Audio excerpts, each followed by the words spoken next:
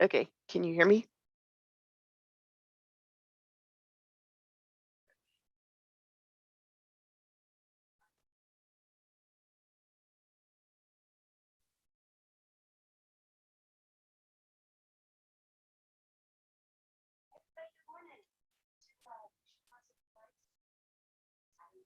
Hello, hello, hello.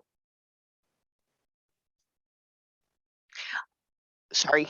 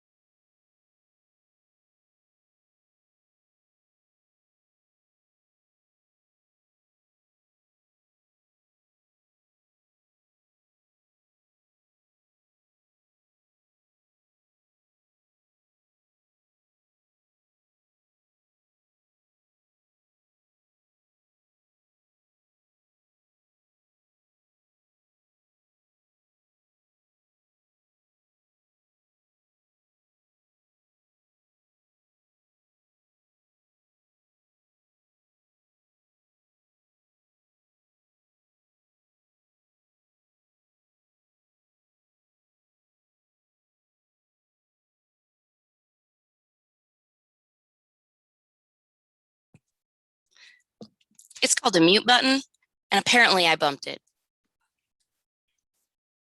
Thank you for whoever gave that shout out. Michael Westcott, thank you so much. I appreciate that. Hopefully we'll get that fixed. Let me know if you can hear me now for sure.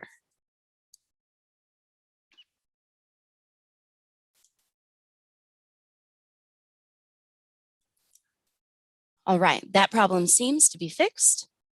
So without further ado, I'm going to give you a quick tutorial of the Ally interface. That's what I was talking about earlier with the sidebar. If you come into any of your Ally courses and you find a meter that needs to be clicked on or that you want to see how your document is doing, you can select that meter and it will open up a sidebar.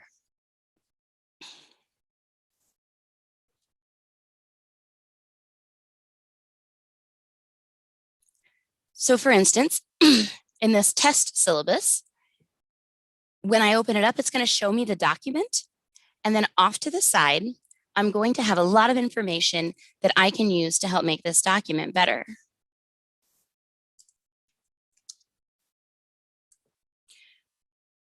So the first thing I want to do is see what all of my issues are. There's a button on the right-hand side that says all issues. And if I select that, it's going to show me any issues Ally is flagging with my document. This is really important because you may have more than one issue. So checking out what this document has is it doesn't have headings. So I would need to add some headings to this document, and it does not have a title. Now we'll do some more tutorials about documents and what these mean over the course of the day. But you can also put questions about anything you see in the Ally interface in the chat, and we will make sure to answer it. But if you click on one of these issues, you can now ask, hey, what does this mean? That's this first button. And you'll get a little mini tutorial from Ally about what that error means. Then you can also click on how to fix the error. For instance, how to set and add headings. And you can walk through this tutorial as well.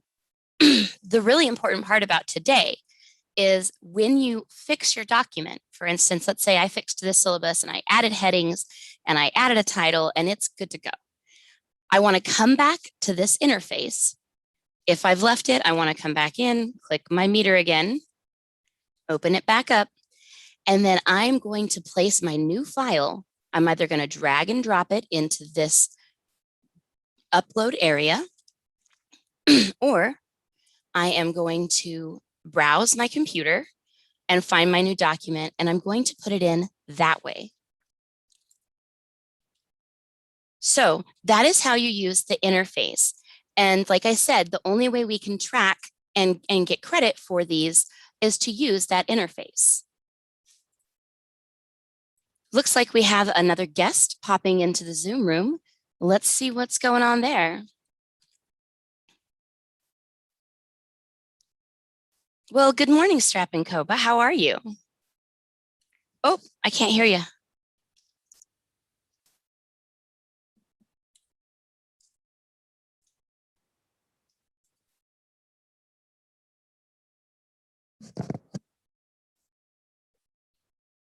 Please hold for one moment.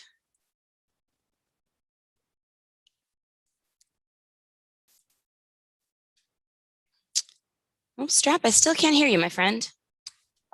Oh, yeah. Wait, now I can hear you. Can you hear me now? Yeah, what's going over on at South Campus, huh?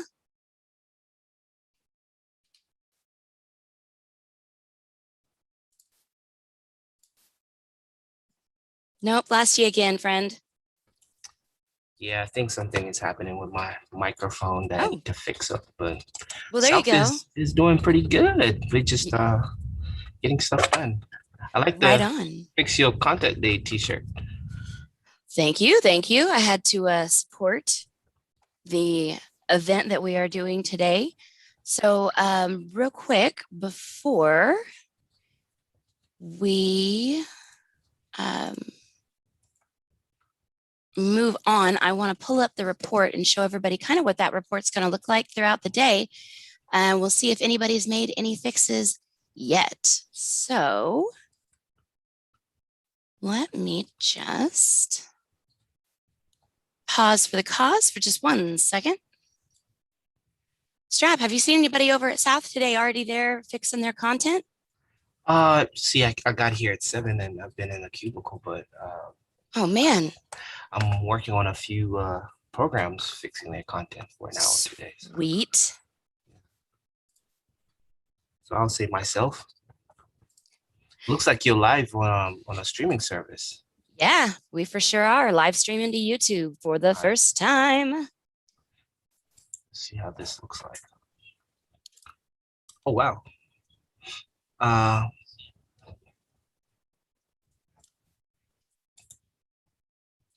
hearing myself on YouTube. That's weird.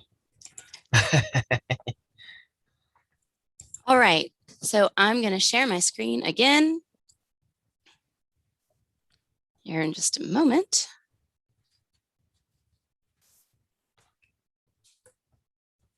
And okay, everybody out there in live stream land. So this is our engagement with instructor feedback report from Ally. So what this is going to show us over the course of the day, and we will be checking it over the course of the day, is how many instructor feedback panels were launched, how many fixes were created, and then how many times the course accessibility reports were going to be launched. But this is where the magic is going to happen, because down here, I will be able to see your course IDs, course codes, and the number of fixes in those courses. That is how we are going to be monitoring the progress today. So that is a little bit more information on how we're going to be checking up on what we're doing. And with that, I'm going to take a quick look here at the Teams chat. See if anybody's got any questions thus far. No questions. Glad to hear it. Oh, it looks like we have Chuck Kaufman over in City Center World hanging out with us. Chuck, nice to see you. Michael Westcott, again, nice to see you in the live chat.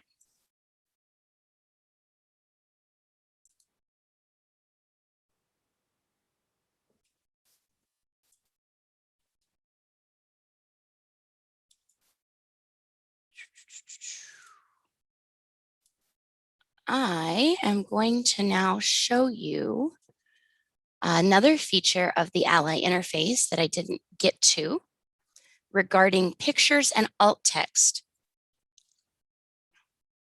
Now that we know that you have to upload a document, you might be wondering, what do I do about an image if I have an image that is not coming up green? And first of all, I got to find one. So for instance, if I have an image not coming up green, it's at 25%, and I click on my meter, it's going to show me that I need a description for that image. It's going to show me the image. And then here's where you can add your description. So if you wanted to add something like green Ally meter, you could do that and click add, and it would actually make this fixed. In fact, let me do that. And now you'll see it has a perfect score. The other thing I could have done, if this was a decorative image and did not have meaning and did not need alt text, I could have clicked the indicate image as decorative. For instance, if this was a decorative image, I could click indicate image as decorative, and it fixes it that way. So make sure that's how you're fixing any of your images that need alt text in Blackboard.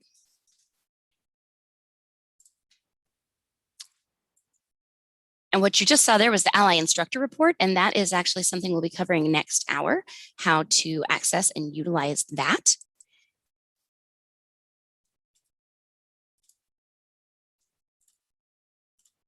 And with that, I'm going to stop sharing my screen.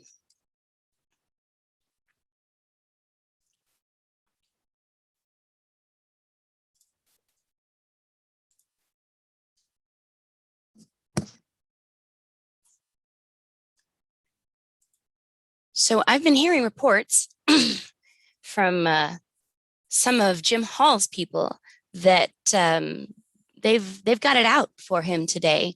And I'm hoping that they'll pop in the live chat later and tell us where at they are working so we can go over and talk to them and see what good work they're doing over there in accessibility land.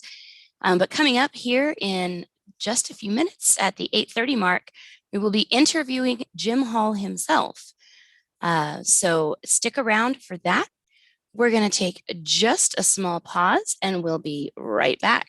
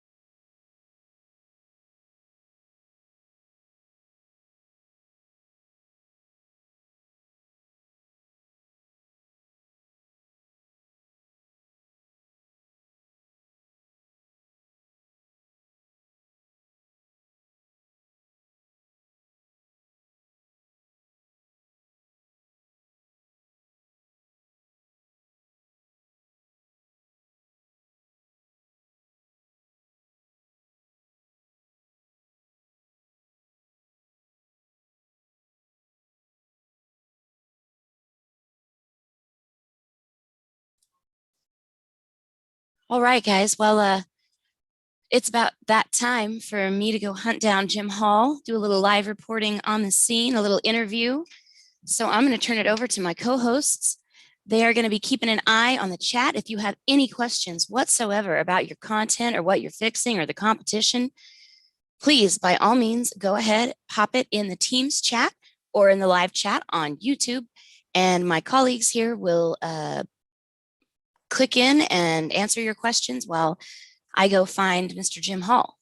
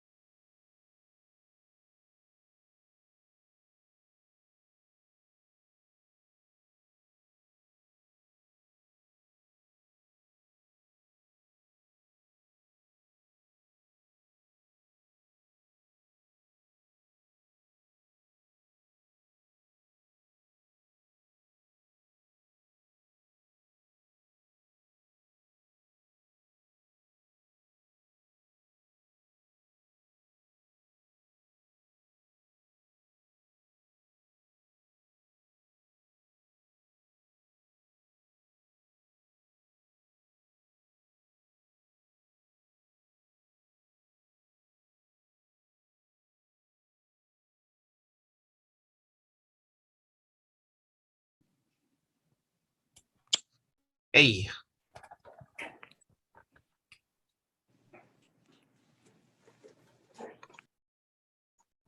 Hello.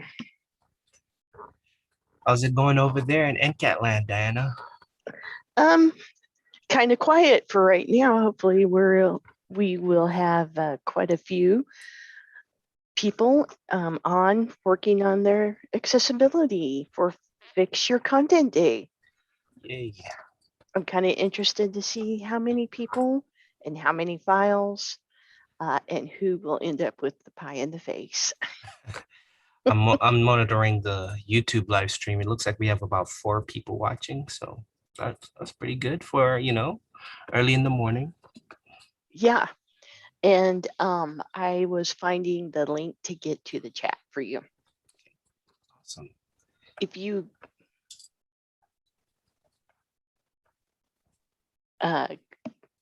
go to your Teams, your main page, Yep. and then go to Fix Your Content Day Mhm. live chat. That's Uh-huh. where the chat is. So go to my main page in Teams.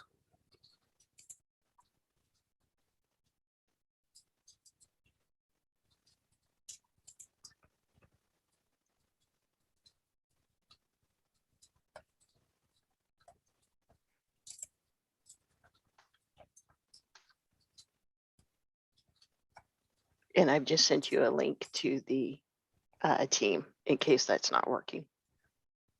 I'm in there.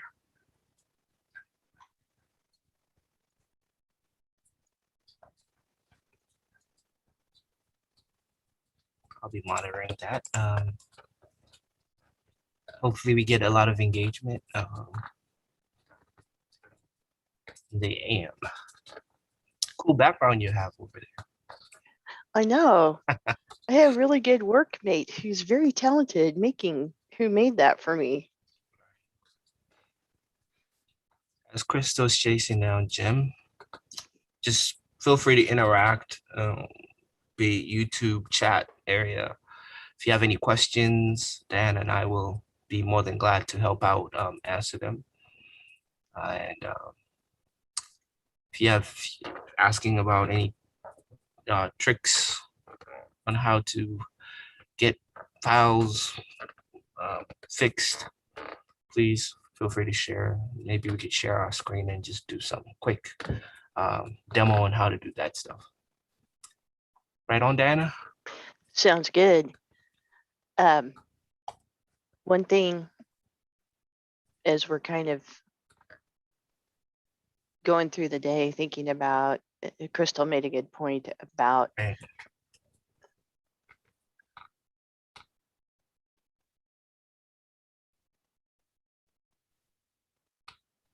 This feels like a podcast, and it's really my natural habitat, just talking and hoping.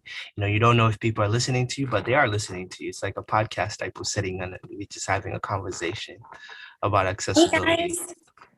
Yes, all please. right. Here's Crystal. Hey, Yay. what's up, guys?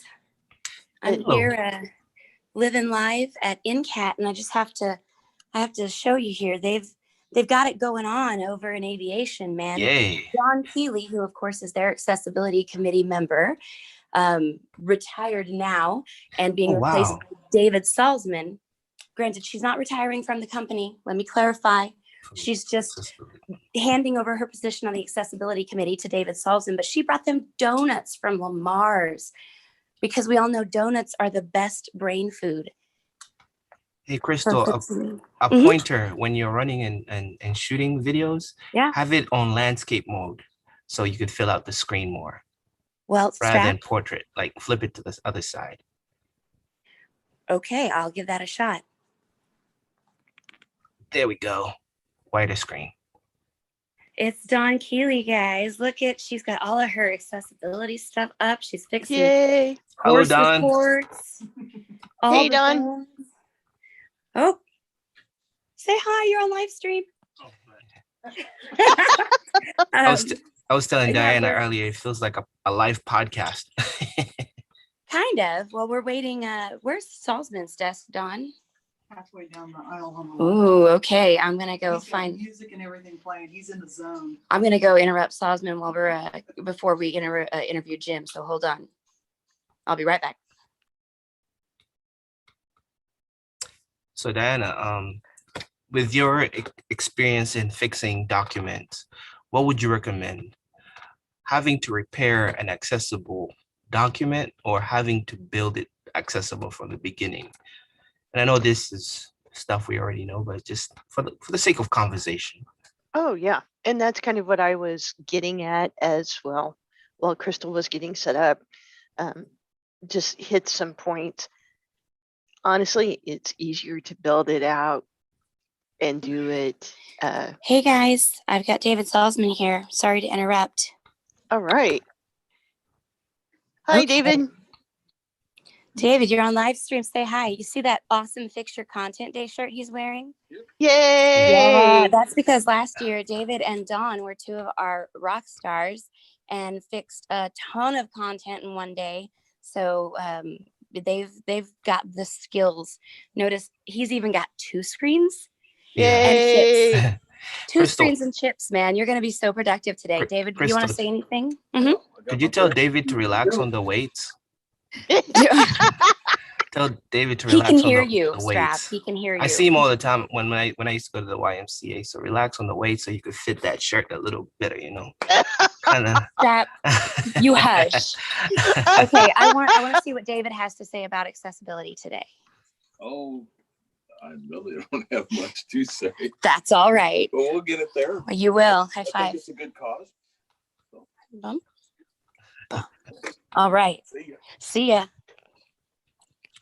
All right. Let's go see if Jim Hall is ready to receive visitors. There's the man himself. Oh, wait. What is this? Do you see this bobblehead? It even says Fix Your Content Day. That would be Don Keeley laughing in the background. Jim Hall, hello. Good morning. Welcome to our live stream. We have some very serious questions to ask you today, so I hope you're ready to be grilled. I'm a very serious person. I'm ready. Okay, so the very first question we have to ask you today is, what is your favorite pie? The pie you would wish to be pied in the face with? So, Crystal, I think it's important to understand that I'm a well-known connoisseur of pie, and there are many possibilities for the pie to be my favorite. I can go with a traditional apple because if it's made right, it's great. Pumpkin pie around the holidays, lots and lots of fun. And then maybe something out of left field like strawberry rhubarb. Ooh, get some exotics. But probably if you really twist my arm and made me pick, I would have to go with lemon pie because lemon is my favorite. Lemon, an excellent choice, especially for summer because the pieing is going to happen in August and you can't get more refreshing than lemon in August. Can't beat that. So I love that you are choosing lemon pie because that segues great into our next question, which is, what is the proper topping for pie? Is it meringue or whipped cream? Which camp are you in? Oh, there is no camp. There's only the right way, which is meringue. Whipped cream belongs on Jell-O.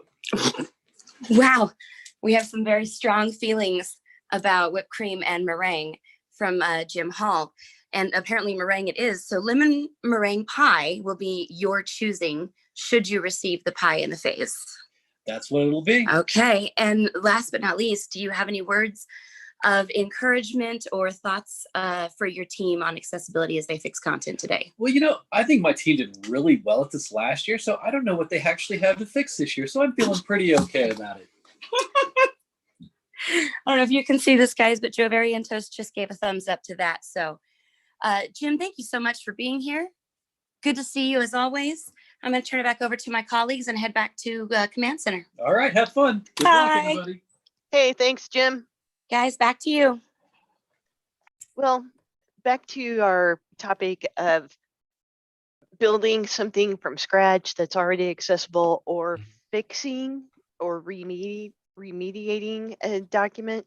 It's always easier to build it right the first time and make it accessible. However, the fixing part can be done because we know that we get content from all over that does sometimes work and doesn't work. So it's Absolutely. just, you got to do what you got to do. Absolutely. What's your so- take on it? I mean, you said everything on that topic of having to start it from the inception of the document, I guess, from the beginning. What I would like to also share on with that idea is, what would be the foundation of an accessible document? Would it be the structure being, let's say, it begins with, you know, the foundation is the headers, having everything bulleted, so, you know, to help a screen reader navigate through how you'd want to list things. What would you say is your foundation if you're putting your pillars for an accessible document, and we're talking about the inception, like from a Word document? What would you start? Oh, definitely headers. Headers. Okay, so And or let's- maybe we should revisit that vocabulary. mm, Let's say headings. headings. Yeah, you know, like your title, your heading 1, heading 2, because then that becomes like the framework or the frame for your document. Then your text and graphics, all that other, fill in.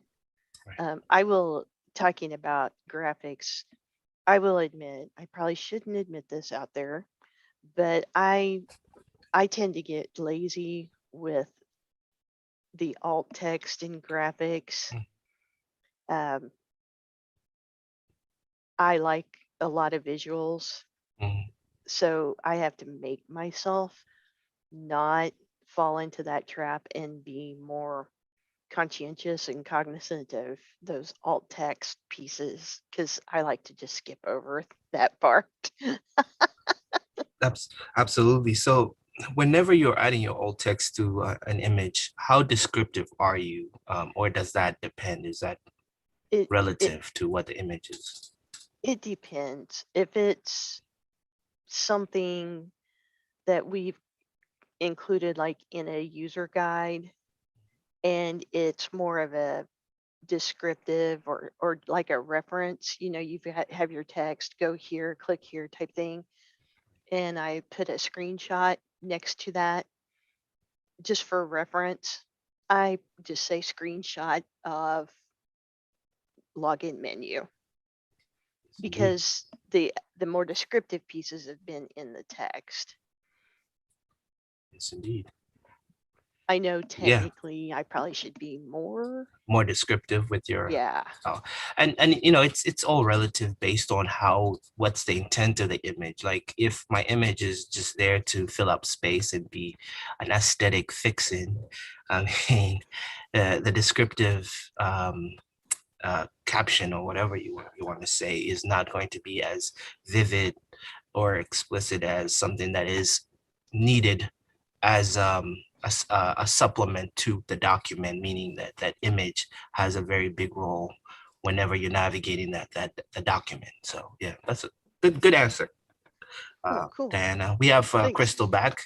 We're having like a podcast Hey. NPR type of feel right now. You know, I see chill that. vibes, having Very conversation cool. about accessibility and best practices, pretty much. Absolutely. It's a fantastic conversation to have. I was really stoked by the vibe over in aviation, man. I tell you what, they got it going on with the donuts and multiple screens and multiple people. I'm excited that Jim is so enthusiastic about pie, because he stands a pretty good chance at getting a pie in the face, even though he doesn't think so. I have a feeling that they are on a winning streak over there, but I would be loved to be proved wrong by another department. We'll see what gen ed and health sciences and manufacturing and applied sciences have to say about that as the day goes on. I want to take a quick second to make a small announcement that we are just finding out in ITAS land. and that is that Cliff Nelson, our esteemed director, is going to be a grandpa very soon. His daughter is having a baby. So everybody out there in live stream world, if you send a happy thought to Mr. Cliff Nelson today, he is pretty excited. Or And at the hospital. Or go into his Teams and just send a baby emoji. There you Yeah. go. Exactly. In the chat area. Baby gif and emoji, bomb him on Teams. Just He'll spam him appreciate with a that. whole bunch of baby gifs. He'll enjoy that. Respectfully. So we don't have anything posted in the Teams chat. Anything happening in the live chat on YouTube, Strap? And I heard you say you were checking in on that. The latest is Chuck Kaufman, and he has put there 24% to 98. Woohoo! Woo! I think he's making progress with fixing his documents. Snap. I see you, Chuck. Good job. That's amazing. And that's the newest chat. That's awesome. We are going to take a very short station break to get ready for the next hour. But if you have any questions, or if you want to join us in the Zoom room to walk through a document or something, or an issue you're having, put a message in the Fix Your Content Day Teams channel. One more time, I'm going to show that real quick on screen so that you know what it looks like. Maybe. That is the Fix Your Content Day Teams channel. Look for the black box, live chat, and you can pop a conversation in there with this new conversation button anytime you like. And we'd be glad to have you come to our Zoom room and walk through some accessibility questions with you if you're interested. So pop that in there. We'll be back after just a little bit.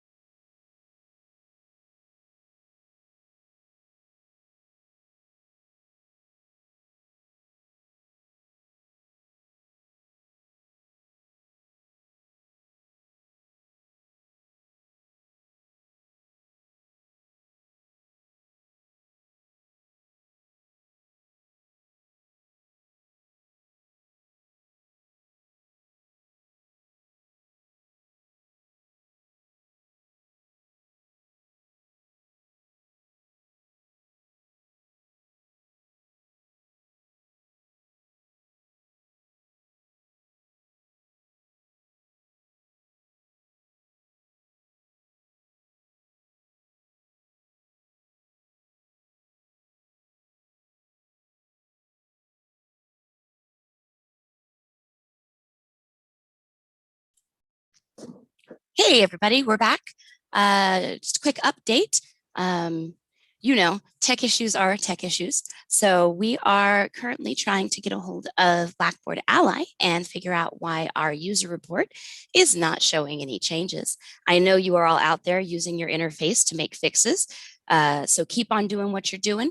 The progress report update may just be a little bit later in the day, but we have the team from Blackboard Ally on the job trying to help us figure that one out. Again, I want to say thank you to my co-hosts, Strap and Diana, who have been helping out this morning. And we are going to see what's coming up in the next hour. Here is a quick schedule update. If I can share my screen.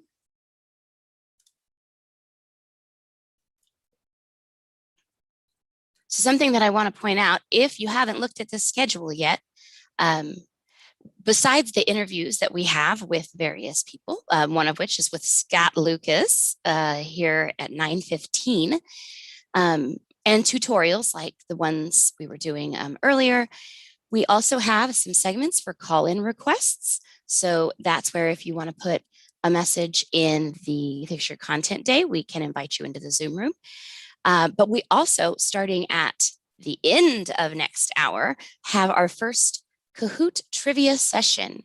And that will be for a $5 gift card of choice from a selection.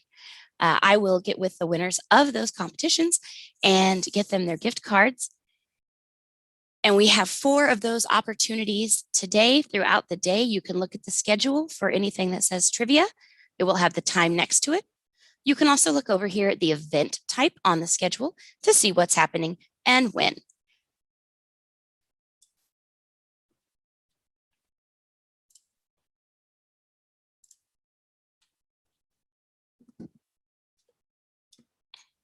So Diana, I think I heard you and Strap talking about remediation versus creation and which is better. We kind of came to the conclusion that creation is easier. Remediation is doable, but time consuming. Yes, that is absolutely true. I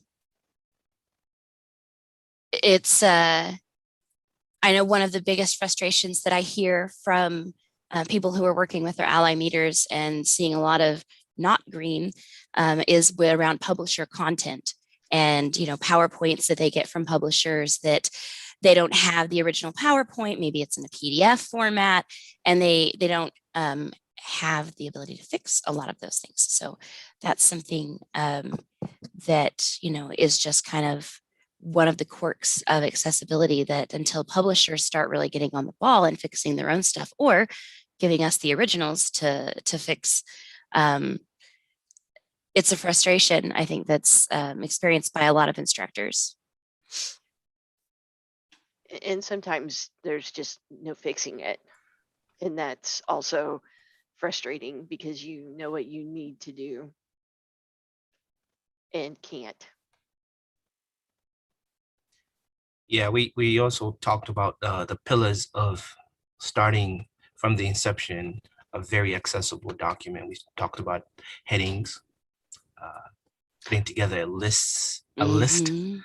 how you do that, whether it's bullets or numbering, and to mention about a few, but it was interesting conversation with Diana. Yeah. Well, and we're actually throughout the day going to be looking at kind of the key components of the accessibility trainings that we've done here over the last 3 years, and going through most of them in little walkthroughs, tutorials. So some of that will be elaborated on later in the day. I love what you were saying, Strap, about the context of images. I was just talking with Greg Schmidt last night at graduation, which, by the way, we haven't done this. We need to stop and give a round of applause to all of our graduates. They were amazing. What a special event that was last night, and well directed by Miss Bonnie Engelken. She did a fine job with that. But Greg was saying that last year he was with ITAS at the time, and he was helping out doing fixing pictures. And it wasn't his content. He was helping out in a different course. And that he was really struggling with how descriptive to be and what's too much description. He even said that he was probably driving Trish crazy by asking her whether things were too descriptive or not descriptive enough. But I think that's a real struggle if you're trying to work with somebody else's content, is that you don't know the context of what that image is. What are they trying to convey with it? So it might be really hard for me to write alt text for a picture in an art history class if I don't know what the context of that picture is within that lesson. So that's something to think about.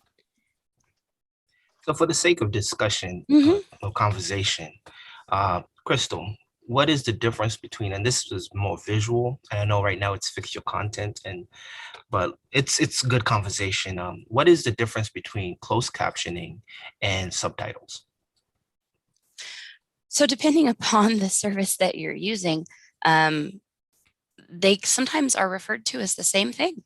For instance, YouTube calls them subtitles rather than captions.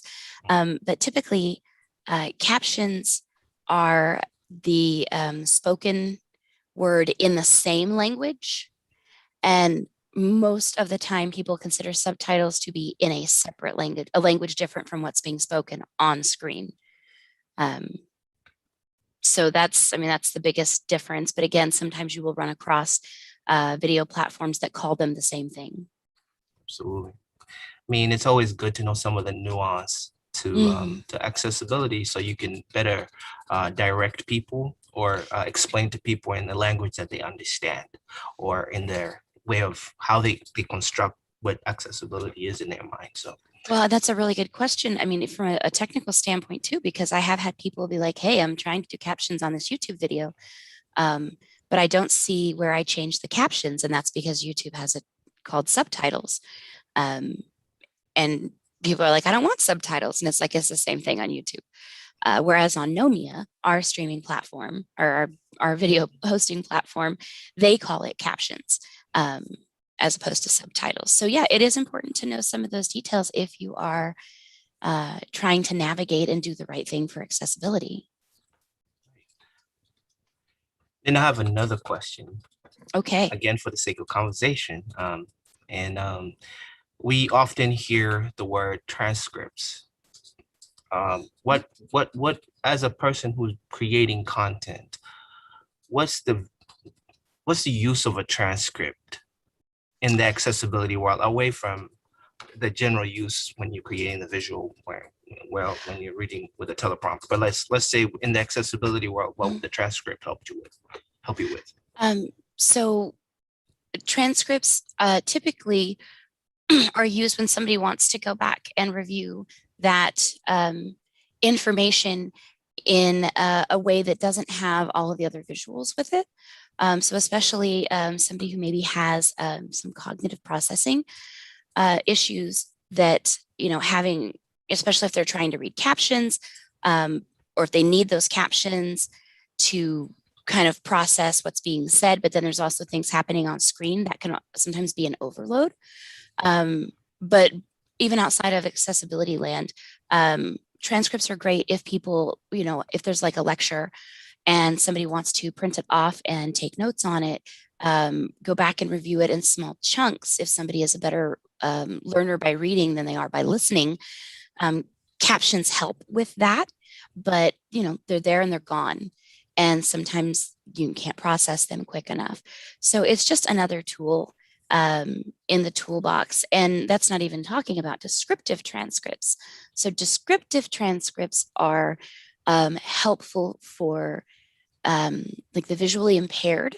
So if I was watching a video of somebody doing a demo or somebody on a travel show, and they don't describe in their narration what is happening in the background, and I have low vision or no vision, I either would hope that there's an audio descriptive track that runs on that video. But if there isn't, a descriptive transcript can take the place of that because it will have the description of what's happening visually as well as all of the narration. So there's a couple of different uses for transcripts. Thanks. Well said.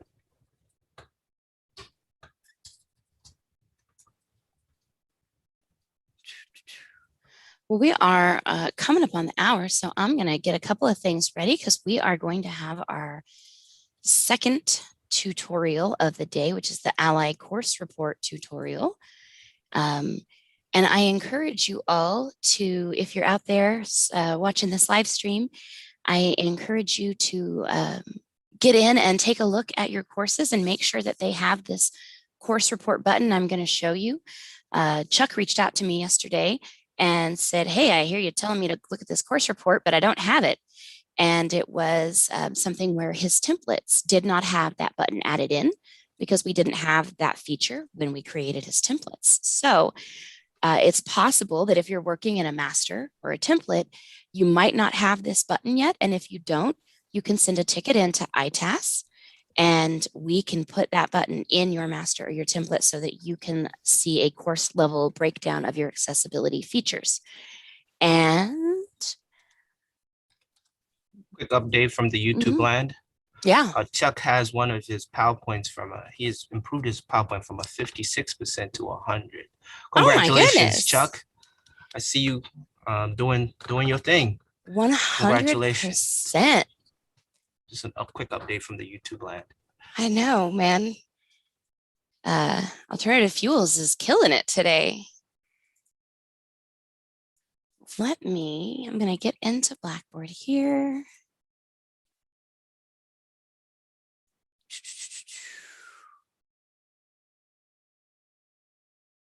And let's pick a course with a lot of interesting things happening, or as I like to call it, a hot mess. And I'm going to go ahead and share my screen with everybody out there and get this tutorial started.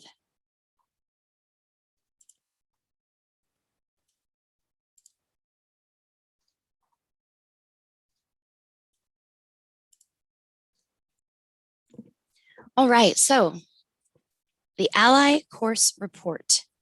For those of you who have been here for a while, you know that when we first started Ally, the only way you could tell what content needed fixing was with these little green meters, or at the time, probably orange meters. And they were, scattered throughout your course and you couldn't really see everything as a whole. And then they invented the course report, which is this little button that says accessibility report. This is in the left-hand navigation pane amongst all of your other black buttons. And again, if you don't have this in a master or a template and you want it to be in your master or template, send a ticket into ITAS with the name of the course and just say that you want to have this button added, because it really is quite magical. If you click on that button, you can see now an overview of your course. It actually will tell you all the different kinds of course content you have. So I can see that I have 11 PDF documents. I have 8 Word documents, 6 images, 5 items, which is when you create a text editor piece in Blackboard with just text in it or pictures or whatever. I have 2 presentations, which is what Ally calls PowerPoints or PDF versions of PowerPoints. And then I have LTI launches. I have lesson plans and external links. So this is interesting just to see what kind of content I have in my course. But the real good stuff happens over here with these 2 fixing buttons. The first one is to fix the content with the easiest issues. This is what I call, I've got 5 minutes, I need to fix something. So if you click the start button on that, it's going to show you all of your easiest fixed content. From there, just like you would in your course, you can click on the meter, open the interface, and make your changes. But there's another way. If you have more time on your hands and you want to fix your low hanging fruit, this button will show you the lowest hanging fruit you have. And when you select start, it's going to show you all the stuff that needs probably the most work. So this is when you maybe have a little more time to dedicate to fixing. Now, some other features that you may want to take a deep dive into would be the remaining issues area. So this is interesting if you're trying to figure out what the key issues are throughout your entire course and you're not for sure. And there are some keywords that will help you navigate what these issues mean. So anytime it says the document, that's going to refer to some sort of a file type, PowerPoint, Excel, PDF, Word. If it says document, it's going to be a file. If it says, there are some other words that aren't here, but if it says image, then that's going to be an image that you put directly in Blackboard. And if it says the HTML content, that would be referring to anything that you created using the Blackboard text editor. This is kind of a new one for Ally, and not a lot of people are aware that you can see those issues in your course report just by looking for any of these remaining issues that have the keyword HTML in it. So that's something that you can play around with and explore when you have some time or during the day today. And you can check out your accessibility of text editor content. Now, if you really want to see everything, like all at once, you can come into the main content tab instead of the overview. And here you will see all of your content. And you can tell what the content is by these file endings. So PDF, PowerPoint, DocX, which is a Word document. And then if it says item, again, this is like an item in Blackboard. And if I click on something like an item, it's going to take me to where that item lives in my course. So unlike with files,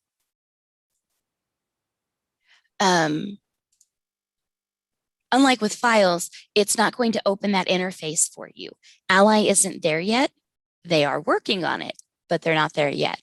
But at least it will show you, hey, okay, this item is the thing that maybe has an issue, right?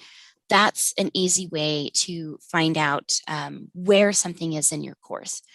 Of course, if you click on this for a file, it's going to do our interface like usual, and you'll be able to see your PowerPoint. You'll be able to see your fixes. Ooh, sandwich construction. I could go for a sandwich.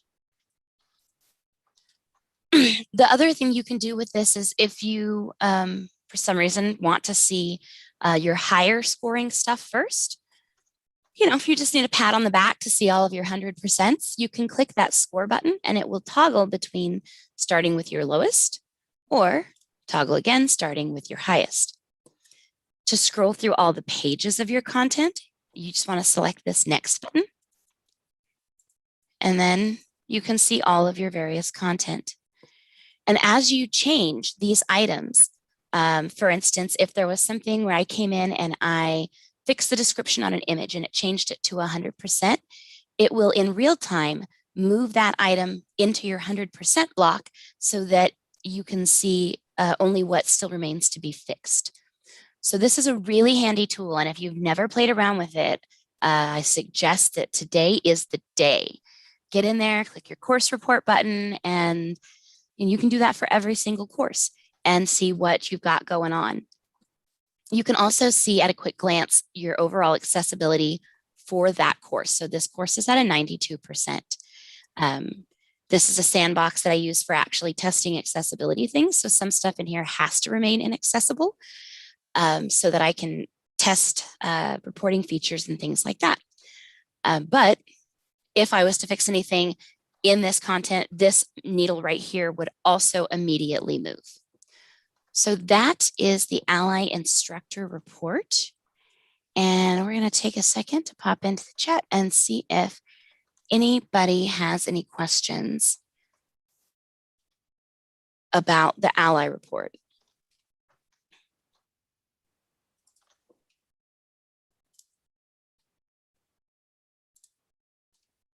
Nope, it doesn't look like we have any questions in the live chat or in the Teams channel. So a little bit of trivia for those of you who have received a course review anytime in the last 2 years. That accessibility report is the way that I figure your Ally averages for files and PDFs and things like that. So going in and hand averaging each and every file type is how I get those numbers on a course report. So you can also do the same thing if you're really OCD about wanting to know exactly what percentage your Word documents are at. You can certainly go in and hand average those. One of these days, we're hoping Ally will have a tool where you can separate out different file types. So fingers crossed that that comes sometime in our near future.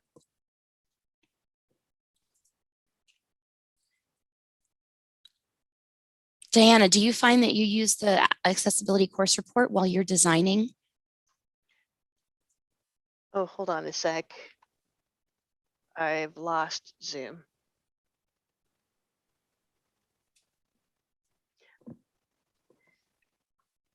Diana Oh. lost Zoom. Hopefully she can find it again. Oh. Oh, they are. Oh, okay. Using the course report. Mhm. I don't formally go to the course report if I'm building out from scratch, because I just make that a part of my design. But if I'm in, like doing a redesign or anything like that, I do go in and look at it, but I also pay attention to those icons and go in and fix those. That's a really important kind of distinction to make between, not all the design work that we do is from scratch. A lot of times we go get masters and templates and we have to work from those. And it is very helpful to have that course report when you are remediating a course or redesigning a course that already has content in it. But yeah, working from scratch makes, needing the course report almost non-existent because you're building everything out. It's kind of like having your accessibility checker open in Word. As long as you're doing that while you're building a Word document, then you don't really need to use it at the end. Exactly. Sometimes, I'm just conditioned now that we have this and we're so used to seeing it to look for those icons. Mm-hmm. And like when we're working on like some trade classes, for example, Blueprint, we don't really have a good way to make a blueprint diagram accessible. So it's really hard now to go into a course, hit something like that, see that red icon and know you've just got to go on from it, because we don't have the capability of remediating that so that a screen reader could use it or interact with it. Yeah, and that's one of the the limitations of tools, which is why a tool can like Ally can never fully replace a human being, because at some point you have to make judgment calls on items, and of course we want the best that we can make it, but understanding that there are limitations is just part of the accessibility field. It's the approach we take to those limitations. Like, well, I'm not going to worry about it. Like, for instance, we know blueprints are on our radar as something that we can't fix. So every time I go to an accessibility conference, that's a question I ask of any other tech colleges. Hey, what are you guys doing about blueprints? So that maybe one day, someday, somebody will find a solution and then we'll be able to fix it. And then that meter will be green. And until then, we just use our common sense and realize that, hey, that's the best we can do. Right. But it is hard to just go on past that because we're so conditioned now, which is a good thing. It, my OCD, that's all I can say. My OCD or my perfectionism. Yeah.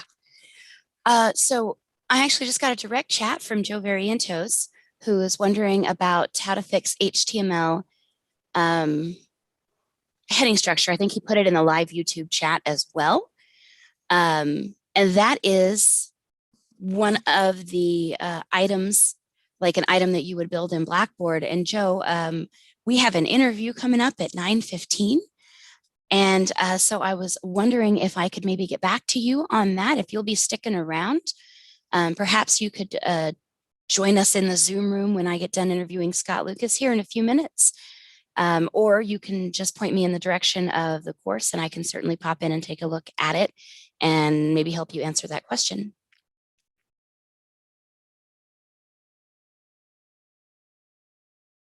For the moment, I am going to go make my way upstairs and find Mr.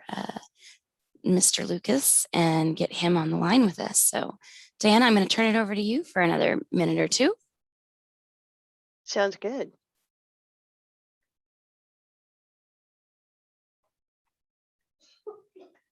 Well, it is important. We keep having this same theme throughout the morning, making it easy for students to access information.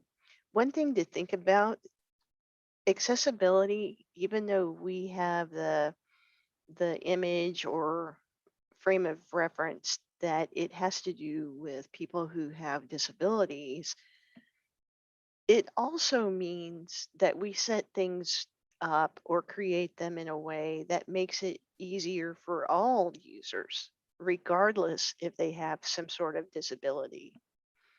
So think about it that way. I know that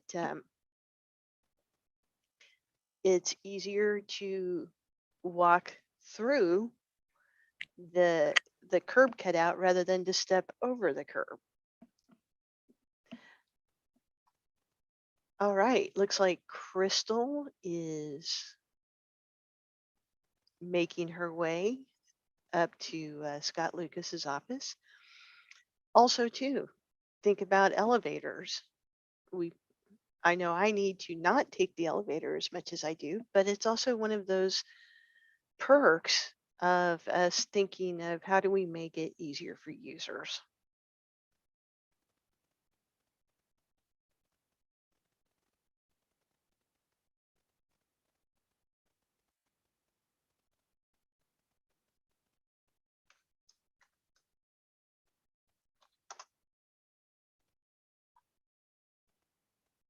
And it looks like my podcasting partner is off helping people with their accessibility. So please feel free to chime in on the chat. Keep track on the YouTube channel, and we will keep making WSU Tech content accessible. Hey, Diana, I am here with Scott Lucas. All Let me right. pop this video around and we will start this interview. All right, you're live and rolling, sir. So the first question of your interview today is, what is your favorite kind of pie, the pie you would choose to be pied in the face with? Sure. So, so really, it's somewhat of a complex answer. Okay. In that, overall, I do not like pie. I'm a cookie cake guy. Okay. All right, me too. So, traditional pies, no, I do not like fruit pies. Hate pumpkin pie, custard pies. So if you boil it down, I do enjoy peanut butter pie, which is sort of a little more eccentric. Mm-hmm. I don't like crusts. So I tend not to eat the I'm crust. there with you on that one. Everybody Right. thinks I'm weird, but I hate pie crust. So I have a recipe for, it's called a decadent peanut butter pie. Oh Um, my goodness. so it's really rich and really good. It would be extremely heavy and probably very dense on someone's face. The other one I would go with if it's pie, because again, I'm not really a pie person. If anyone's from the South, it's called a chess pie, which is it's a Southern thing. Butter chess pie. Okay. It's sort of a custard, but not really a custard. Cornstarch, buttermilk, sugar. We didn't know this was going to turn into a cooking live stream So, today. This yeah, is awesome. So that's it. So we can come to your house while you make this chess pie, right? Yeah, No, I yeah, can't you like can't it. buy it local. Oh, So snaps. yeah, you will have to make it home. Okay, okay. Well, I guess the next question, I don't know. Which camp are you in, meringue or whipped cream? But Well, so I'm a whipped cream guy because, as again, didn't like pie. So growing up, would not eat pie for traditional holidays. I would just go to the Cool Whip, get a little Cool Whip and some Jello, and do the Jello Cool Whip mixture. I love that we have exact opposites here. Jim Hall, who loves pie and doesn't like Cool Whip and Jello, and you, who, I mean, he actually Yes. said that this morning. So this is To me, I just think fascinating. the marriage there of Cool Whip and Jello, I don't know how you can go wrong. I agree. It was, used to go to Furs. That was one of the first things I would pick Furs, up was the yeah. Jello cup with Cool Whip on it, That's man. Right Yep, there with you. Exactly. So the last question is not really a question, but just do you have any words of encouragement or thoughts on accessibility for the college as we all work for the school today? Sure. Yeah, I think it's great work that we're doing. Hope everyone is really digging in and making sure that we're accessibly dotting our I's and crossing our T's and making sure that we're doing everything we can to, the goal is to help our students and to make sure that we're preparing for all students. And that's really the purpose of this, is to help prepare for all students. So everything we can do today helps down the road, and it's ultimately less work that you have to do down the road. So good luck, and hopefully we get there. Thank you, sir, very much for being with us today on this live stream. I'm going to let you get back to your busy Thursday and, pop in the chat later and say hi to us. All right, thanks. You can leave it open. Okay. Thanks. All right, guys, that was Scott Lucas, who is in the anti-pie camp, apparently. So now we know maybe we should get a cake if he gets pied, and we'll just pie him with a cake instead, right? It still makes a mess. Plenty of whipped cream on it. Or maybe just a Jello pie with no crust. Anyway, Diana, back to you. All right, Crystal. And thank you, Scott, for jumping in and participating with us on Accessibility Fix Your Content Day. Interesting conversation about pie. I do have to agree. The pie crust has to be really tender before it tastes very good. So I skipped that part too. Scott reiterated a point I was just making about accessibility and usability for all students, and keeping that in mind as we continue this journey. And it sounds like Crystal has joined us again, so we'll give her a little time to get reconfigured and get back in the Zoom room. All right, take it back, Crystal. Thank you so much. Much appreciated, Diana, for covering that while I ran around campus. And now we have some questions from Joe Variantos to answer. And I'm actually going to invite him into the Zoom room. Joe, I just sent you a link in Teams. Feel free to pop on in if you like. While you're doing that, he's looking at one of his courses, and I'm going to go ahead and open it in Blackboard so we can take a look.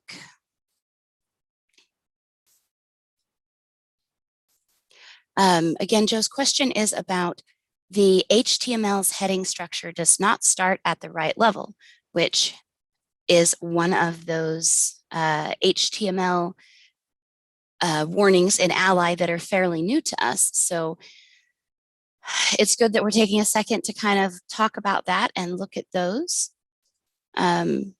because we are going to start seeing them more now that Ally is checking the text of Blackboard. Heading structure does not start at the right level, which is one of. Hello, Joe. Would you mind muting the live stream in the background?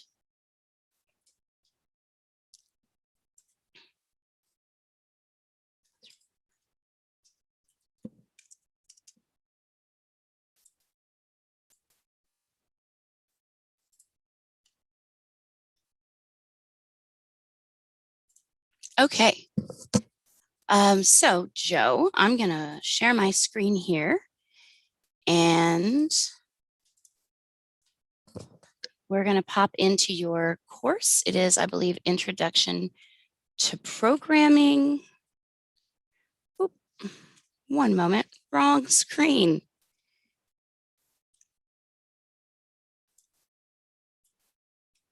There we go. And Joe, you can feel free to unmute yourself if you'd like.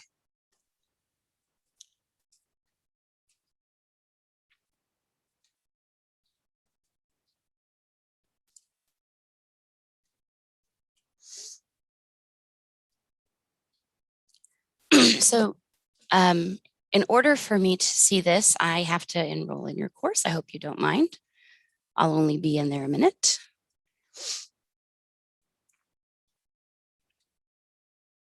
And Joe, do I have your permission here to open up your accessibility report?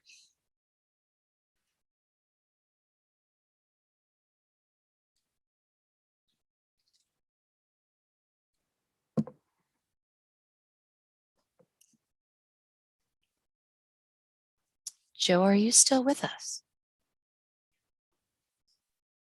Oh, I see. I see. Well, okay. I'm going to open the accessibility report then.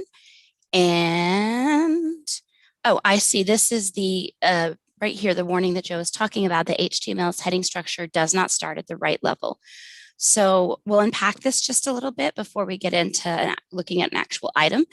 When we talk about heading structures, it's the same as what we do in Word, meaning, if you have a lot of text, you want those headings in there. And just like in Word, we want to start with a heading 1 and then go to a heading 2. And we never want a heading 2 to come without a heading 1. That is likely what this is talking about. So let's click on that. And it looks like this is an external link,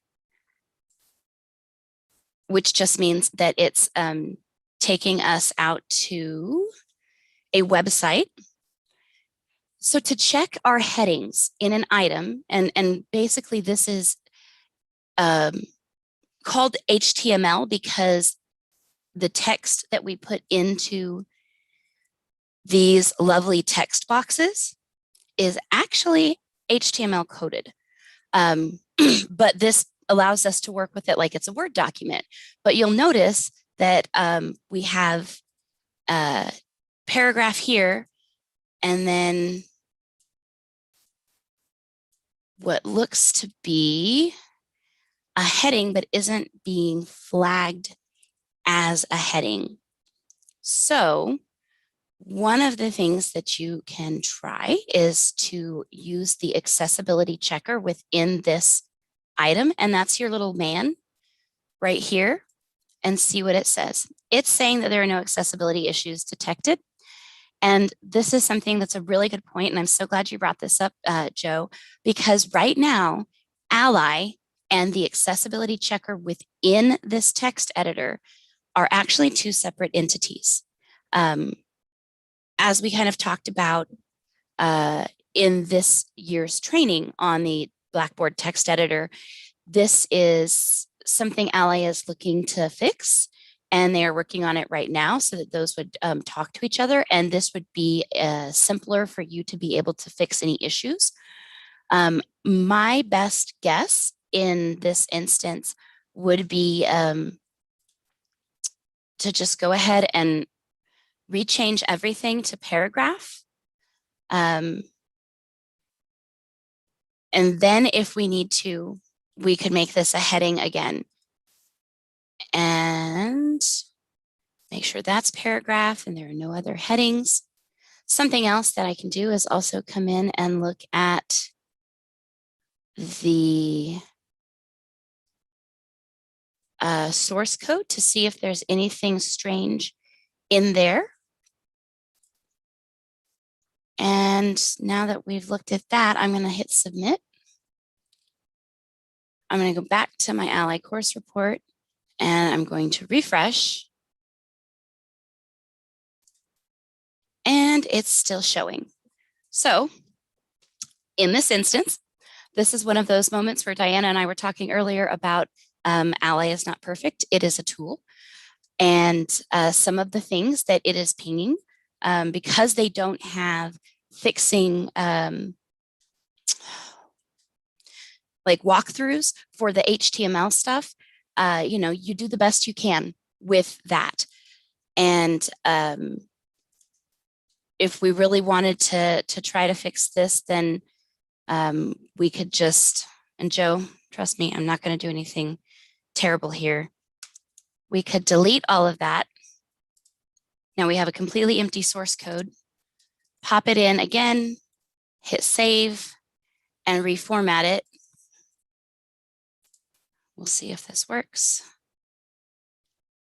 Because a lot of this type of stuff right now is trial and error when it comes to these HTML flags in Ally.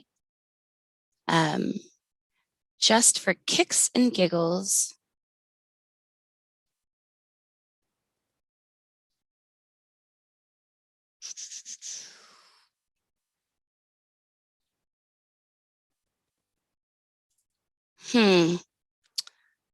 Joe, was this supposed to be a link? I'm just curious if there was supposed to be a link to something in this, or is it just the web link that links out?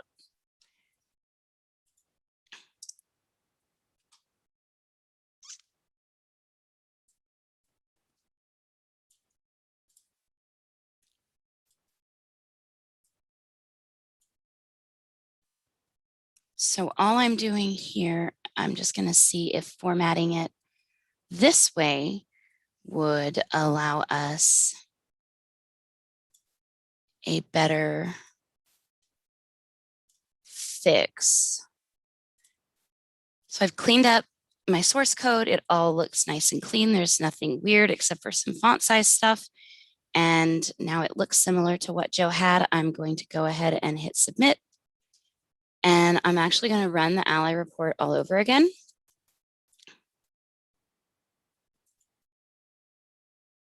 And nope, it is still flagging that. Well, I have to say, this one has me stumped. So thank you for bringing it to my attention, Joe. This is something, so I can actually take any of these types of bugs and glitches to our monthly Ally user group meeting.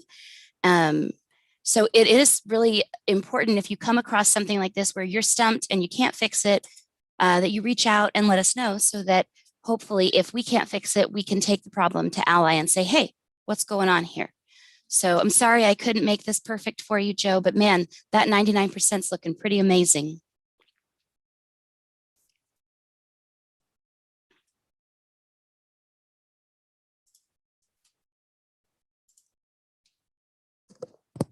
And we really appreciate you being here with us. If you come across anything else, pop it in the chat and maybe we'll have you back in again later today, sir.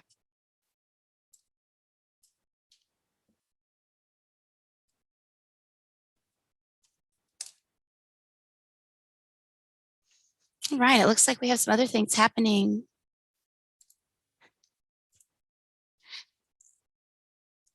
In the Teams chat. Let's take a look over there and see what is going on.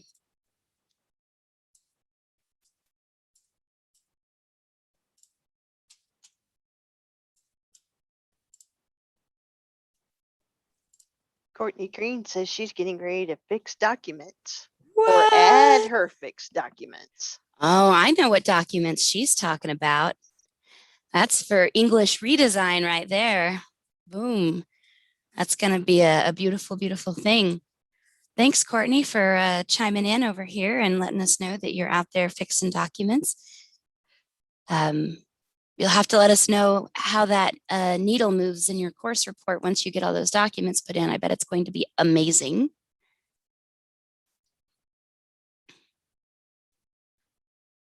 Oh, we also have some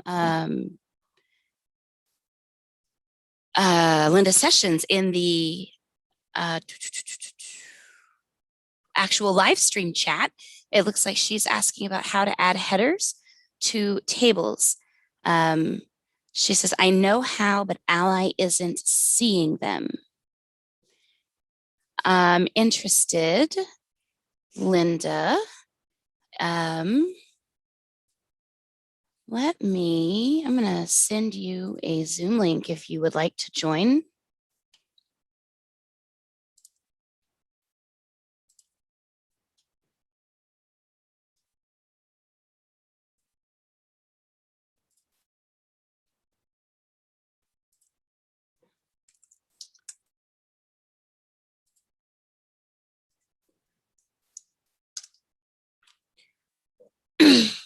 Because I'm not exactly sure I'm understanding your question, and it will be much easier if you can explain it to me in person. Oh, sorry about those slurping noises, y'all.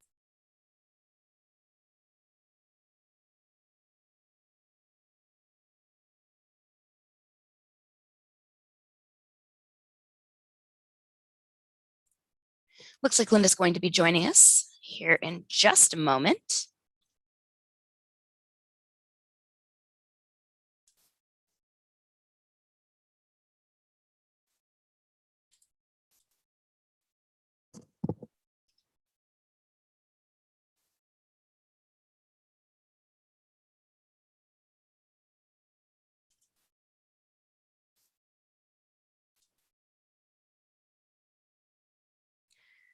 Hello, Linda Sessions. How are you? Hello, I'm doing good, going crazy with this. Yeah, exciting.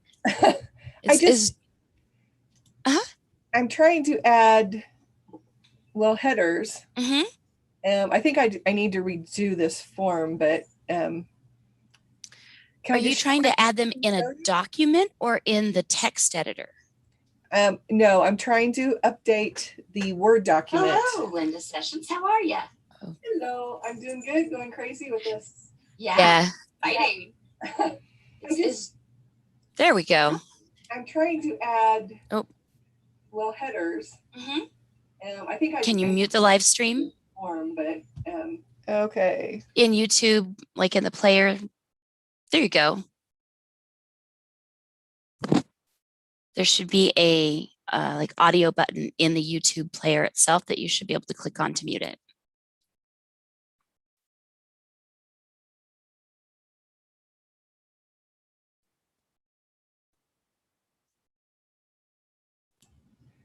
Okay, I think I have it now. Awesome. We'll find out. It's, you know, do you remember the days of call-in radio when you would call in and you'd be standing too close to the radio and it would feedback and the DJ would get mad at you? Yep. I'm not going to get mad at you. It's all good. Would you like to share your screen and Yeah. show us? That'd be awesome.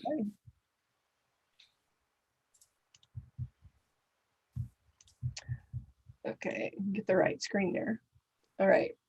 So I have this document that I created in Word, and I've got these tables in here. When I open up the document in Word, because that's what you need to change it in the live document. Yes. That's what I'm trying to do. Let me get it. It's popping up on the other screen. So give me a second here. Sure. Here we go. So this first one, I really don't have headers on. Mm-hmm. So I guess I need to go in and change this. This is more just demographic information.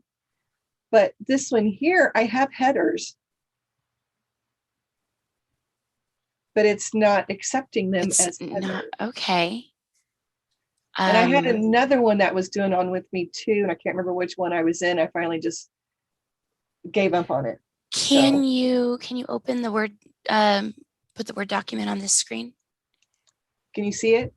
No, I'm still seeing Okay. your, Oh, okay. you might have to stop share and reshare again. Yeah.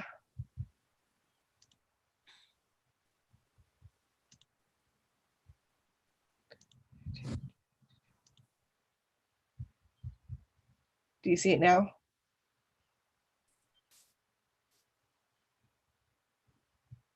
Can you see it Okay. now? Yes. Okay.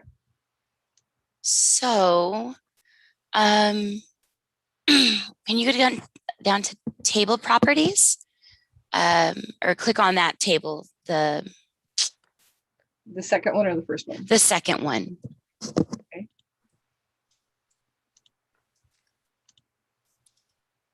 Okay. Do me a favor and go up to where it says, are you in where it says layout? Oh, So actually get out of Oh. that table properties box there and go up to the layout tab. okay. Here's Okay, the you layout. are. Yep. Okay, go to the table design tab, sorry.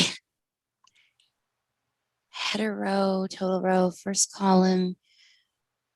Okay. Let's go ahead and highlight that first row.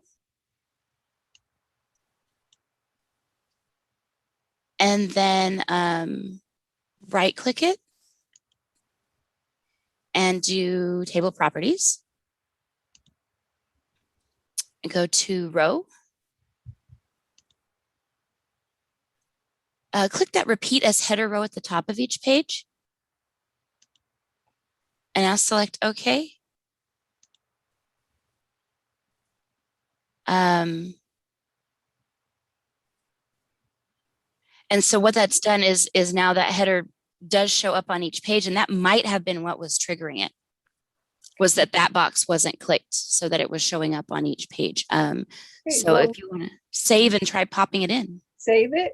Yeah. There's it, because that's one thing I found. You have to close it. Didn't find it. Nope. Try again.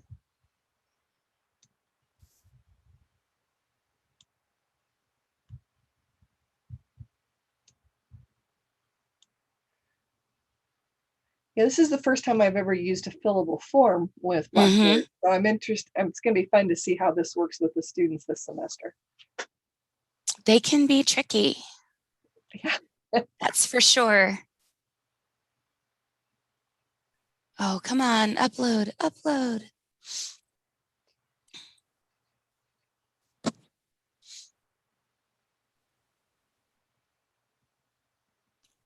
Okay, it did move it. So let's see what the preview says.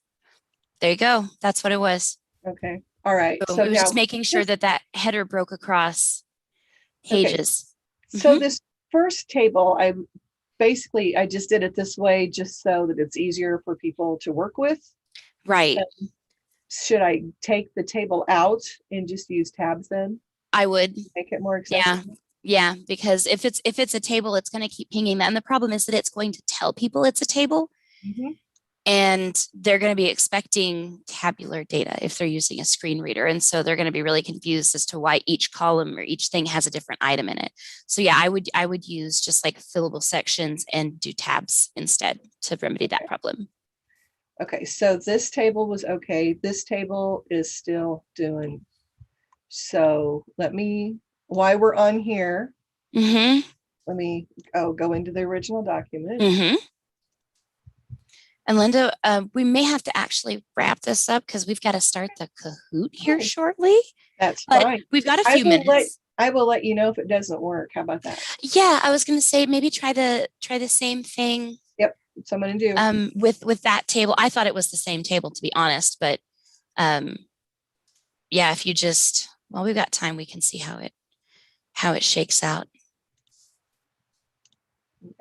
I understand time constraints.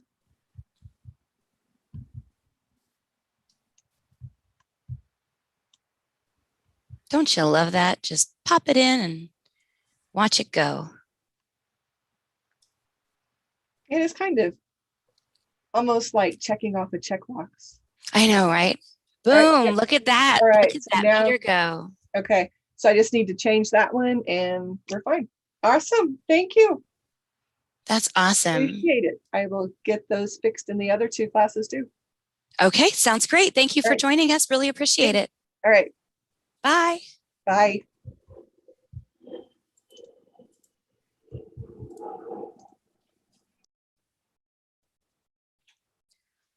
Okay, well, I'm going to go radio silent for just a second while I get some Kahoot business pulled up. We're going to start that hopefully promptly at 9:45. And I will be, one thing I would say is if you're wanting to participate in the Kahoot, which is for a $5 gift card, make sure that you have the answers, if you're using your phone, that you have the stream up live, because it's going to show the answers in the stream. Like it'll have like the blue, the red, the yellow, the green, and the written answers will be on this live stream screen. If you're using your phone or another device to play, then you'll need to know what those written answers are in order to hit the right color on your device. So you'll want to have it up in 2 places, here on the live stream and on your device or other browser tab, depending upon what you're doing. And I'll be right back with some.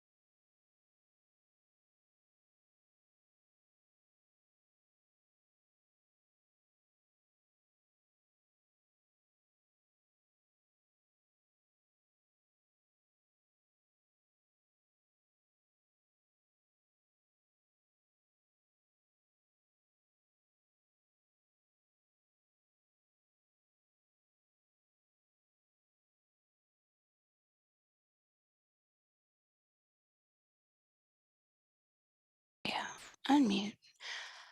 Okay, we are back and I'm getting ready to put some information in both chats for you. We are going to, first of all, I'm going to share my screen with you so you can see the Kahoot action here.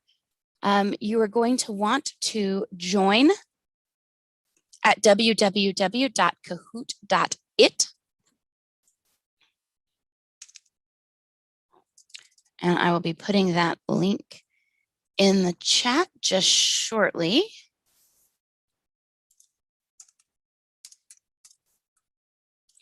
And the game pin is 326-2697.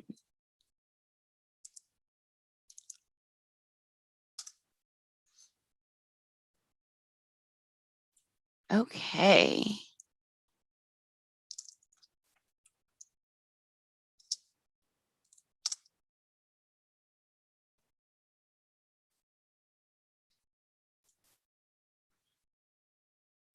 262697. I'm putting the game pin also in both chats.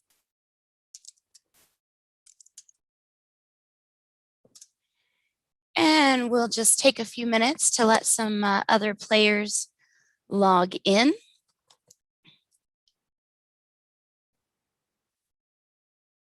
This one is general accessibility or general WSU tech accessibility. That's the theme of this game. Looks like we have a Joe Varientos. We'll give it another few minutes. So something to be aware of. Hello, Julie. When you see your answers, there is about a 20-second lag between what's happening in real time and the live stream. That means you'll have to wait for a few seconds in order to see what the answers are on the live stream. Make sure you don't hit anything until you are sure of your answer. Each question has a minute timer, so you won't run out of time by waiting. We increased the time for that.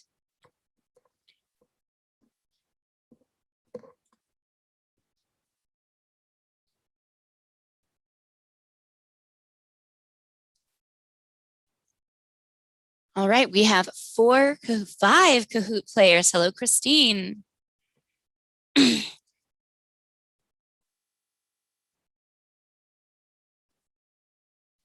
All right, we're going to go ahead and start the game.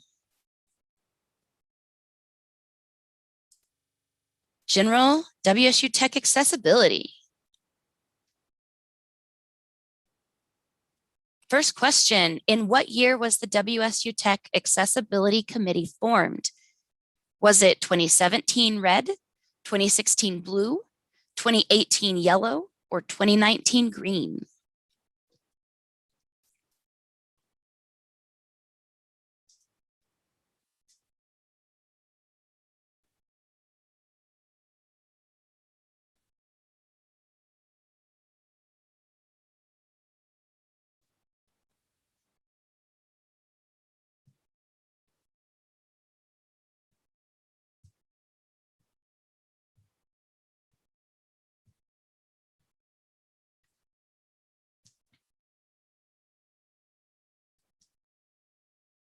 Oh, all right. We have one winner. One person got it correct, and that person is Linda Sessions. Very nice, Linda. All right, we're moving on to the next question.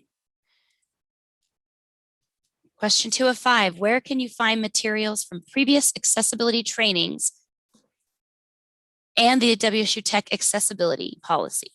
Is it SharePoint, red, Accessibility Committee team files, blue, Innovation Cafe, yellow, or Crystal's desk drawer, green?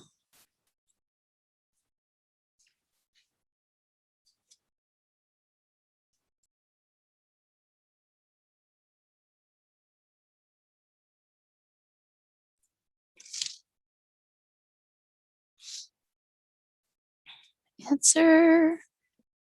Few answers. Waiting for 3 more answers.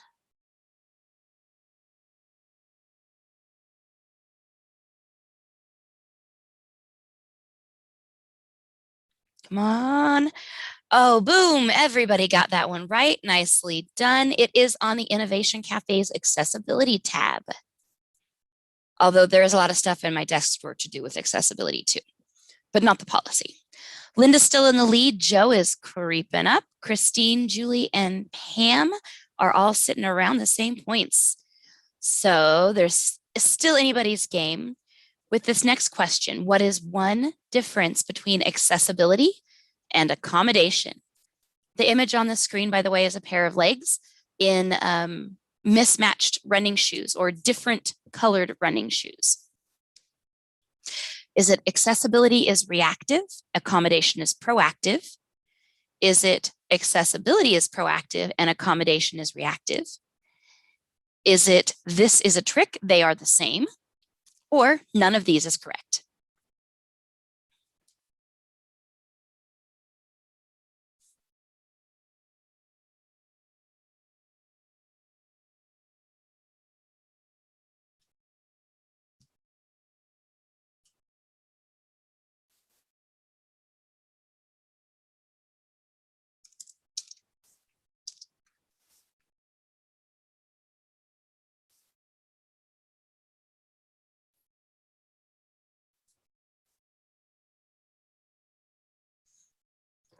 Oh, guys, I'm sorry. I think there might have been some lag on that one. We only had 3 answers that time. And all 3 were right. Accessibility is proactive and accommodation is reactive. That puts Pam Lehman up to the 3rd place. Joe is in 2nd and Linda's still holding on in 1st. But you guys are catching up.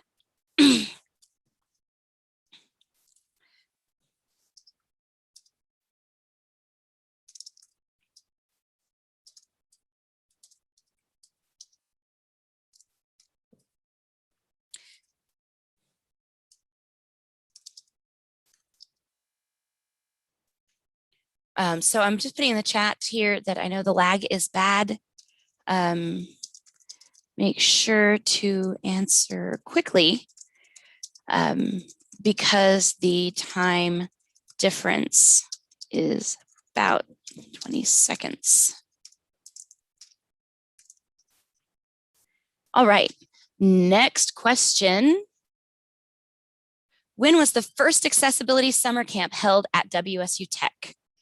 Was it June of 2019, July of 2019, July of 2018, or June of 2018?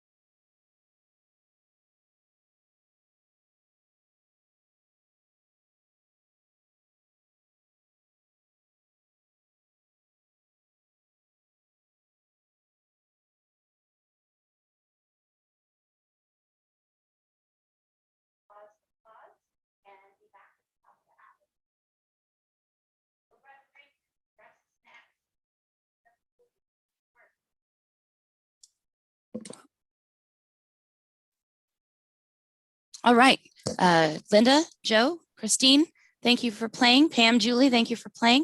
Linda, I'll get with you. And we're going to take a quick break. We'll be back at the top of the hour. I think I might have been muted before. Sorry about that. All right.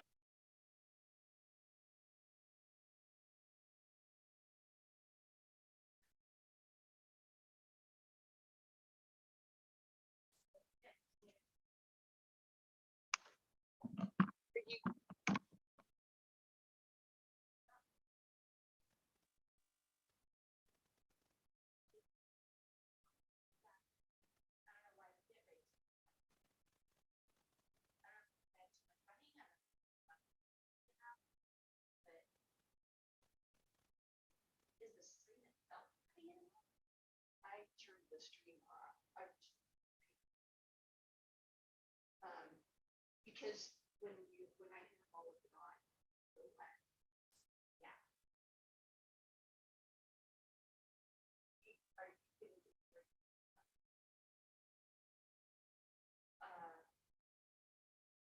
Yeah, but I because I was okay, so it just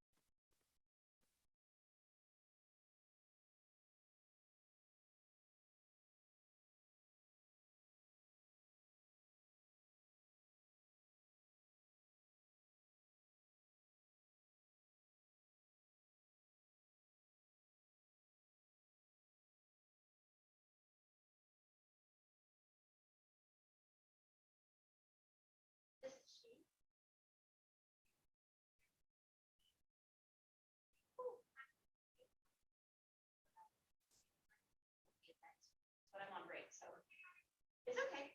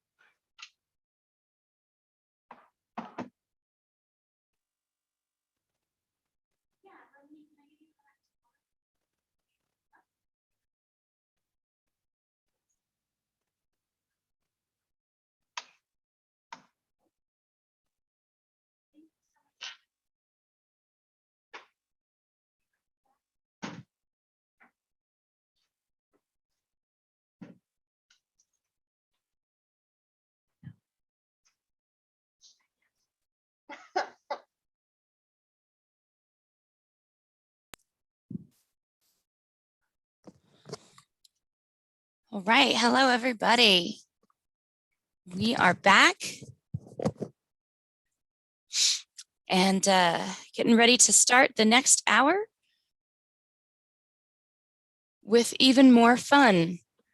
In fact, we're going to have a images and hyperlink tutorial that's going to take up most of our hour, because if you were tuned in earlier for the conversation strap Diana and I were having, it's kind of a fiddly business, these images and alt text and various things. So before we get started with that, it does look like we have some action over in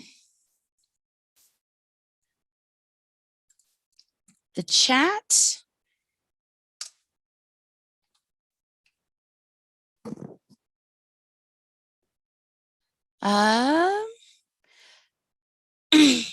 Julie Misak says, do we need to fix content that only instructors will see? And best practice would say yes, because instructors may need accessibility features, but our mandate is only for student facing at this time, which means it's not mandatory, but if you're fixing, you might as well fix, right? And she also said that she deleted an old file that they weren't using anymore, but it's still showing up when she runs the accessibility checker. Any suggestions? Ghost files in Ally. I am wondering if that might have something to do with the content collection. Maybe it got deleted out of like the course where you can see it, but it's still hidden in the content collection somewhere. Julie, that's something that we can take kind of a deep dive into if you're not comfortable working with the content collection. And we can kind of look for that. I know there have been occasions when files that are kind of legacy files have gotten stuck in Ally and won't go away. Again, it's a tool, technology is technology, and we do the best we can. But we can certainly take a look at that either later in the day today, Julie, or individually outside of this live stream, whichever you are comfortable with. But for now, we're gonna do a quick tutorial on images and hyperlinks. So let me pull up a couple of documents here.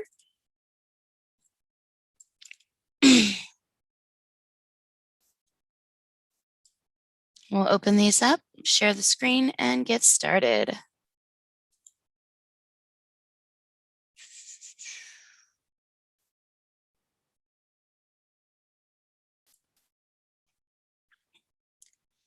All right, so as we were talking earlier about alternative text, that sometimes it can be a little confusing. So for instance, something like a logo, okay? Our instinct is to use the text that is in the logo and make that our alternative text. However, if this is a logo that appears on every page of a document, probably not every single image needs to have that alternative text. We're essentially at that point using it as a decorative piece. It's not carrying content that is important to our lesson or our PowerPoint. I'm not saying the WSU Tech logo is not important, but in a fashion like that, or on every syllabus, you can mark that as a decorative image. So you might be wondering how you do that. Well, I'm in a Word document, as that is what we typically, work most of our files and such in. And if I go and I right click on an image, this is of course the newest iteration of Office. And so this is Word. And it's the Word that has the edit alt text option right in the drop-down menu. And if I select edit alt text, it's going to go ahead and pop up the alt text box.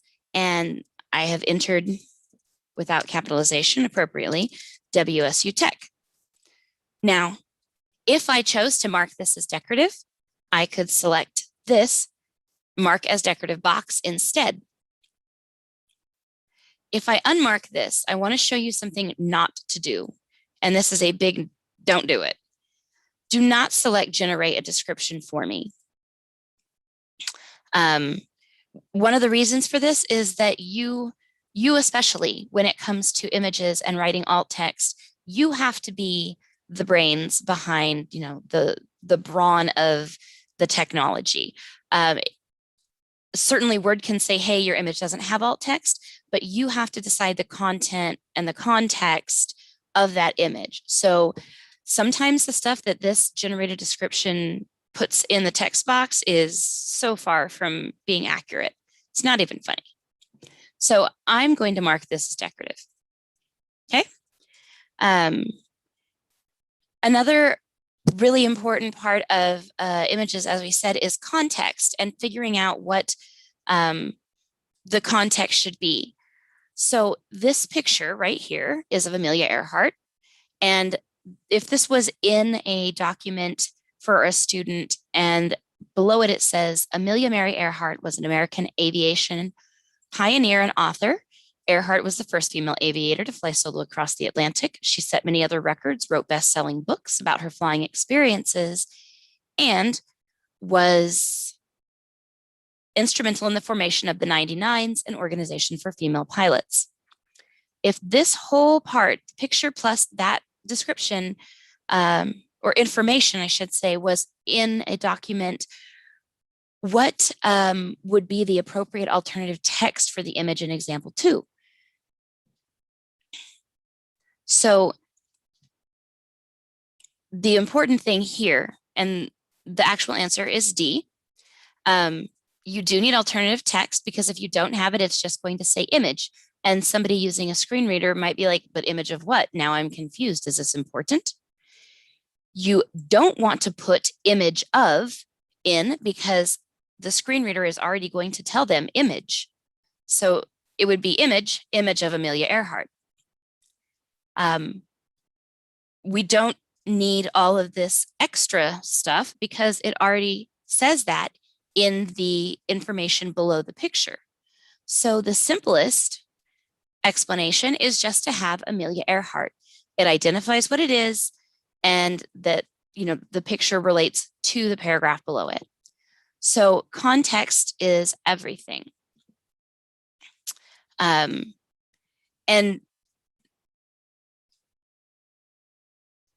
it's important also to think about whether or not, if you have something like a label for a figure where it says figure 1, Amelia Earhart, that label actually serves almost the purpose of the alt text, right?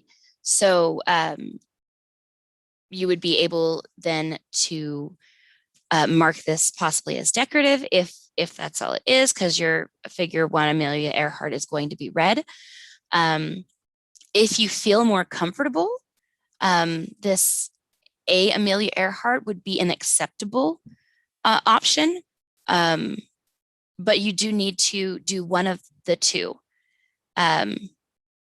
Even this D would be appropriate because she is female and she is obviously wearing aviator gear. So it's very subjective as to the context, but you just have to kind of be logical about it and think through it. So those are, another example here is this decorative border. If you have to use decorative elements like borders, then those definitely need to just be marked as decorative.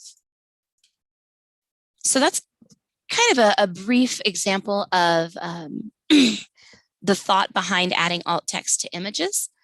There's a lot more we could dive into when it comes to like complex images and the alt text for graphs and such. But I also want to talk about hyperlinks just briefly. Let me pull up another document here. So one of the things that I see most often when doing course reviews or looking at hyperlinks for accessibility is we do a really great job when we add a web link in Blackboard. We make the title of that web link descriptive. We tell the student where it's going, so we might say Purdue OWL MLA website. But when we turn around and we do it as a hyperlink in an actual course or in actual text, oftentimes we end up with something that is like, I'm just going to type this in here. We'll say, visit this website. And we might choose this as the descriptive text. Sometimes people only choose literally the word this as the descriptive text. And neither of those is actually good enough. So it's great that we've moved past the raw URL being this whole long HTTPS, www.youtube, et cetera, et cetera. But our next step is to think about what an actual descriptive, concise, and specific a link text would be. So for instance, this is a video of cute cats lounging in plastic jars that are stacked on top of each other, but that's way too much to put in a link text. The best example would be something like, watch cute cats lounge in plastic jars in this cat capsule hotel video. Now, part of this is taken from the actual title of the video in YouTube. And this is good because what this does is it tells the student when they click on this link, if they don't end up somewhere that says, cat capsule hotel video, then they know that the link is wrong and they can get back to you and say, hey, I don't think this link is right. But if we don't tell them where to expect to go, then how do they know they've ended up at the right place? And that's for any student because we're not perfect and sometimes we get things mixed up. So always think about, how can I tell my student where they're going and what they should see when they get there, and do it in a short fashion. And if you do that for any time you link out to a web link, whether it be in a hyperlink in text or whether it be the title of a web link in Blackboard, then you will be creating accessible links with no problems. So I'm actually going to stop sharing, and I think we should be expecting a live reporter from the South Campus. We've had all this NCAT fun. I think Casey Eubank is going to be joining us here in just a few moments to check out what's going on over at South. 1 second.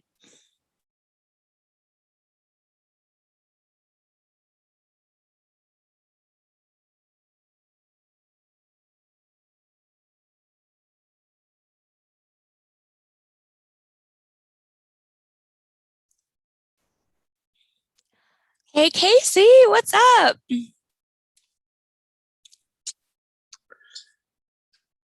Hi, Crystal. How's it going at South today? Good, good. We're going to check out and see what some people are doing with their accessibility. It's Casey Eubank, accessibility reporter on the job here. Well, hey, Pam Lehman, how are you doing? It's a Pam Lehman. Hey. Hey, so you're working on fixing your content today, is that right? And why are you doing that? Well, number one, like we were told we could pie people in the face. So I'm just kidding. But no, it's really important, not just for students with disabilities, but it's important for everything to be accessible for all students. So, and it needed to be done. So we're here doing that today. Great. And what specifically are you working on right now? What are you making accessible in your class? So I'm going through, I just got done doing a lot of images that needed to be either tagged as decorative images or needed to have, the content displayed for those images. And now I'm just kind of going through, I'm noticing there's a lot of stuff out there that needs to probably be deleted, like things from 2016, 2017. It's a little embarrassing, but not realizing those things were still in those template courses. And so I'm going through some of those and fixing some of those up and just adding the most current items that needs to be there. Yes, it's a great opportunity to not only fix things, but clean up things and have things that maybe don't need to be in there anymore. And showing up on your accessibility reports, those can just go off so you don't have those counting against you, right? Yes, absolutely. Cool, Absolutely. cool. All right. Well, and you teach math, and what math class were you working on? So I was actually just working on math fundamentals, and I've actually already opened up beginning algebra with review, and I'm going to start that one next. All right, great. All right, well, thanks, Pam. Bye, everyone. Bye. Your contact date. And now we're going over to another math instructor here at South, Miss Julie Misak. Hi, Julie. Yeah. And why are you here today fixing your content? And It needs to be done, and basically everything else that Pam said. So I'm working on a Pearson frequently asked questions document. okay. I chose this one because I'm trying to be strategic I'm like, this is the document that we use in multiple classes, college algebra, calc, trig, and stat. So if I fix it once, I can upload it to all of the courses. And, Yes. one thing I've also realized is it still mentions WATC. Oh, And yeah. so, yeah, so it became a priority. One thing I am struggling with is I don't think we can edit PDFs anymore. And so I tried to go through the that might be a good question for Crystal, as I'm trying to, this document was good except for the WATC. I don't think I can edit the WATC. I just have this one image that was in the description. And Crystal, any ideas on that while you're here? Yeah, you bet. So you have to go into the remote desktop. We do still have the pro version of Acrobat, but it's in the remote desktop. Everybody doesn't have their own accounts. So if you go into RDS and open the file up there, you should be able to make those edits. That's wonderful. Yay! Thank you, Crystal. Thank Yay! you. And who, Welcome. who's your dean, and who do you and what type of pie do you think he or she should get in their face? Well, I think because, I don't think Tara's going to have a pie. I don't think she will agree to that. So I'm looking forward to Matt having a pie in his face. All right. All right. Cool. All right. So, yep, this is Casey, your local Accessibility Day reporter on the scene. Thank you, Julie. Thank you, Pam, for your help and telling us what you're doing today. And I guess if there's nothing else, I'm going to turn it back over to you, Crystal. Thanks, guys. Right on. Bye, Pam. Bye, Julie. Thanks for hanging out and fixing your content. And Casey, thank you for checking out South. Ooh, look at a shot of those lovely trash bins. There. Now Much better.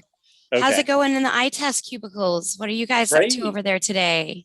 We're just working on different projects, people submitting final grades, making sure that they're good to go with that. And we're going to be getting on later and helping out and do a little bit of fixing of content as well. So that's right. I don't think I mentioned that to the live stream community. ITAS is helping out, but we have very fairly divided up our efforts amongst the different participating programs. So everyone on the accessibility committee is actually, instead of meeting today for accessibility committee meeting, using that time to fix content in Ally. That includes ITAS. And so we wanted to be fair, and we are going to fix content in different areas for each person. So you'll be getting a little bit of ITAS help this afternoon. I wanted to make sure to say that I am still waiting to hear back from Blackboard about the progress report. We will have a station break from 11 to noon, and hopefully I'll be able to make some progress on that progress during that break. For now, though, I want to head back to the chat. Oh, Linda Sessions says that she's fixing at home. That's comfortable and very nice. And it looks like we don't have any other content-specific questions. That means that maybe we can take a look at some complex image situations when it comes to alternate text and figuring out what to do about images. One of the biggest questions that I get asked about images, besides where do I put the alt text in once Word changed its format again, is what do I do about an image that has a lot of text in it, or that has a lot of information in it. For instance, it's best practice to actually add alt text to graphs, charts, and tables. But that alt text, because alt text itself is a short description by nature. So if this was our graph or our chart of the departmental pets at WSU, showing pets for Jennifer's department, Scott's department, and Megan's department, broken up by cats, dogs, and reptiles, I would need to have alt text for this, but I would also need to have a longer description or some other navigable way that somebody could get this information. And that's where you get into having different options depending on your kind of your need or the way that you're presenting it. So let's first just take a look at what the short alternative text would be for a chart or a graph like this. Nope. Well, if I could click the right thing. So when I right click on this chart or graph and I go to edit alt text, you can see that my alt text here says department pets, bar chart of the pets owned by the employees in the departments of Jennifer, Scott, and Megan. This alt text is short and sweet. And what it does is it tells somebody that's navigating with a screen reader, hey, this is something I want to look at more in depth, or this is something I don't care about looking at more in depth. So the in-depth part comes from what we call a long description or other alternative text methods. So I've put this underneath the example so that a student or someone who is interacting with this document would see this link. And I would probably have put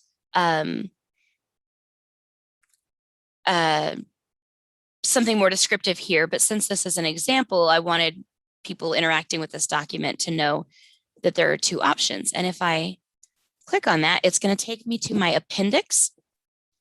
So I simply created an appendix and I linked it right below the graph. And I have several ways that I'm communicating. I could choose either of these ways to communicate that graph chart information to someone. Pardon me. So I could choose to do something like a bulleted list that breaks out that information. Here I have Jennifer's department has 3 cats, 9 dogs, and 1 reptile. And I do that for each of the departments.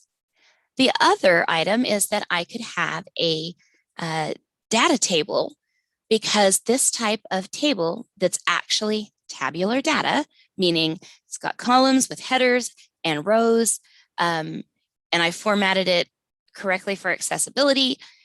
This does the same job as this bulleted list above it, because somebody can navigate by tabbing through a table and get the same information.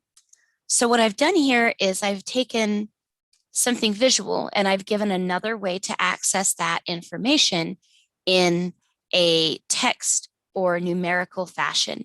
That is one way that you can present long description for complex images. Another complex image conundrum that we get quite frequently is the like the idea of infographics or any sort of image that's a static image, but it has text on it.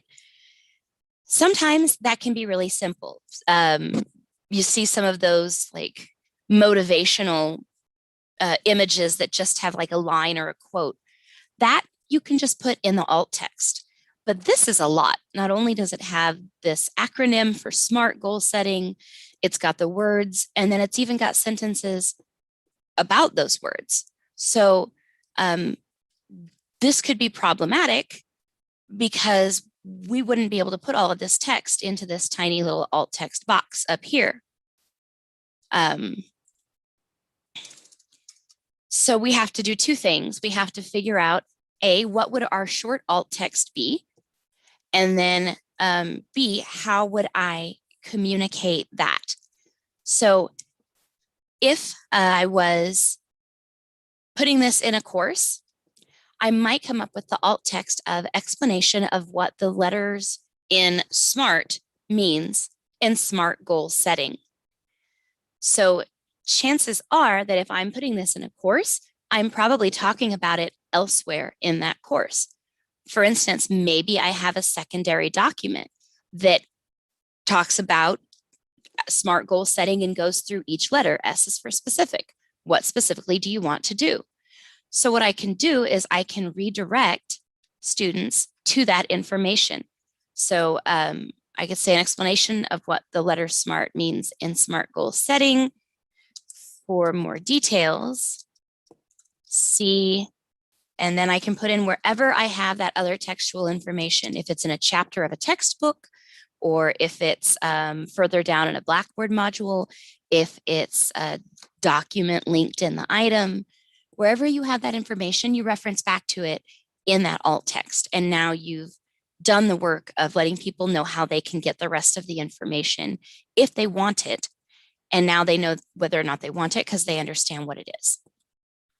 So that is complex images in a nutshell. But the thing to remember about complex images is that everyone is kind of its own adventure when it comes to what needs to happen. Not one fix is appropriate for every complex image. If you had a geological survey of Africa, like topography, that would be a very specific case where, you know, we might have to look at something like tactile printing for an in-person student, or using a service like IRA to have somebody explain that to a user.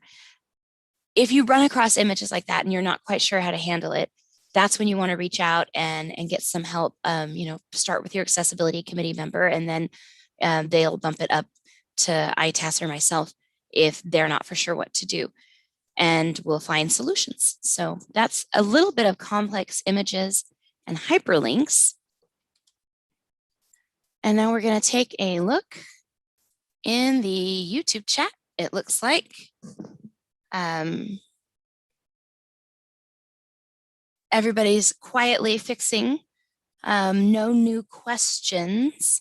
So for a moment, before we start our next Kahoot, which is going to be at 10:45, I am going to take a moment and fix the next Kahoot to give us a little bit more time on the questions, because I know that lag was making it hard to read the answers in time. So I'm going to get that fixed real quick.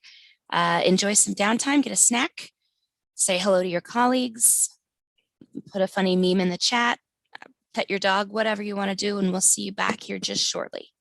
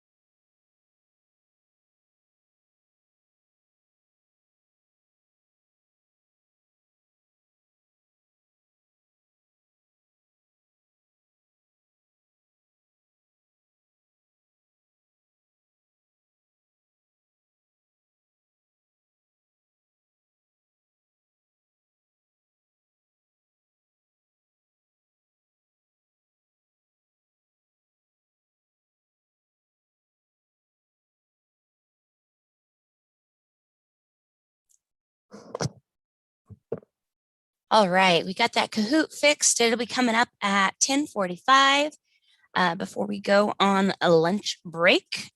In the meantime, let's see what's happening out there in the chat.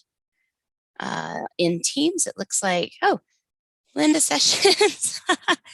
I think everyone deserves a nap, but not today. Keep up the hard work. Thank you. We will indeed do so. And I appreciate the meme. Please, more memes. All the memes. Speaking of memes, that's an image with alt text. Something else to think about when you're even using social media is like now Facebook, you can, if you post an image or a picture or something, after you post it, you can select edit and you can actually go in and add alt text to images in Facebook. LinkedIn also has accessibility features for like alt text and images. So, it's one of those choices where, yes, we do it here because we have to, and it's the right thing to do.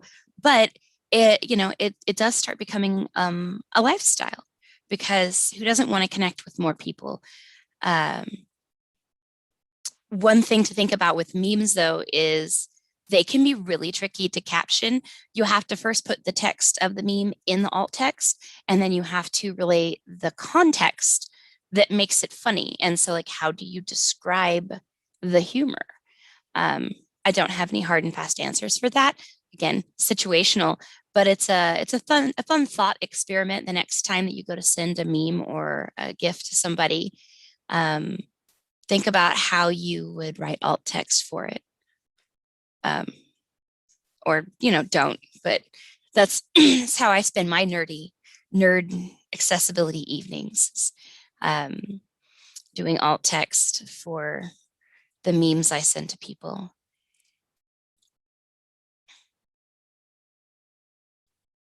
What I want to know in the chat, I want to know what everybody's doing for lunch today. Is anybody going anywhere fun? Anybody bring any tasty snacks? I'm interested to know. Well, we know that aviation is munching on donuts all day long, so lucky them. And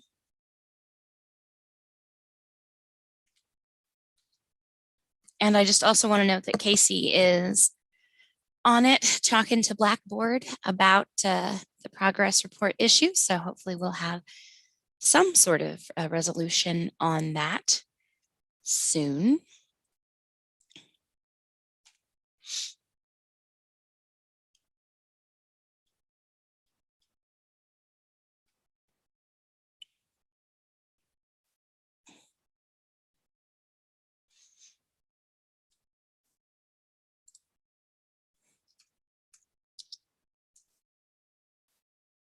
All right, I'm going to go ahead and,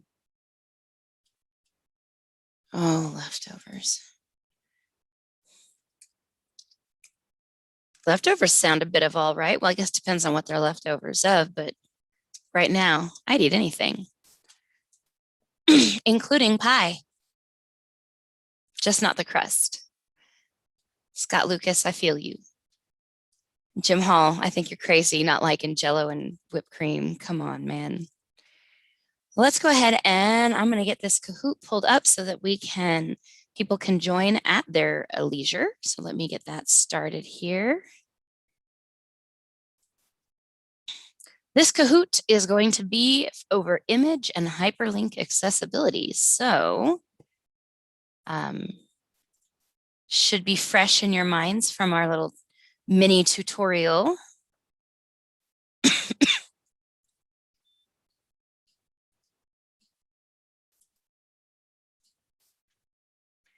Okay.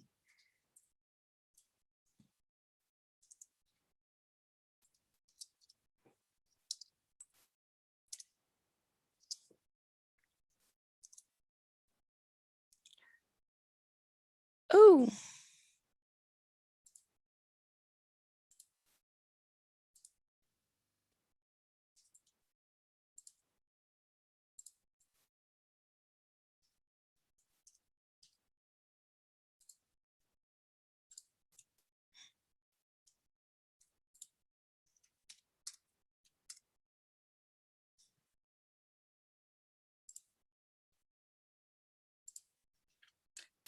Okay, I'm getting ready to put that game pin and the link to join in the chats.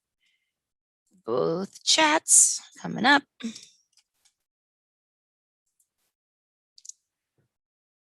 Ooh, Pam Lehman says, lunch. Usually teachers don't take a lunch, so I'm working on fixing my content during lunch. She thinks she brought a banana though, and she's had like 4 drinks, or she's brought 4 drinks.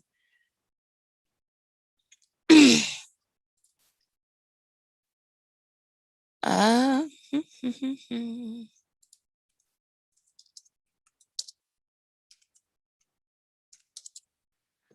All right. The game link and the game pin are in the chat. Pardon me.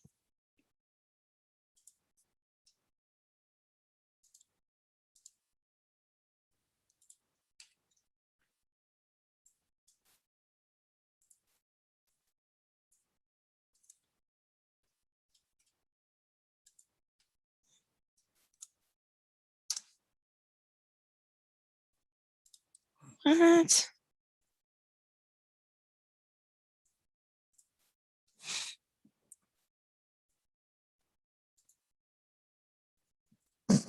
All right. Pam is joining us. Who else is going to jump in and play Kahoot? Linda Sessions, you can play, but you can't win. Only one winning per person.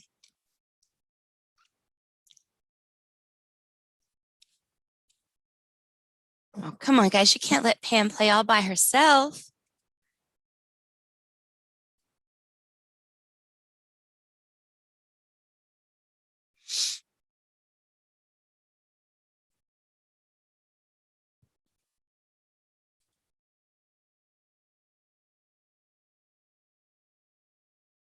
Well, we got a couple more minutes for people to join while we're waiting.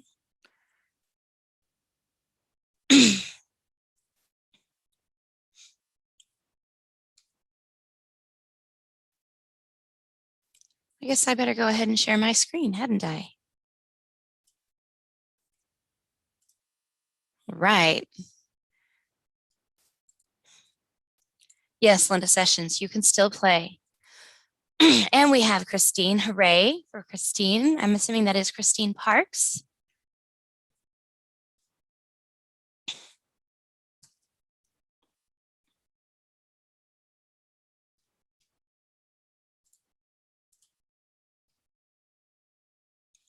I want to know where our health sciences people are.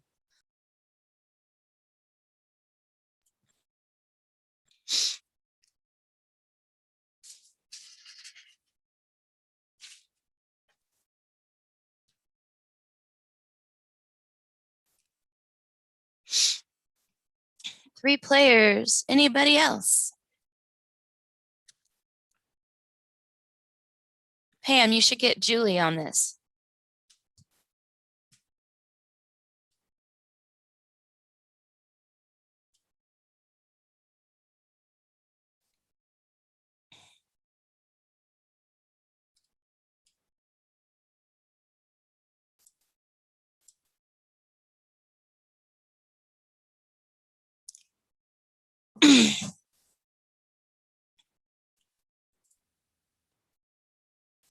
Meh.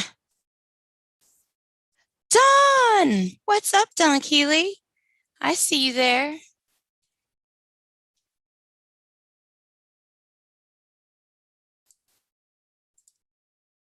All right. Give it just another moment.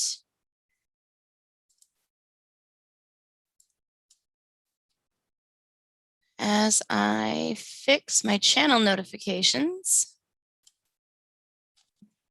Sweet. Oh, David. Oh,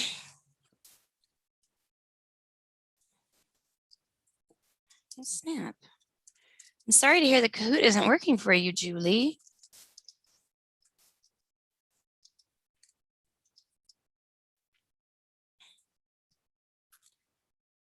All right, well, it is 10:45 and we've got 5 players. We've got David, Don, Linda, Christine, and Pam. Linda is playing just for the fun of it, which means David, Don, Christine, and Pam, you guys are vying for the monies with image and hyperlink accessibility.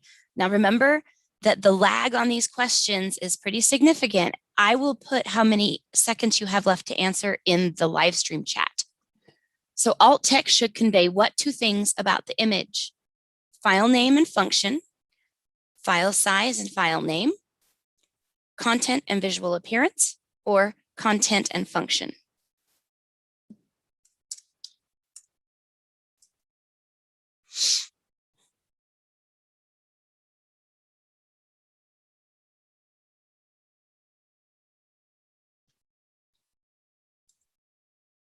I'm going to make you work for it with this round for sure. Got 1 answer.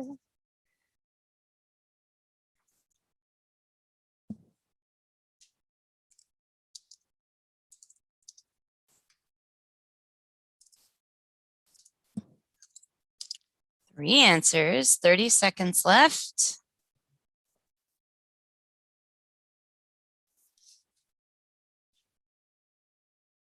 We need 2 more answers. Come on, come on.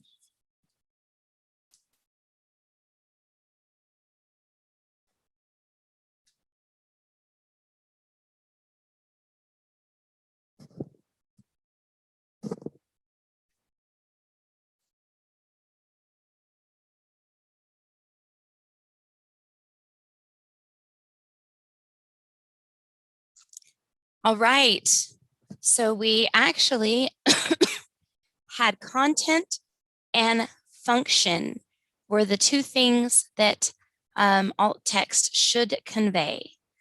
The content is the visual appearance, and function is if it does something like, link to a graph or link to another document. If you have an image that serves as like a URL link as well, then you would need to make sure that the alt text has that function in there. All right, next question. That was a hard one. Promise the next one won't be as tricky. Which of the following may cause problems for blind or low vision screen reader users? A link text that is generic, link text that is not underlined, 2 or more links with the same text, or all of the answers are correct.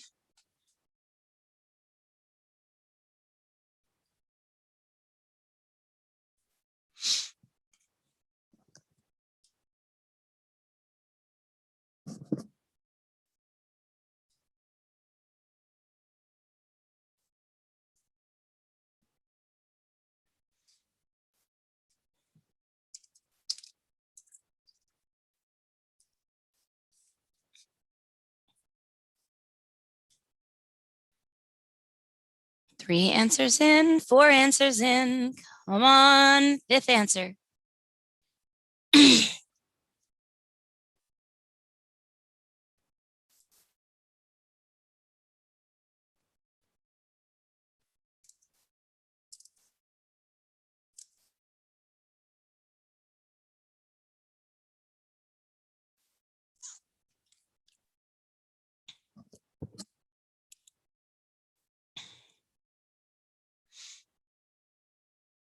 All right, 10 seconds, 4 answers in. Who is it gonna be?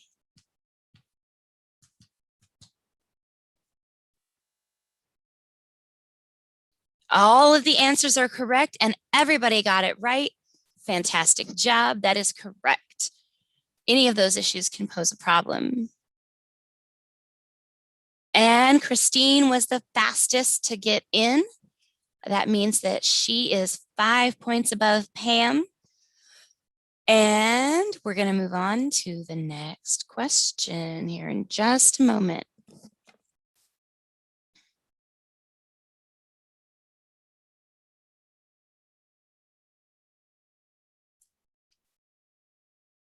All right, Question 3 of 5, which of the following is a best practice for using underline in Word, PowerPoint, and Blackboard? Red, underline should typically be reserved for very important content.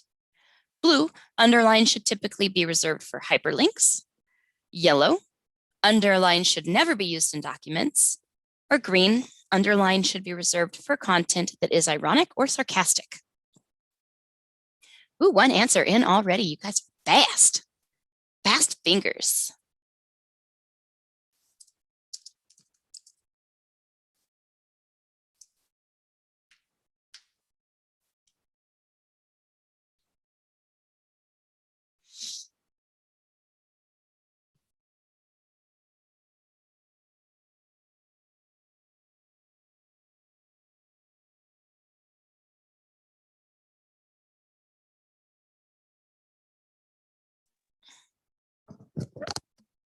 All right. We have 4 correct. Awesome. That is correct. Underline should typically be reserved for hyperlinks. This didn't used to be the case, but now that we link and link and link and link things in documents, it is actually a visual cue for many sighted users that something is a link, especially since color, might not always be seen. So trying to maintain that underline for hyperlinks is a good accessibility best practice. Christine, oh no, Christine. Pam moved up, Dawn moved up. Jennifer Rowe, I'm assuming would be J. Rowe, has moved, joined and starting to catch up. So awesome. Next question. 4 of 5, what standard of color contrast must we abide by? Red, a visual inspection and common sense is good enough. Blue, WCAG 2.1 AAA. Yellow, WCAG 2.1 AA. Or the standard used by Word or PowerPoint Accessibility Checker, which is the green option.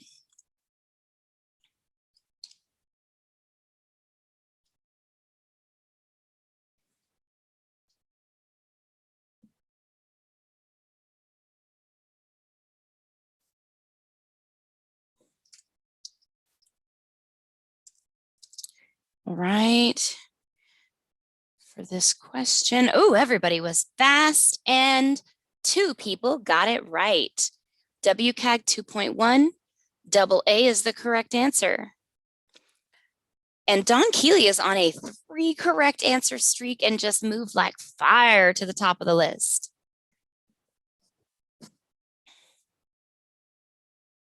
Pam, you can still come back. You've got 1 question. Christine, you're hanging in there. It's always 2nd and 3rd place. Linda, J-Row, you got this. I have faith.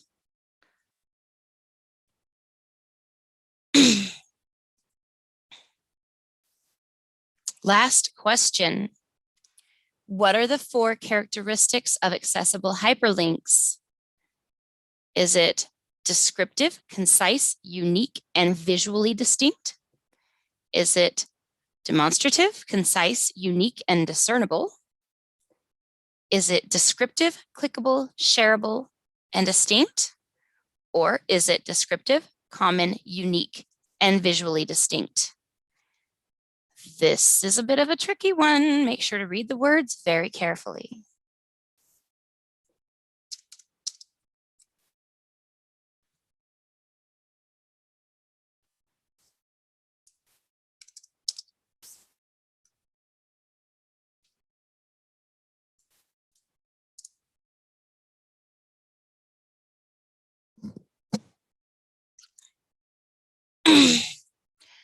Three answers correct for the red, which is descriptive, concise, unique, and visually distinct. That is correct. And we had 1, which was close, common rather than concise though. So let's see who is winning. Pam is in 3rd place. Way to go, Pam Lehman. Linda Sessions is in 2nd place, and topping it all off, Miss Don Keeley. Don, I will get with you. An honorable mention, of course, Christine and J. Rowe. I will get with you tomorrow about your gift card selection options. Thanks for playing, guys. And I think we have probably time for one more quick question in the chat before we break for lunch. I'm going to get out of this and pull the chat over here. So in the Teams channel right now, I see that Janet Roach just joined and said, I'm not sure how to fix banner graphics. And I'm guessing what she means is the banner that goes to at the top of a Blackboard course. So let me pop into a Blackboard course, perhaps. Those banners are put in, and sometimes they do show up as needing description in the Ally course report. So the easiest way to do that is to find it in the Ally report. Actually, let's see if Janet wants to join us in the Zoom room and we can fix it in real time.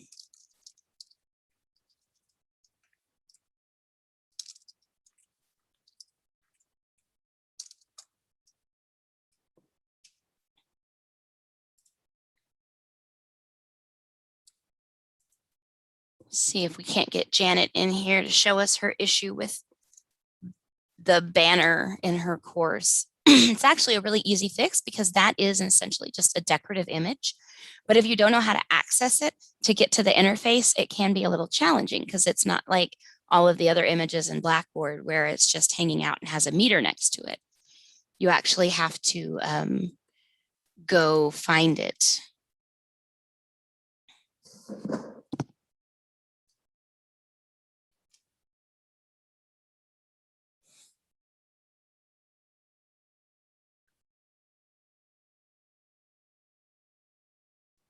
Janet, you are in the chat, but not in the Zoom room.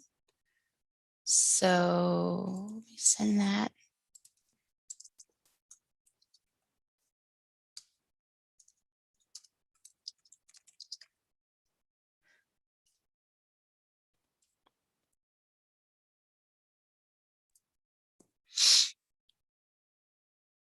Oh, I also want to mention, if you haven't noticed or if you haven't seen it yet, that Diana Holiday put something in the chat about Google featuring accessibility on Global Accessibility Awareness Day. So there's a really cool story she put in the Teams channel if you want some light reading on your lunch break, if you need a break from fixing stuff. Hello, Janet Roach. Hi, guys. I feel really stupid today. No, you're fine. You're fine. But I'd love it if you could share your screen so that I can see your banner image issue. Okay. We'll see if this works. Does that work? Yes, it does. Excellent. This is the only thing that is red on this list. Woohoo. Awesome. So do I get extra points for only having you get my deepest gratitude and bragging rights. How's that? Okay. That so works. Actually, for the viewers at home, would you mind if clicking that X in the corner? I want to show people how you found this. Click what X? Oh, see the X up in the right hand corner to get out of this interface? No. Nope. Keep going to your right. Up here? Nope. Down. There's a big X in the corner of that black box. I think the pictures are covering it. Oh, I see. You might have to move your Zoom pictures. How do I do that? You hover your cursor over them and drag them somewhere else. Oh, never done that before. There you go. Learned a new thing. Yeah. So can you scroll up a bit? Mm-hmm. Earlier, when we talked about the course report, this is how Janet found that banner graphic. So the only ways that you can get to this graphic to fix it, if it needs fixing, is going to be through the course report or by finding it in your content collection. This is a much easier way than digging in the content collection. So well done, you. And then all Janet did was click on the meter, which opened up the interface. And now because this is a graphic and it's decorative, if you just scroll down a bit on your page there, Janet, and hit that indicate images decorative box, boom, shakalaka. It should, might be taking just a moment. My computer is extremely slow today. Oh, gotcha. Maybe try clicking it one more time. Okay. Normally it shows like a working. Oh, there we go. Perfect. Boom. So in case you come across that, it is okay to mark that as a decorative image. It shows up in every course, and Ally has always flagged it as needing description. Most of them actually do have alt text attached to the actual image, but because it's in the logo position, Ally can't read that alt text, but it is there. So does that answer your question? It does. And I think that makes it. Ooh, look at that. That's nice. And then the only other thing I have is, now why does it say I have 4 other things to issue? Because you had 4 other things that weren't perfect. So click that button. Okay. So see how each of these, they're at 94, 97, 99, and 99, meaning that there are still things you could fix on them if you wanted to. Okay. Okay. Yeah. All right. And then the other one was this one here. Okay. So high scoring content, basically that portal, and this is a really good lesson in navigating the Ally course report, that portal is going to show you your like worst stuff first. So if you, when you still have that red one in there, I bet it said fix your lowest scoring content. Okay. Okay. Now it's saying fix high scoring content because you don't have anything low scoring. So if you click start on that, now it's just going to show you everything that you have that is high scoring because you've moved into that bracket where nothing is orange or red. So yeah, it's just another way to view content and decide what you want to fix. So then if I would go into this, because this is only 67% and there's 2 issues. Okay. So to see all issues, click that all issues button on the right next to the meter. So we can see that the PDF contains tables that are missing headers, and then it doesn't have a title. So the title part, that's pretty easy to fix. That's where you just open up the PDF and you go put a title in the properties that matches. I'm trying to read what this is. Oh, I see. Presentation rubric. Oh, okay. That's is what the file name is. The illness presentation. And I'm not even sure we're doing that anymore. Well, if you're not using it, I think we've changed it to something else. Then you can certainly, go find it in your content collection and delete it. Okay. So that is one method. So yeah. Okay. Well, are you good to go? I am good to go. Thank you so very much. Awesome. Thanks for joining us. We really appreciate it. Absolutely. We'll be back around noon with some back-to-back interviews and more tutorials and more time for fixing questions. So if you run into anything else, Janet, put it in the chat and we'll catch up with you. I appreciate it. I've got class at 1 o'clock, so I probably won't catch you anymore. Okay. Well, thank you for joining. Thank you for letting me get green all the way, though. Hey, yeah, that's what I'm talking about. Have a good one, Janet. Hey, you too. Bye-bye. Bye. If I can get out here. Stop share. I know it's always getting out of meetings. It's the hardest. All right, everybody. Thank you for hanging out with us. And we're going to take a pause for the cause. I'm going to queue up some music momentarily, and we'll be back around noon.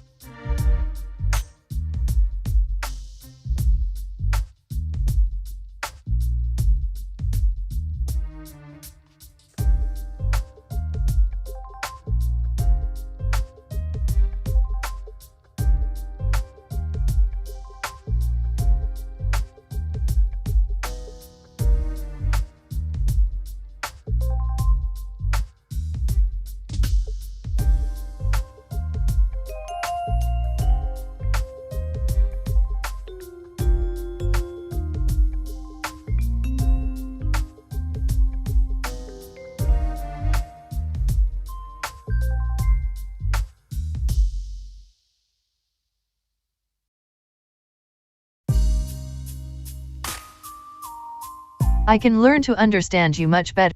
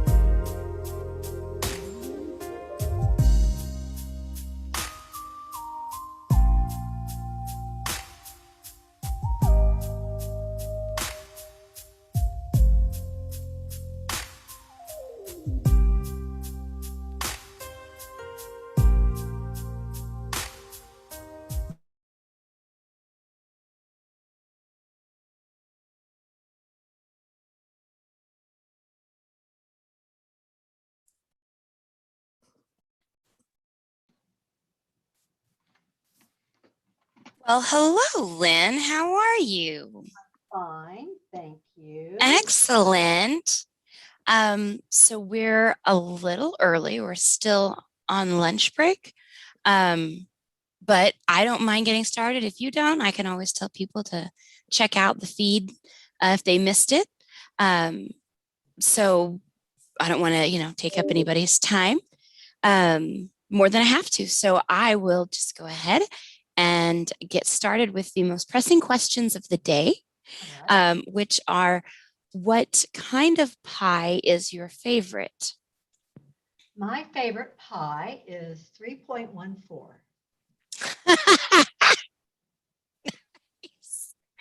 That's okay.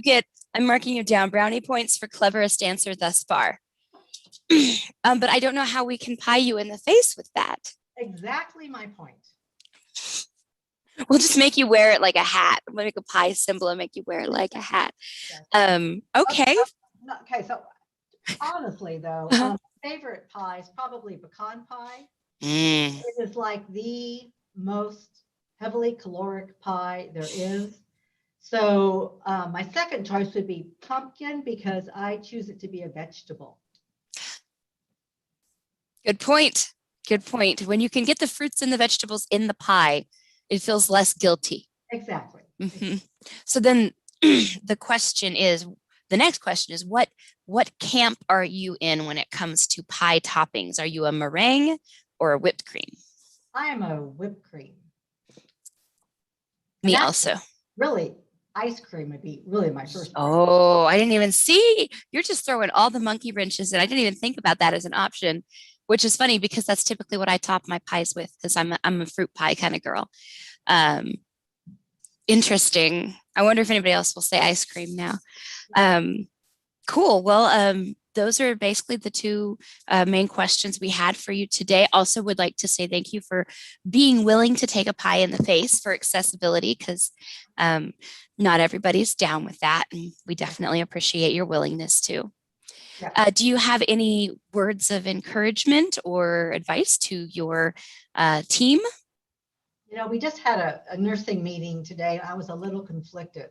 I want them to do all of their fixes, but then also I'm like, do I really want a pie in the face? I mean, it's sort of an oxymoron kind of for me. So, but I'm willing to do it for WSU Tech. So hopefully we don't have too many content fixes. I was working with Janet Roach earlier, actually, and she's got a solid course that's sitting at a 99% overall. So nursing has taken off on accessibility, especially this last year. The numbers have really improved, which is fantastic. So I don't know that there will be too many fixes. You might get lucky. I don't know. I know for sure. The math ladies and some of the other gen eds they're really angling to get Matt. And then I know that aviation has their sights dead set on gym. So you might look out. Well, and I would encourage them to continue that. Excellent. Well, thank you so much for joining us. And I hope you have a wonderful Thursday. Thank you so much. Absolutely. We'll see you around. My fingers crossed. Yay. You know what I really want to see? I want to see us move up to gold level. At least, so that Scott, Jennifer, and Sarah get pies in the face. There we go. That's what I want to see. Yep. That's a worthy goal to attain. So. Yep. All right. Thank you, Lynn. Have a wonderful day. Okay. Thank you. Bye.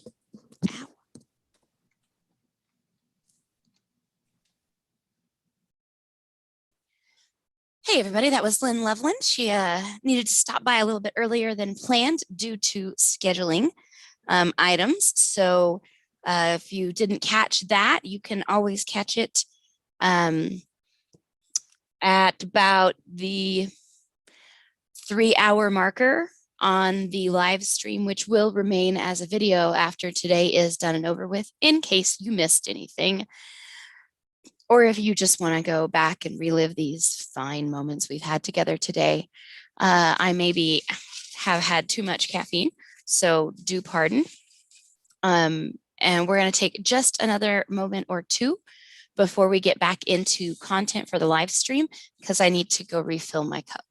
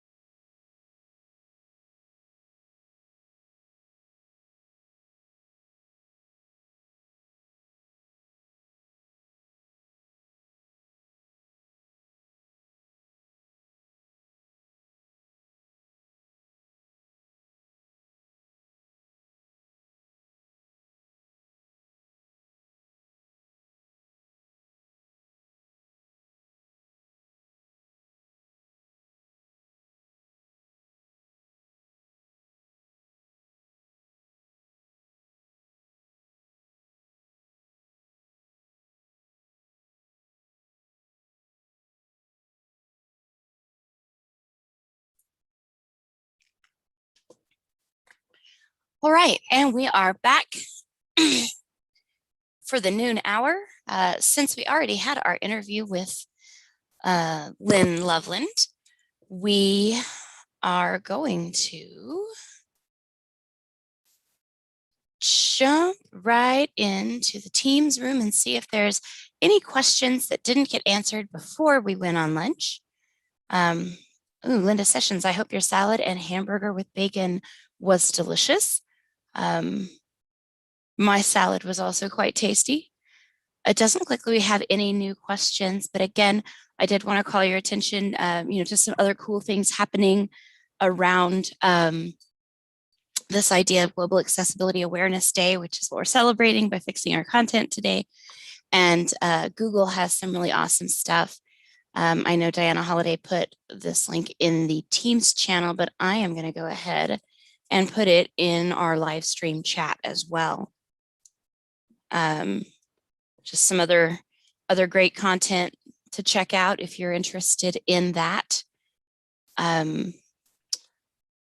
We are going to have another interview coming up with a guest reporter. I'm not going to say any more about that right for the moment.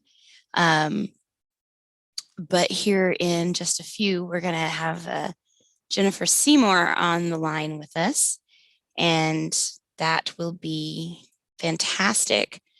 You might have noticed that over the lunch break, I put up the Innovation Cafe page because this page is something that you can utilize anytime that you need to access training or information, if you want to know more about our policy and our plan.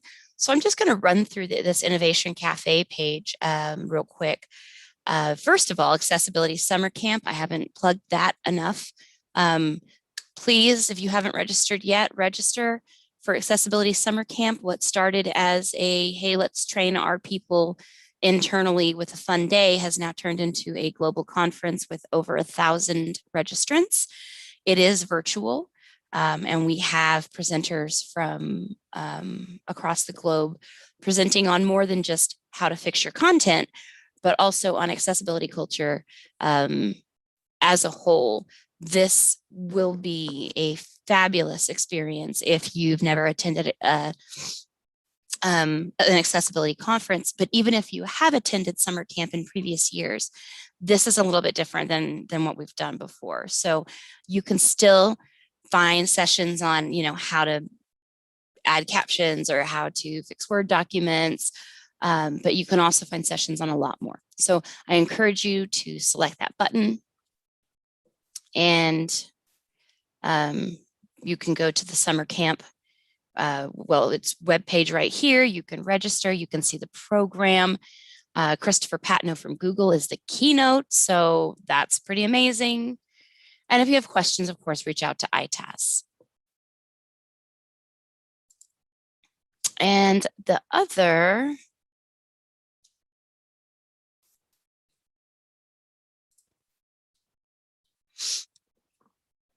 sorry, I just realized I wasn't sharing my screen anymore.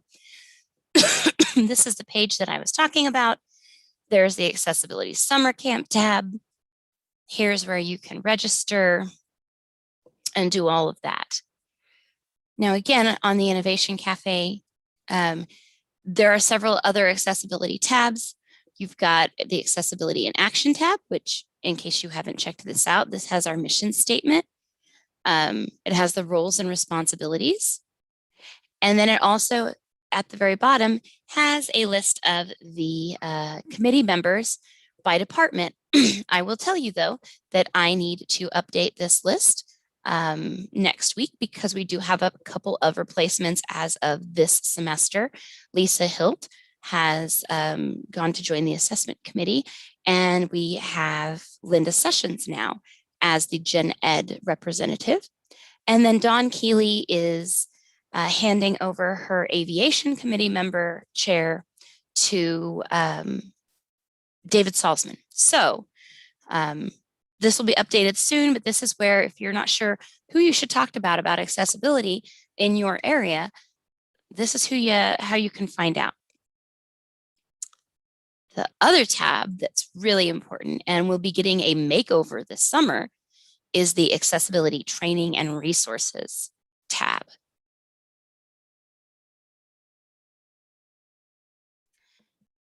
While this served us well when we only had a few trainings, it is now grown and grown and grown and grown some more. So over the summer, this is going to be revamped and will be easier to navigate, but you can find everything from Blackboard Ally Basics, some of the stuff we've covered today, to various documents for practice or to see examples.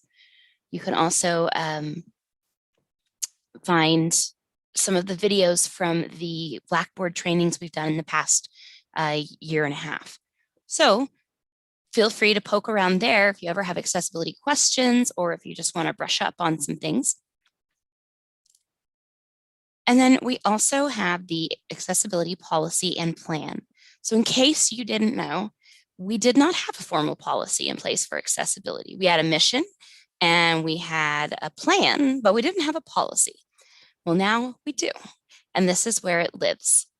This is it in short, okay? But there's a much larger document that has definitions, how we intend to implement those standards, and the exceptions. You can access it at this link. And then we have an exception request procedure, which is something we'll be exploring more in the next academic year. And but you can find information about that here. And then, of course, we have our 3-year accessibility plan. This is the plan that began last year in July and will run for the next 3 years. You can see the new things that we intend to do, and then the continuing items that we're going to increase compliance on. So this is not a tab that everybody visits all the time on the Innovation Cafe, but I encourage you, especially if you are new to WSU Tech, I certainly encourage you to check out that accessibility tab and learn a little bit more about the culture of accessibility here. With that being said, I wanted to let you know that I did get word, thanks to our very own Casey Eubank, about the progress report, and it apparently cannot be run on the same day as activities are happening. So we will have to wait until tomorrow and run the report then. In the meantime, I just spoke with Lynn Loveland, and they had a meeting this morning over in Health Sciences to talk about other things, but accessibility was brought up. So I know that those ladies, including our guest from earlier, Janet Roach, are doing their due diligence with fixes. I'm sure aviation is still over there fixing like crazy. Don and David and Joe and City Center. We've got Chuck over there who joined us this morning. And we haven't really heard from manufacturing. So I don't know what they're up to. And of course, we've got, math and English and gen eds over at Southside. So there's a lot of fixing going on. I don't know who's going to get the pie or cake or jello or whatever it ends up being. But it should be interesting. And again, that is all going to happen at Faculty in Service in the summer and August. What we haven't announced is that there will also be a prize, a trophy for the winning department or program that will be theirs to keep along with bragging rights until somebody wins it the next year. That trophy is going to be made in-house. More details on that to come by some of our wonderful craftspeople and using all of our wonderful technology. So that's exciting. And let's pull up the schedule and see what we have going on this hour. So we have our interview with Jennifer Seymour from 12:15. And then we have a lot of time open for call-in help if you're having trouble fixing a document or you're not sure what something means in Ally. We'd be glad to have you live on the Zoom room and work through those document fixes.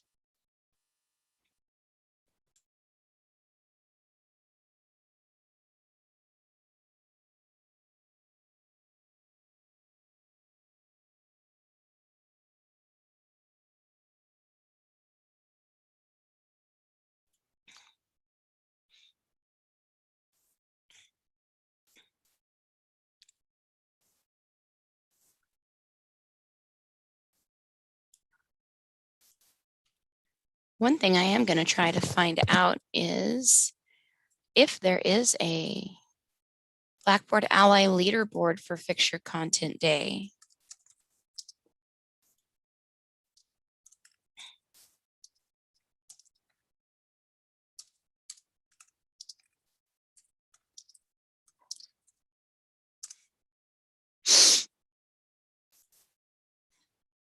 Overall leaderboard, 17 hours. So let me just share this screen here. Total fixes around the world, 44,852. Wow. Looks like we've got quite a few other colleges here. We're going to show the full list. Looks like KCC, Kansas City Community College, is on the list. Looks like Cali is on the list. Oh, we got somebody popping in here. Well, what is this? Is this the Pam Lehman over from the math department just coming to be a guest on the Zoom room?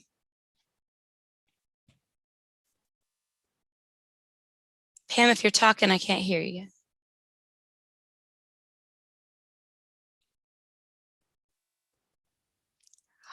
There she is.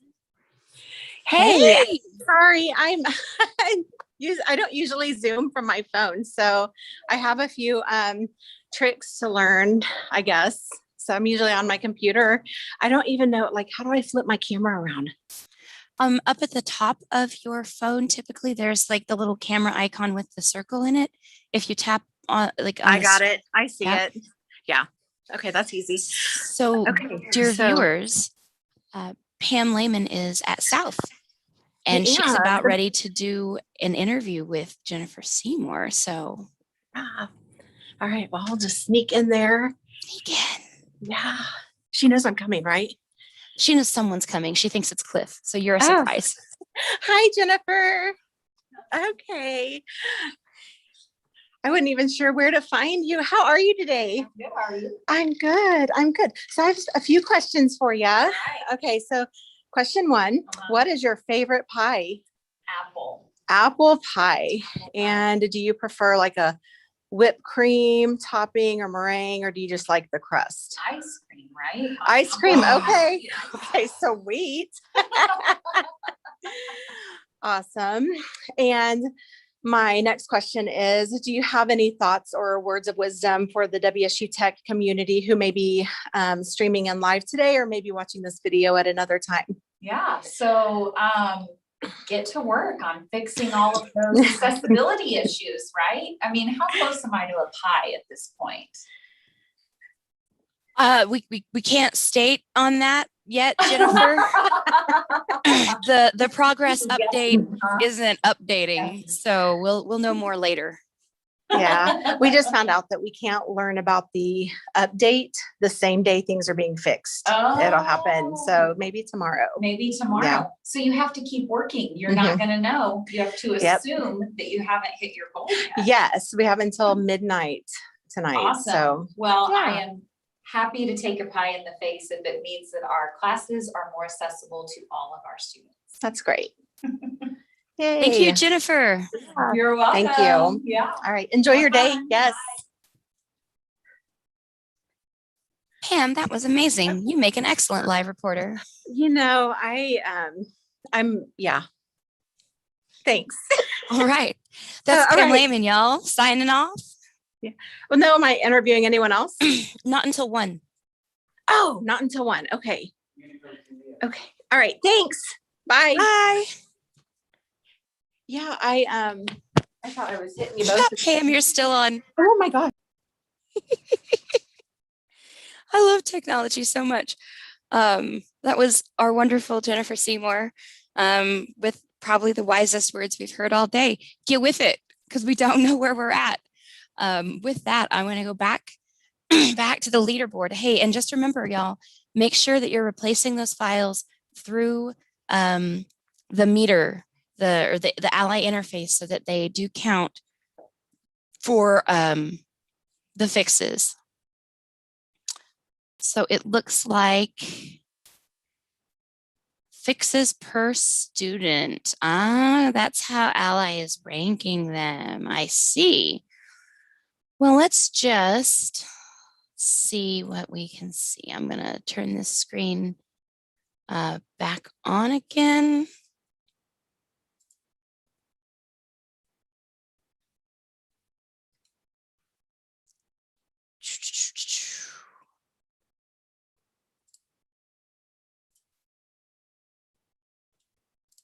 Maybe. Boom, there we go. Okay. Oh, Lisa's hello. And she's asking, how do you do that? I don't know. I'm not sure it's to know how to do. But we'll find out, because I'm sure that she'll tell us.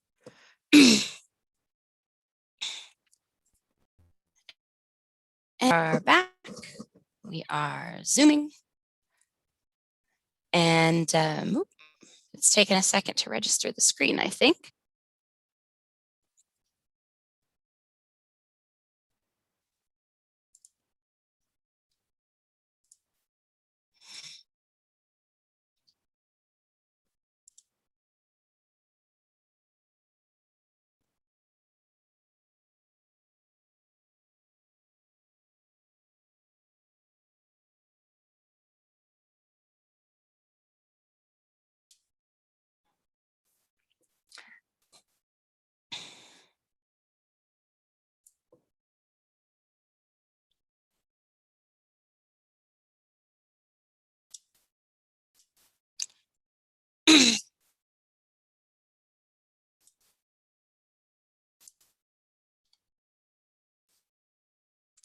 All right, sorry, we are having just a few small Zoom weird issues. But I think we are back in business now. And now I can share my screen with you and we can take a look at the leaderboard. Since we can't see departmentally, we can at least take a look and see what's happening. I think we left off somewhere around here down with Cowley. Yes, our neighbors Cowley at Community College. If you've never met Shelby Huddleston and Eddie Andreo, they are fantastic humans. And I'm looking for us. Looking for us.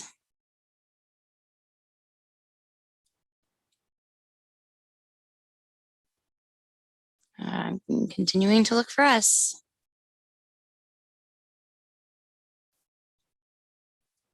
Don't mind the scrolling.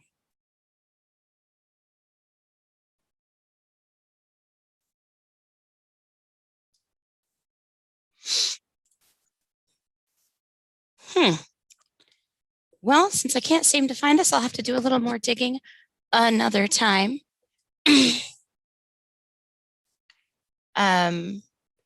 But it does look like there are many, many, many fixes happening all over the world.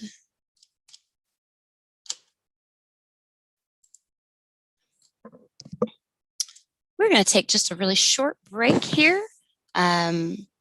And we will be right back in just a few minutes.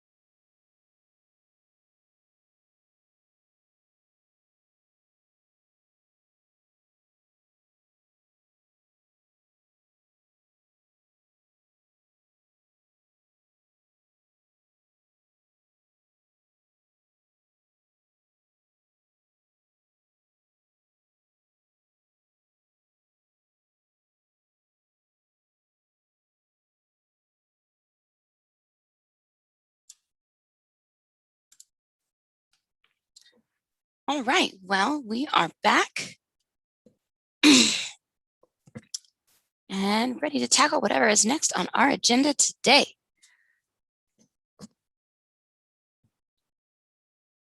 So right now we are just basically open for any call-in questions, any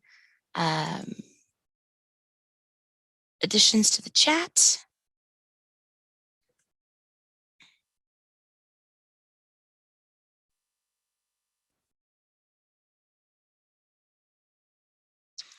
And I don't see any of those additions in either chat. You all must be very, very busy fixing your content.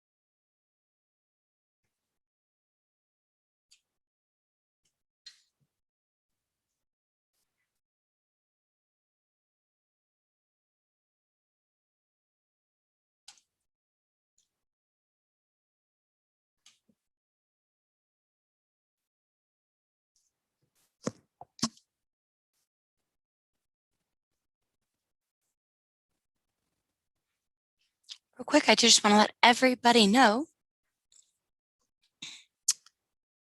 Oh, Michael has an issue in the Teams group. Hi, Michael. I'm going to go take a look at that. Oh, I don't know why it wasn't updating the fact that all these people were posting things. How do you post a solution to a Blackboard exam that is tagged for accessibility? Michael, that is a very good question, and I'm not 100% sure that I am understanding what you are asking.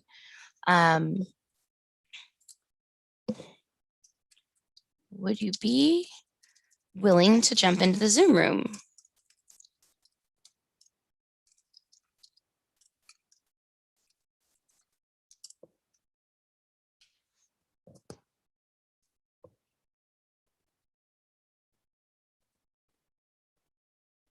I will find that link for you real quick, Michael. And then it looks like we have some other questions that we'll get to as well.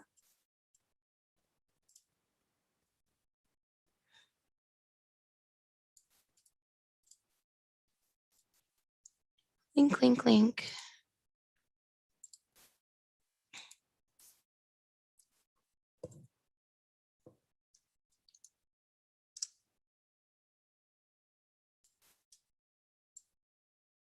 All right, Michael, feel free to click that link and come into the Zoom room at any time, and we can certainly talk about that question. In the meantime, Lisa Hilton's asking, how do you get an accessibility eval tab at a master course? Do I need to put in a request through ITAS for it? Yes, Lisa. The answer is put in a ticket to ITAS and tell us which course needs the tab.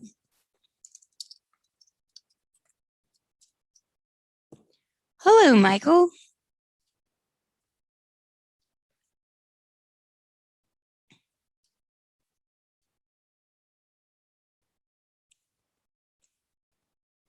Maybe?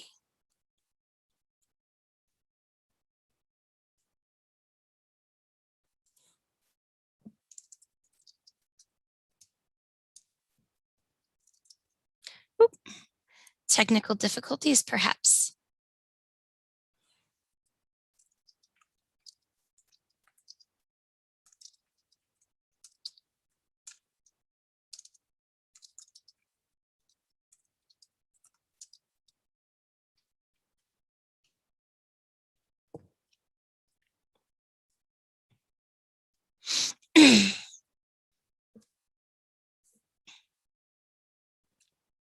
All right, let's try this again.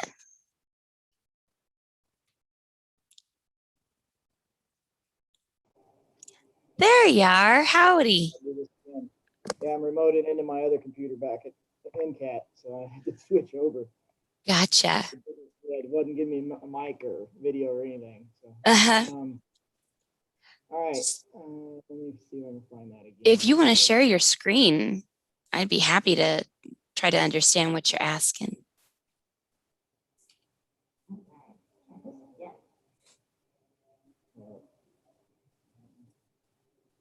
We'll find it again. There you are. Howdy.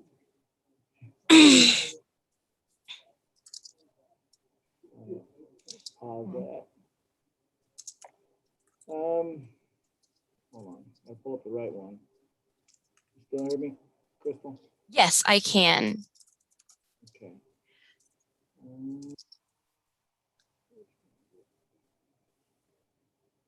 No, not that one. So now this is a Blackboard exam. I've got it on Blackboard. I can print the answers out like this and then post it on Blackboard for them to look at the solutions later on after they take the exam. Mm-hmm. It says it's untagged. Okay. I can't edit that at all. All I can do is print it directly off the Blackboard. Right. What do I do about that? Well, what I would suggest, there are a couple of steps. With something like this that has so much happening, you could try to take this PDF and you could run it through optical character recognition, which might get most of the text, but then you would still have to go in and hand tag all of the structures, all of those items. If it was me, I would create an accessible Word document and just copy paste from your actual test. You see what I'm saying? Because right now this, you can't even highlight this. So you can't even copy and paste from here. A screen reader cannot interact with this at all. Is there a reason why you want them to have this instead of just directing them to go back into Blackboard and review it there? I don't know if I can get access to the answers. Yeah. Blackboard. It all depends on what you like, the settings that you select on your test. There are I'm so sorry, I have a frog in my throat. There are settings in Blackboard that you can select to where they can see the questions, what they got wrong, the answers, everything. And so then they would just be able to do it in the Blackboard test environment and not have to deal with this at all. Okay. Somebody's gonna have to show me how to do that. Sure. I tell you what, why don't you go back to your Blackboard course and to the test, and we'll just do it right now. So this is the test canvas.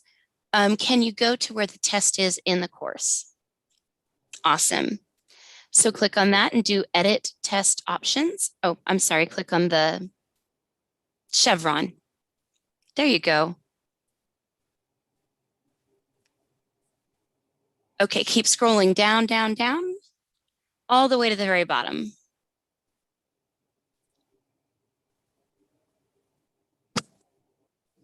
Okay, so where it says after submission, and right now all they have is score per question, but if you check all answers, correct and submitted, and then feedback, basically it will show them everything. And you can do that for any test. Yes. I don't want to give them everything until after the third one. Does that still work? I'm sorry, I lost you a little bit on the first part of that. They have 3 tries. Yeah, they have 3 attempts. Okay. Can you go back down? Okay, you see where it says after submission? Click into that. I think it might be after attempts are graded. But that is a question that I would want to, before you change that setting, I'd want to double check with Casey to make sure, because I've not ever tried that setting on a multiple attempt test. But that would take care essentially of your situation if we can make that a workaround. If not, then what I would say is creating a Word document with the answers. Yeah, or I could do the on specific date and have it a few days after the test or something. Yeah, that's true. Absolutely. Or after availability. Oh, that's one. You could do after availability end date, because you do have it set to end at a certain date, right? Right. Yeah, so then it wouldn't show to anybody until after it was unavailable by that date. That's a guaranteed. And then they'd be able to see it after that. Okay. Yeah. So what? So if I just completely eliminate that off of Blackboard, how does that help our accessibility score? Well, it doesn't count against it anymore, right? Correct. Yes, correct. It doesn't count against it. All right. Thanks. I think that's all I need. All right. Well, thanks for stopping by, and what a really great question. You have a very nice day, and it's good to see you. See you too.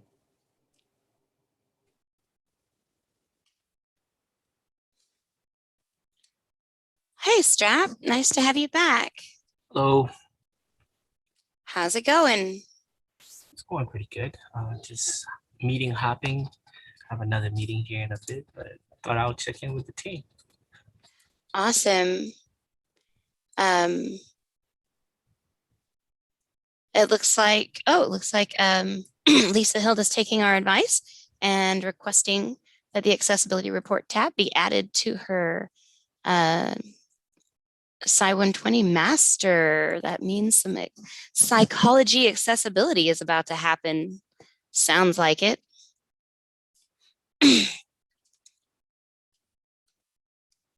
And Lisa, we will get that done for you. If it's not done already, we'll do it in short order.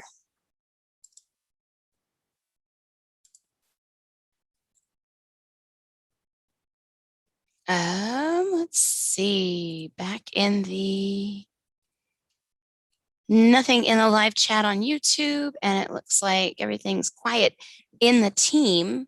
In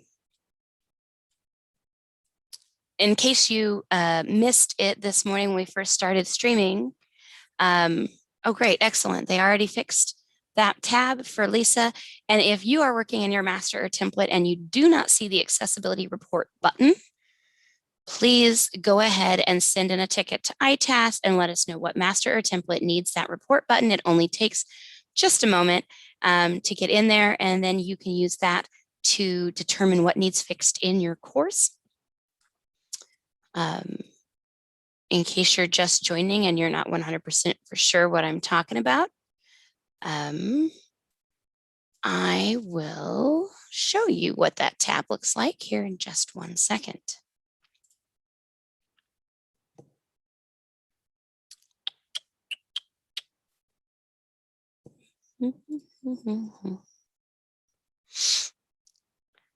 This is not where we want to be.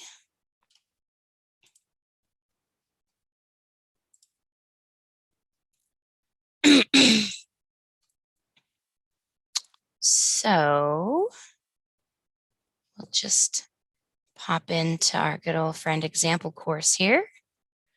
And again, that button says accessibility report.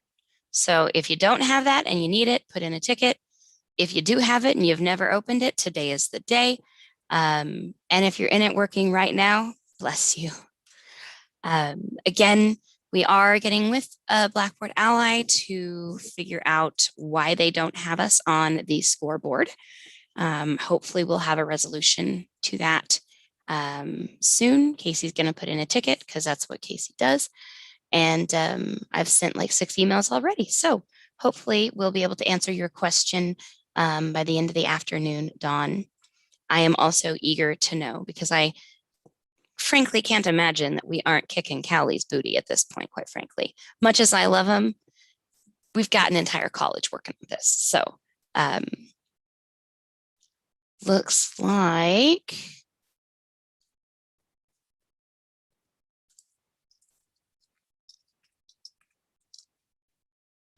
Casey's on that ball, and we don't have any more queries in the ticket system. And please just remember, again, in case I know I'm reiterating this like every 5 seconds, but we want all of our fixes to count. So make sure that when you are fixing stuff, you are doing it through the interface, meaning that you are either uploading your file to this box by browsing or by dragging and dropping, or if it's a description on an image issue that you're putting the description in here. So ensure that you're doing that and your fixes will be counting towards our score.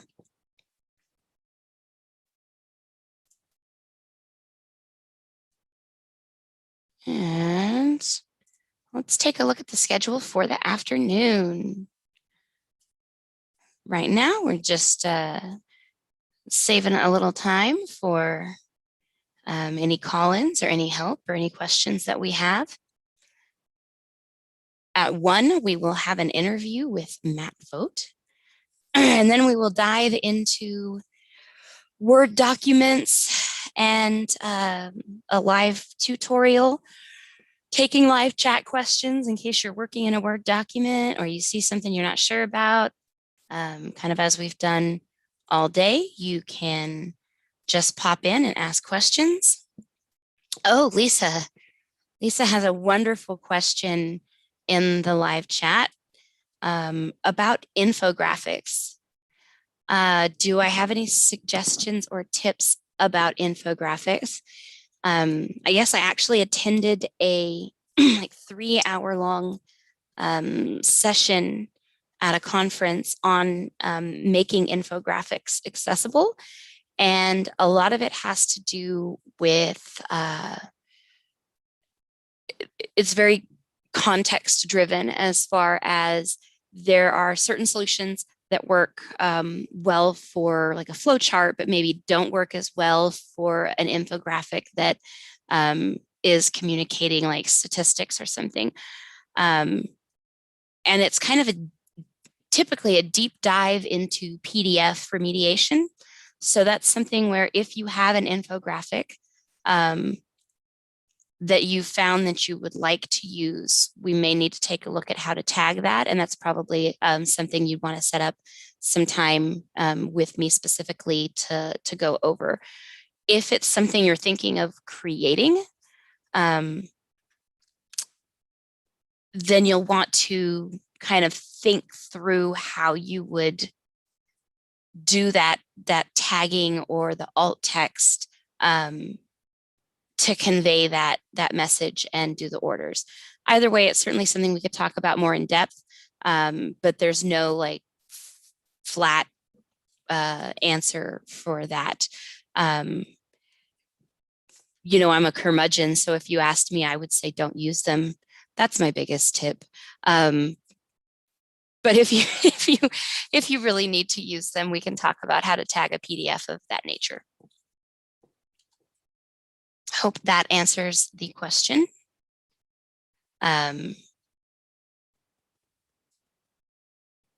Yeah, so that's the schedule that's coming up.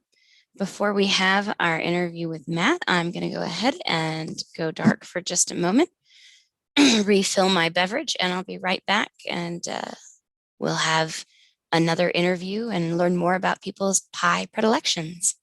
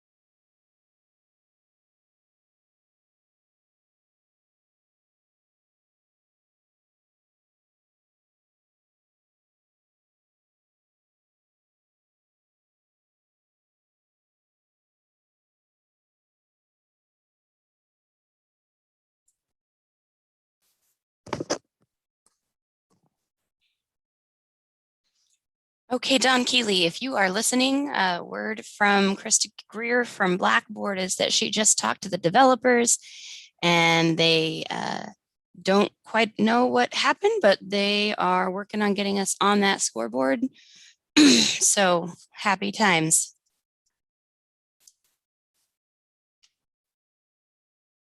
And I've got Miss Diana Holiday back.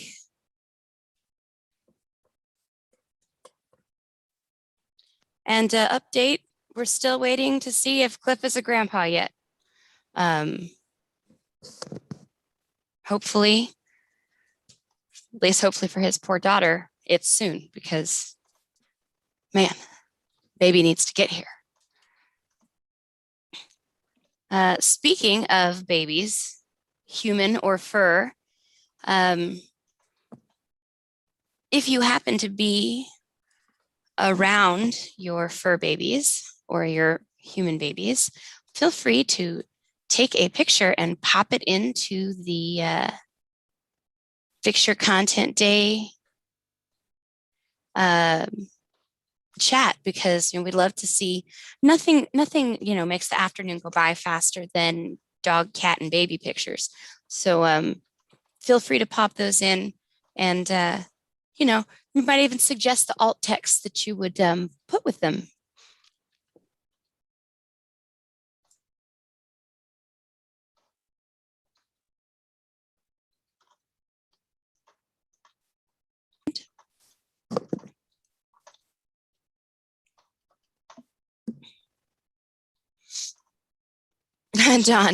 Don thinks we are doing so good that we broke their system. I agree. They just couldn't handle it. It was too fabulous. And Casey is keeping an eye on it to see when we get added. Thank you, Casey. That's awesome.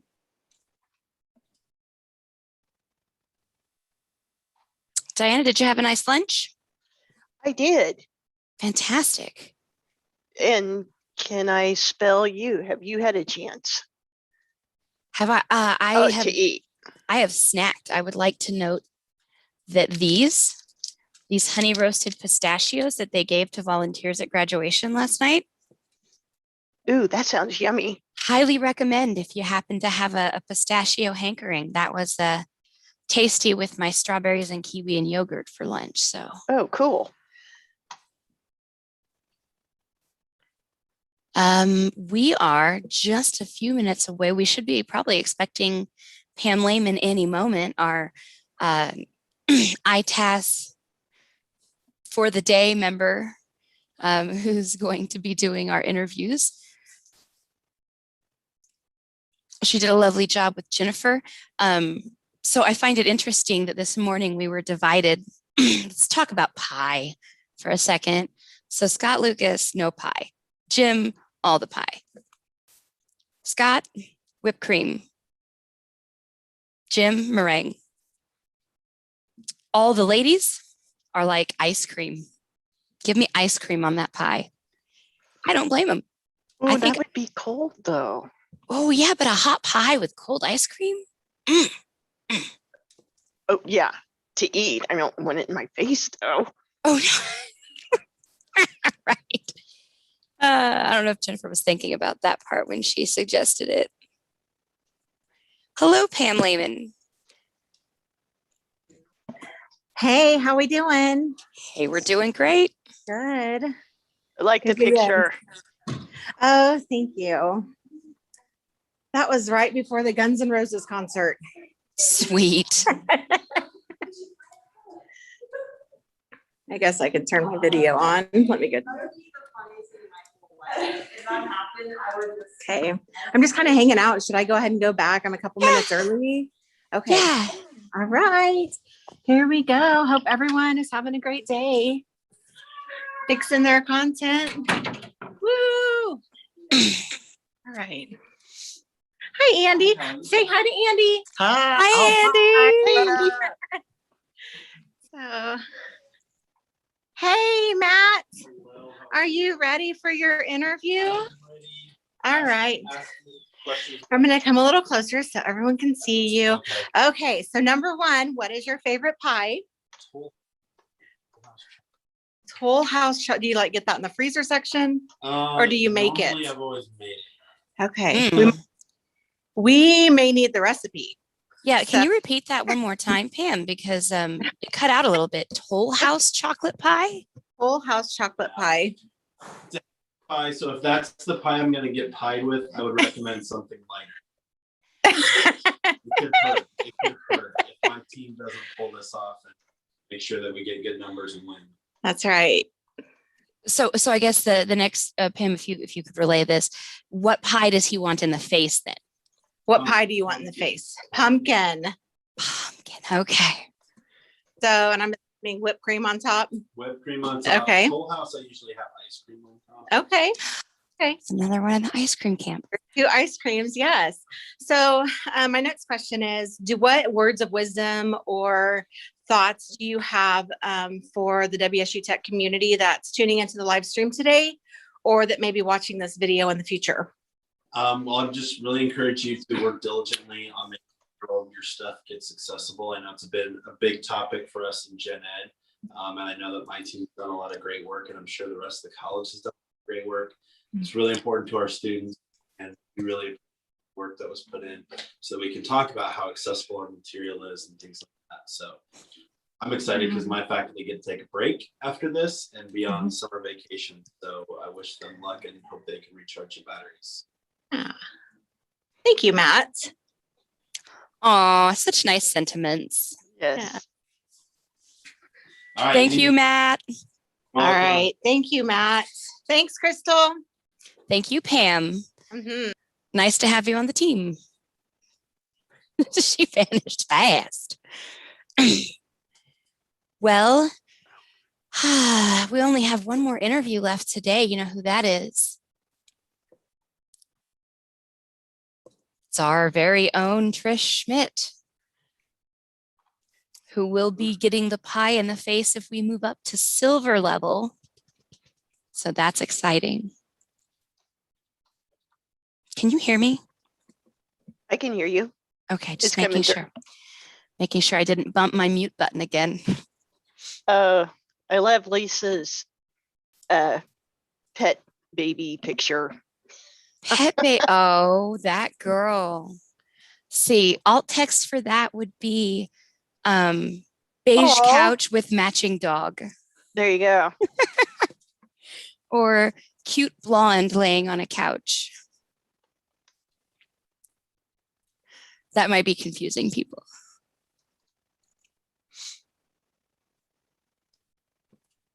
So next up on our schedule, that was our interview with Matt, which did not take long.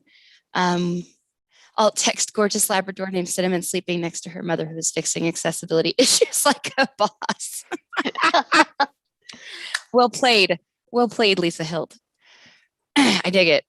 We're going to talk about Word up, Word tutorials. Okay, let's take a deep dive. This is probably, honestly, the thing that we have the most issues with outside of like PowerPoints. Because a lot of the PowerPoints that we get come from publishers and we don't have the chance to create them ourselves and we have to remediate a lot. But we make a lot of Word documents in this college. And so then we typically turn them into a PDF as well. The Word document is the basic, like the base for digital accessibility. So I'm going to pull up a couple of documents. I'm going to share my screen. And I'm going to leave it to my colleagues to monitor the chats for any questions that may pop up while I'm doing this tutorial. And I will stop and answer those questions in real time. So let's, and by my colleagues, I mean Diana, because I know that she's can hear me here at the NCAT office. Word. Speaking of Word, I'm going to pull up a Word document. and talk about just a couple of the basic things. If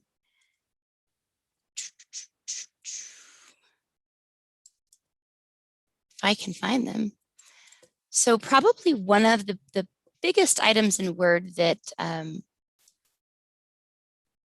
we don't always do or do right is using these styles. And some people say, well, why does it matter? I can just take my text here and I can make it bigger and I can make it a different color and I can make it bold. And so then it looks different from the rest. But as we've talked about, it's not always what the look is. It has to have that underpinning of accessibility.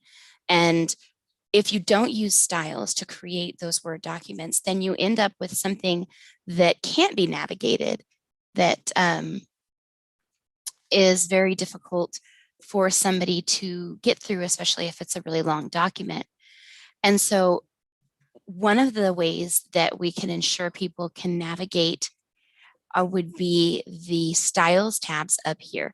And when I say styles, that's just what it's called, but it's a way to set heading structures. And the nice thing is that all of these headings are you can modify them, and you can modify your normal text. And really, if you build out a document using these, you can save yourself a lot of time if, say, you have to go change something. For instance, I have a couple of different headings. When I put my cursor next to the words, you're able to see what heading it is because it's highlighted up here.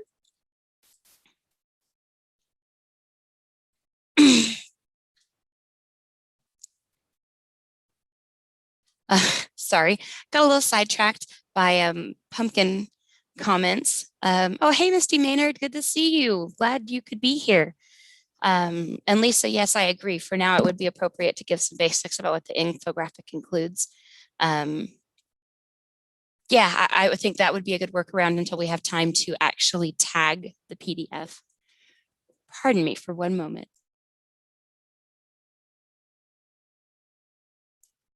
This talking all day, man, I tell you what. So back to headings, right? We have our document, we have our headings. I can see this as a heading 1. And if I click next to this, I can see this as a heading 2 and a heading 3. And one of the reasons we do this is because there is a thing called a navigation pane.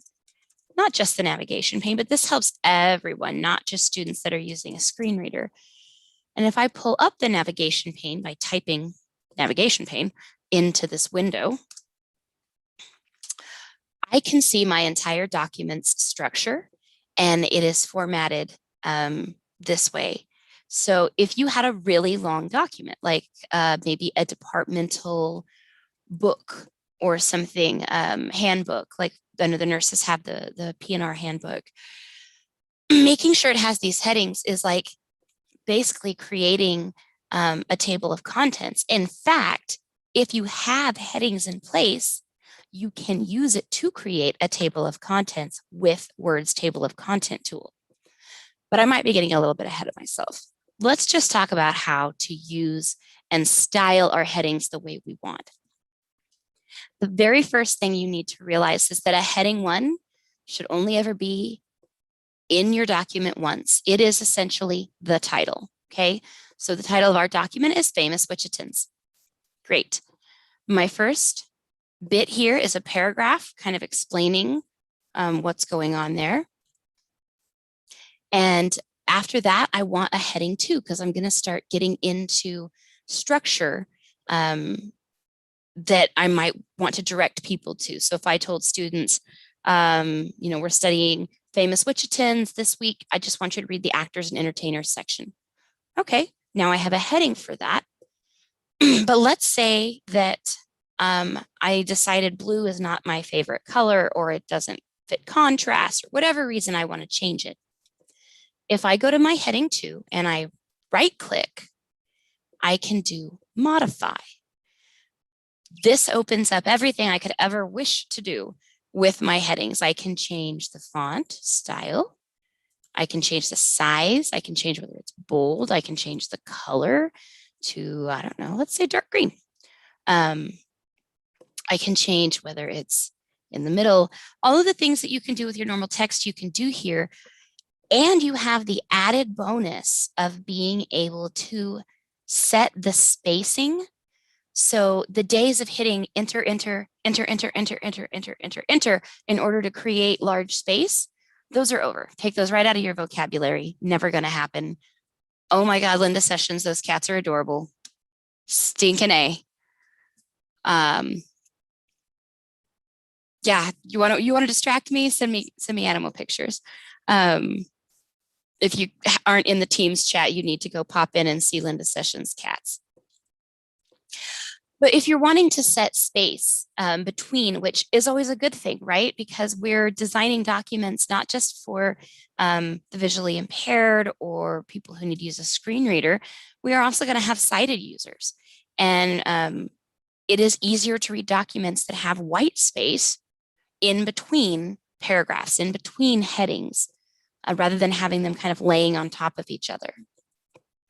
So for this particular heading, I can set spacing before, or I can set spacing after. I can increase the spacing after. And now when I click OK and OK again, it would save that change to my heading. And now you can see that I have this white space that I didn't have to hit enter, enter, enter, enter for. One of the reasons we don't want to hit enter a million times is those blank lines can actually read like something is missing, right? To a screen reader, it could signify that like, oh, this is the end of the document, when really it's not. So now that we know how we can change our headings, the other cool part is we can make our headings match other headings. So if I all of a sudden decide I really want heading 2 to look like heading 3, I can put my cursor next to a heading 3, right click on heading 2 and do update heading 2 to match selection. And now my heading 2 looks like my heading 3. I'm just showing this to you as a tool that you can use. Obviously, you don't want your headings looking all the same, because what's the visual point in that? But if you set all of this at the beginning of your document, then it's super simple to go through and just say like, oh, okay, here's Joe Walsh. He needs to be a heading 3, done. Chris Mann, heading 3, etc. Sports, heading 2. So that's how you use headings. Now, some of the ally responses that you might get regarding headings in a document would be that your headings don't start at the proper level, or that your headings don't follow a logical structure. And that would be like if, let's say I made this a heading 3. If my heading 3 comes before my heading 2, and the easiest way to tell if your document is following a logical structure is to look over at your navigation pane. Notice all of a sudden I've skipped 2 steps, boop, boop, and that's not good. If I wanted to make actors, entertainers a heading 2 again, another way you can use the navigation pane is to click on what you would like to promote to a higher heading. And you can right click and select promote. And now actors and entertainers has been made a heading 2. So that's headings in a nutshell. But again, the whole point is that formatting. I'm going to take a quick question here from Misty Maynard before we start looking at list structures. And Misty in the live chat has said, how do I let anyone know if I have fixed content? Misty, the actual way that you're going to fix content or that it's going to be tracked is by just actually making the fix itself using that content interface. I'll just show that again real quick because it only takes a few moments.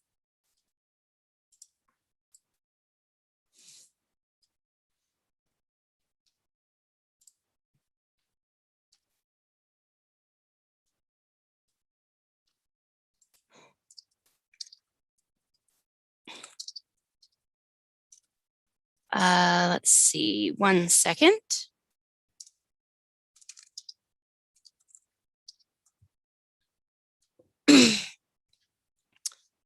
Let's get into a course here. Sorry for that. Had to answer a quick question to try to get us on that scoreboard so we can see how we're doing.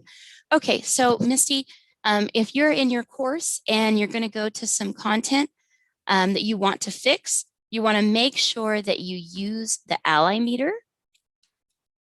And if it's a document, you want to upload the new document to this file area. Or if it's like an image that you're giving alt text to, you would do the same thing, but put the alt text in the alt text area. And as long as you do it through this interface, you don't have to notify anybody. It will just be tracked. I hope that answers your question. If not, please let me know. Okay. A good refresher for anybody that might just be joining. So thank you for asking that question, Misty. Again, make sure that you are just fixing everything through those ally interfaces in order for all of these fixes to count.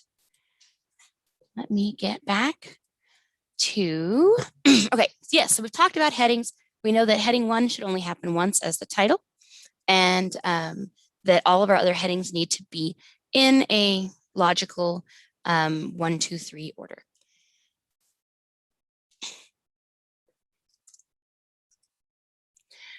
The other thing, when you notice I said that heading 1 should be like your title, unfortunately, it doesn't translate into that title section in Word documents. And for any of you who have worked a lot on documents in Ally, I'm sure you have seen this document does not have a title error. That title error is because we don't have a title in the metadata. And the metadata is basically like all of the background stuff. So for instance, all I did here was go into File. This is how I'm going to check that my document has a title. And on this info page that pops up, I look under Properties, Title, and oh, hey, look at that. I do have a title and it matches my heading 1. This is what I would suggest as your workflow. Create your heading 1, which is the title of your document, and then immediately go in and add your title here. Why? Because when you go to turn this Word document into a PDF and you use the Acrobat tool to do so, which is the best way to create a PDF, at that point, that title will carry over, and that way Ally will not ping your PDFs as not having a title. So titles, headings, that's how we begin.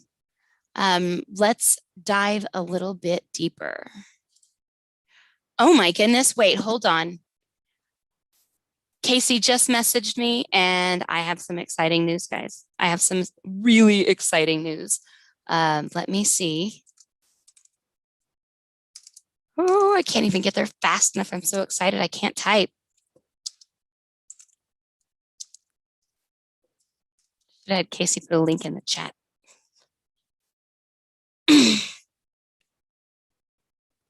Ah! 1 second.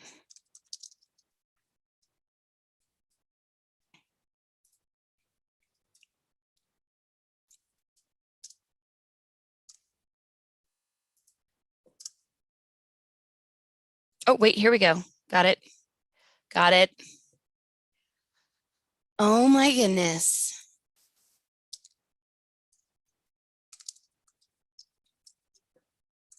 We have the link. Well, we're about ready to see. Right? Somebody cue a drum roll. Where are we? Where are we? Oh my goodness, y'all. We are at number 15 globally. Number 15. That's insane. Yeah. So no offense, Kansas City, Kansas Community College, or our good friends at Cowley, but we beaten you by a long shot. You guys are amazing. This is all down to the work you people are doing today. Wow. Can I just say wow? And what's really cool is if you look at this number right here, okay, that's 718 fixes just since midnight. Our little college has fixed 718 things And we are with our 3,164 students. So that's 0.226 fixes per student. This is an amazing number, you guys. I can't even begin. Very well done. We'll keep an eye on this. And we're now at 51,000 fixes globally as an ally community. So hopefully we'll be able to get some more fixes done and move up that leaderboard and get into that silver position. I tell you, the next break that we have, I'll go up and see what those markers are for silver and gold and where we are at. And I will keep you posted.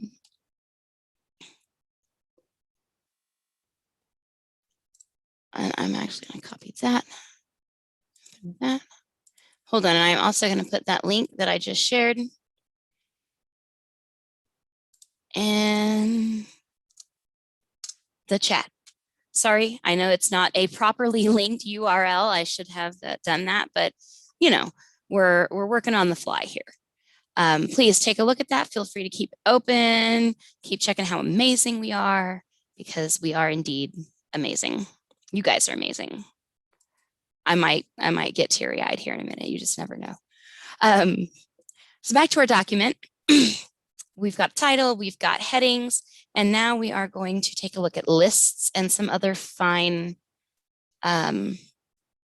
important accessibility items, like columns. But let's talk about lists first. So whenever you're creating a list from scratch, never, ever, ever do the, like put in a dash and then, well, see, and now Word's going to be really nice and try to tell you, hey, you need to format this like a list. In the past, it didn't used to do that. But you don't want to have that, you know, where you use just like the plus sign or a dot or a dash as your list, because what that doesn't do is create a list format. Notice that when I put my cursor next to this bulleted list item, lo and behold, it shows up here that I have a list, and it's a bulleted list. So then all I have to do for each item is to hit enter, and my list continues. You can do Shift Tab if you need to, or you can do Tab if you need to indent the list more. And the reason why you're using this is, again, just like the headings, it's an underlying format that you can, that tells a screen reader user, hey, you're encountering a list. It's a bulleted list. And then they can navigate through that list item by item, or they can choose to skip past that list altogether if they don't need to use it. So if you don't use the formatting, then they have to listen to every item and it won't say, hey, this is a list. That can be confusing contextually. But something else that we don't always take into consideration is what should be formatted as a bulleted list and what should be formatted as a numbered list. At least I know myself, I was just kind of willy-nilly. If I thought numbers looked nice, I'd use numbers. Until I took a training that said, no, actually, they each serve a purpose. A numbered list says this is the order in which these things occur. A bulleted list is more just these items belong together. This example here shows how to start tomatoes from seeds. Also, it says, you will need, that list is bulleted because it's in no specific order. However, the steps for growing your tomatoes are in order because you obviously can't plant the seeds until you have selected your seeds. So that's lists. If you ever need to change a bulleted to a numbered, you can highlight the entire list, go up to your list icons and just switch, boop, or switch back. You can also change your bullet by using the drop down next to the bulleted list item. So that's some, deep level word stuff you can play around with, but make sure you are using one of those two items depending upon the type of list you're creating. With columns, you want to make sure that you are using the column formatting feature, because if you do not use the column formatting feature and you just use you make it look like a column, unfortunately, it won't read like it's supposed to, because it will read across instead of down and down, and you end up with some very, very confusing things. The column formatting feature is in, now I have to remember, sorry. Pew, pew, pew, pew, pew. Did I just look right past it?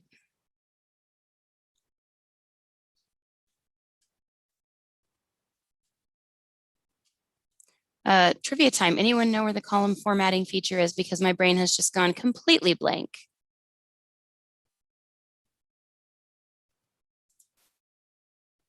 Oh, it's under layout. Columns, layout, highlight the text that you want, you decide how many columns you want, and then it does it for you. And that way it will be read in the correct order that it's supposed to be read. So that is lists and columns. Many of you may be doing this, but it's always a good refresher, because not only do these tenets apply in Word documents, but anytime that you're working in Blackboard and you are putting text into a text box, you need to think of it like you are working in a Word document. The same accessibility principles apply in that regard. And so if you're proficient in Word documents, you're going to be a whiz the accessibility in Blackboard. Oh my goodness, I cannot speak, sorry. You'll be a whiz at accessibility in the Blackboard text editor. So I did want this document back. I'm going to scroll down. So we also need to talk about tables. Back to our lovely type of pet table. You can format a table color-wise many, many, many ways. But the biggest thing you need to make sure you are doing is actually getting these header rows noted. So let's say I'm going to go, oh, that's not what I wanted to do. Here we go. I want to create another table. So first of all, I'm going to go to Insert, Table, and choose my layout.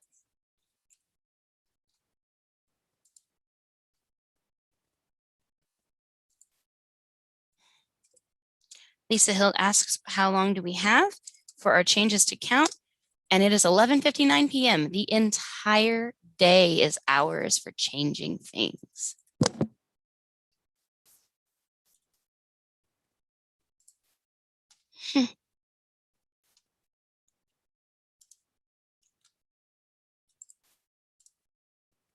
One second. Diana, you still see the live stream? Zoom was acting up for a second. Guys, if we go black for a second, we'll be back just as soon as we can.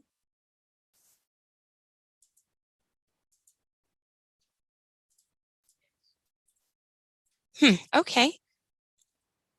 I don't know exactly why it won't let me insert a table into this Word document.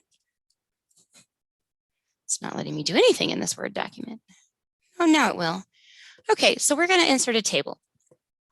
The first thing that I need to do whenever I insert a table is I can choose a layout.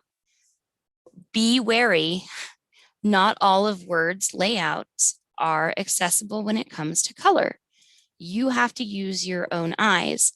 For instance, this lovely yellow layout here that I'm not a huge fan of, but it makes a good example, is white text in that yellow background.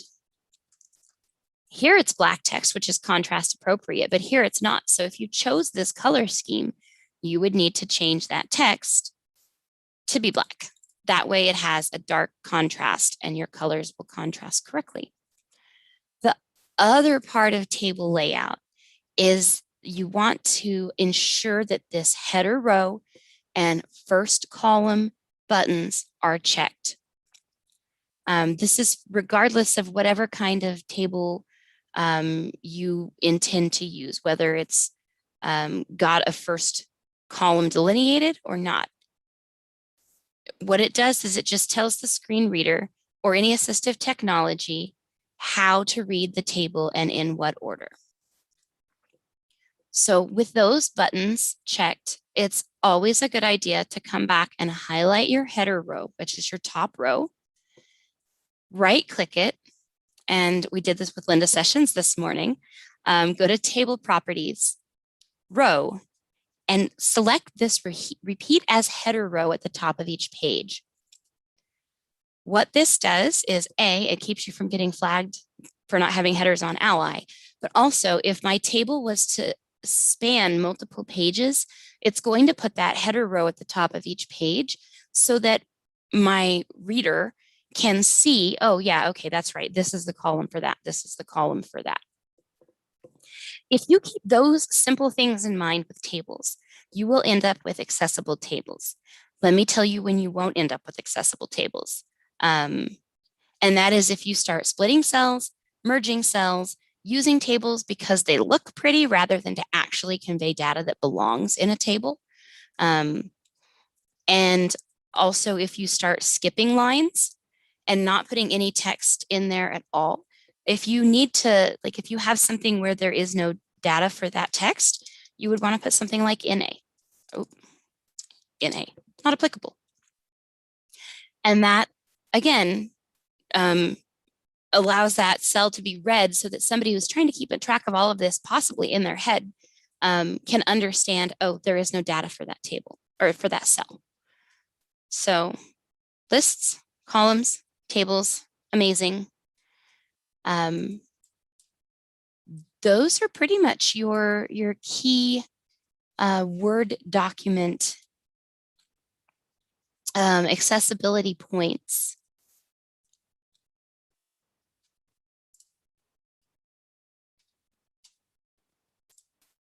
I'm just checking in to see what we have. Oh, Lisa is now motivated by the pumpkin pie in Matt's face. She's got her eye on the pies. I guess that's the worst pun ever. And she's going to send an email to her team. In fact, if you are a lead or a program director, take a moment to send an email to your team and remind them that they have until 11:59 p.m. tonight to fix various content in their courses using the interface. Maybe it slipped their radar. Maybe they didn't open their emails and don't even know this is going on. But an email from you could make all the difference. One moment, I need a beverage break.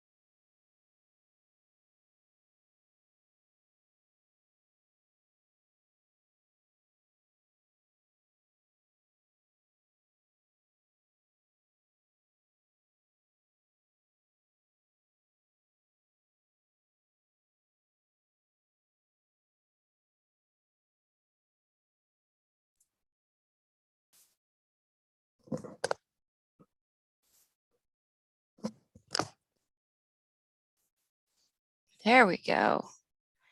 All right, we are back in action. Just a few more things to talk about with Word. one of which is the accessibility checker, which there are some really salient points that if you don't use the accessibility checker quite frequently may pose problems to you. So because I have a document for everything, let me open that up.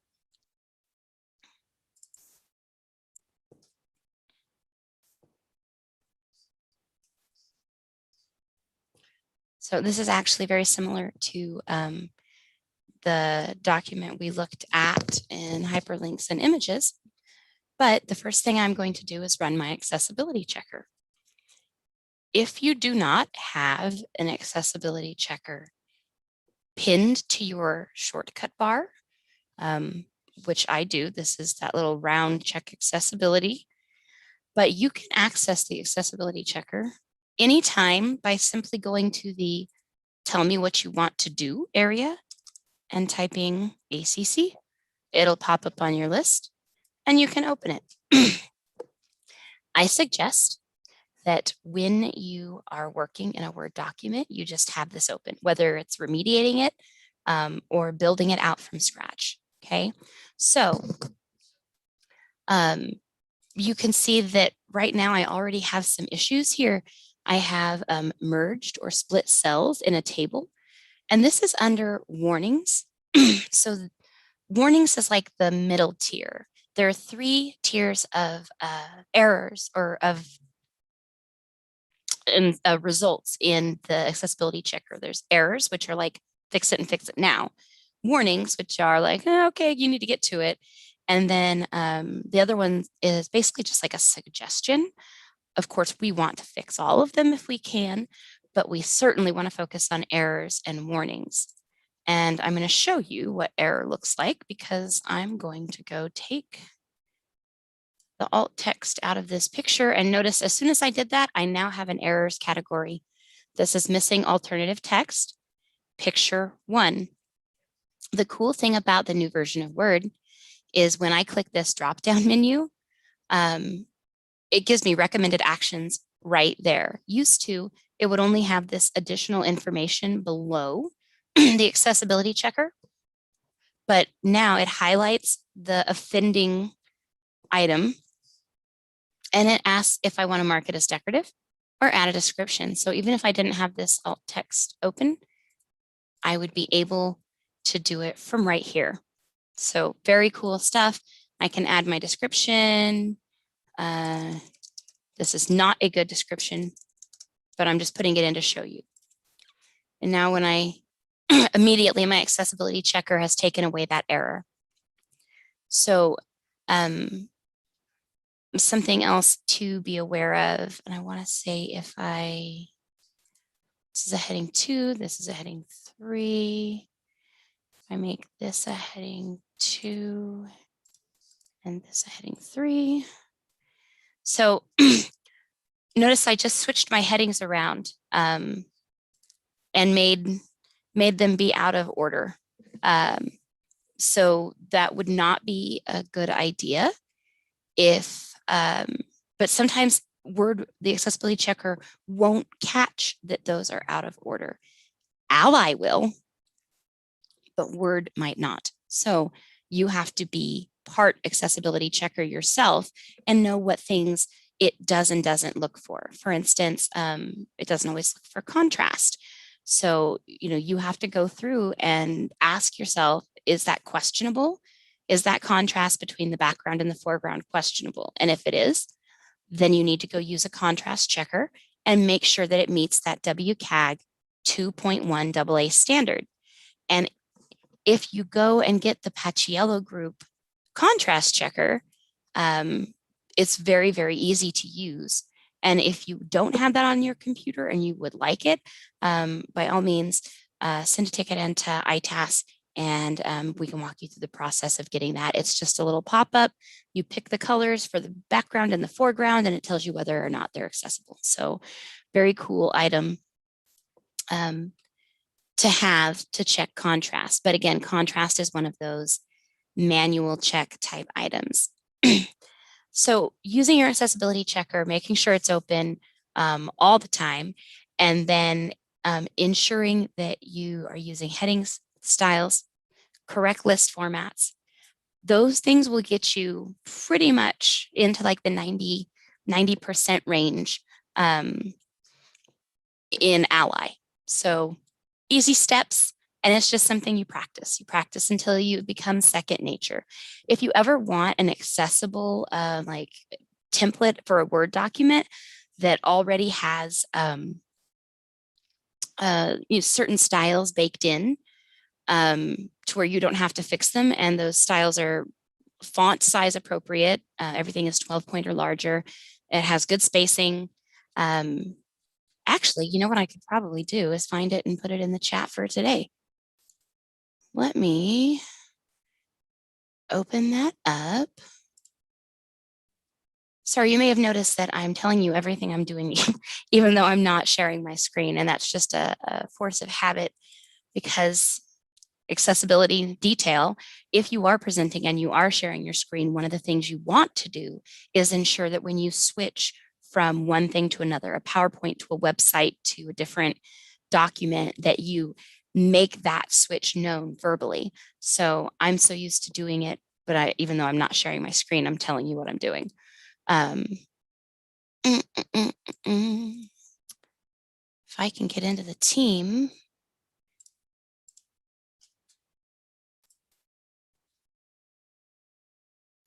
Lisa Hilt asked if I mentioned how many schools are participating.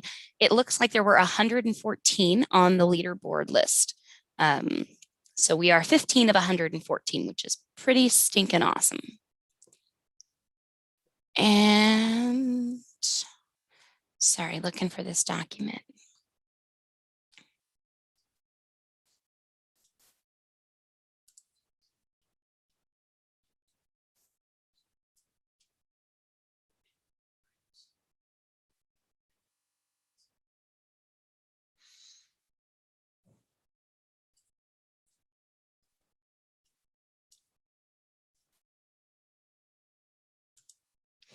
Okay, in the Teams chat area, I am adding a file. It's an accessible template. And this means that every time you click on it to open it, like if you save it to your OneDrive, when you click on it to open it, it will create a document that you then add a name to and save. And so you just keep the template and use that every time you want to start making a new document. So use this.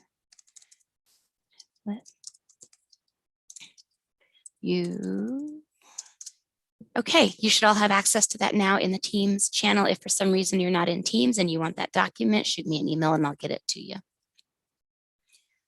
Speaking of which, I can also go ahead and pop a basic WSU PowerPoint template into that same area.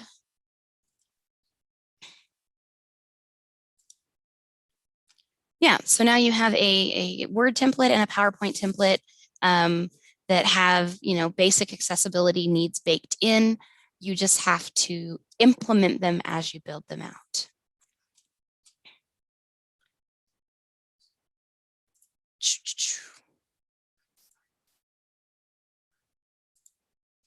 I am looking for our schedule to see where we are at. It is 1:45. Can you believe it? We've been at this since 8 a.m. I know you all are out there still working hard, fixing those files. Just want to give some shout outs to some people here. I want to thank Joe and Christine and Dawn and David. That's Joe Variantos. Christine Parks, Don Keeley, David Salzman, all of our deans and VPs that have been so obliging to talk about their favorite pies.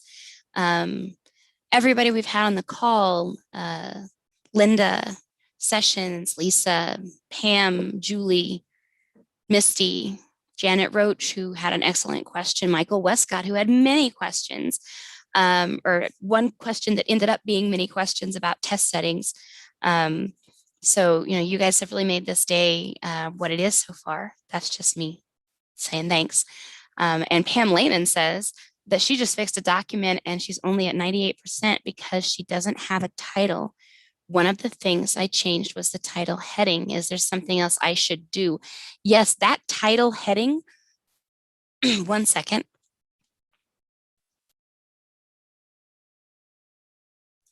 Yes, Pam Lehman, there is a thing you should do.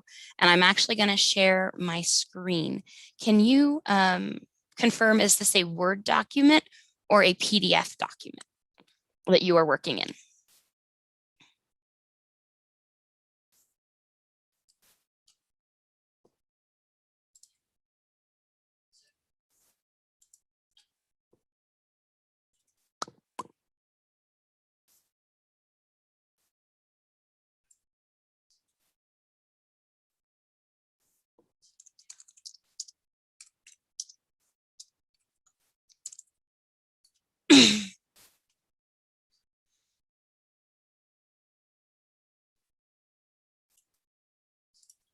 Okay, I'm waiting for Pam to get back to me, but I've opened up a Word document here. I mentioned earlier that there is this title heading style, and quite frankly, it doesn't do, it really doesn't do anything. It doesn't populate what you put text-wise into the title properties area of the Word document. Okay, great, Pam. So then this is the workflow that you'll want to follow. So first of all, the title heading needs to actually be a heading 1.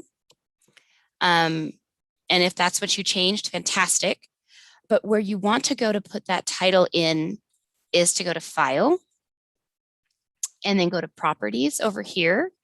And you want to add a title. So for instance, I'm going to say FYCD Schedule. So now that I have a title in this title area, I'm going to go back, I'm going to save, and then I'm going to go fix or create my PDF. I'm just going to go ahead and do that. And then I'll show you where to check in PDF, because why not, right? We're here, might as well.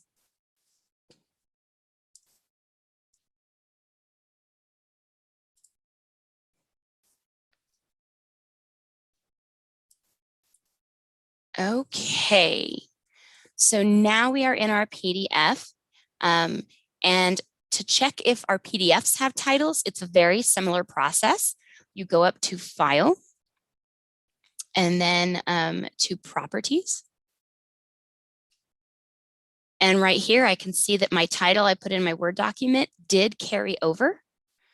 And so as long as I have that title there, it will get me that last 2% on my ally meter. And you can do this with any PDF. So you don't have to go fix it in the Word document and reconvert. But it does help to fix it in the Word document in case you go change something else and do the PDF again, you'll have the same problem. So typically I just fix it in both places if I've made a mess up. And I hope that answers your question, Pam. Gonna get rid of that. And okay.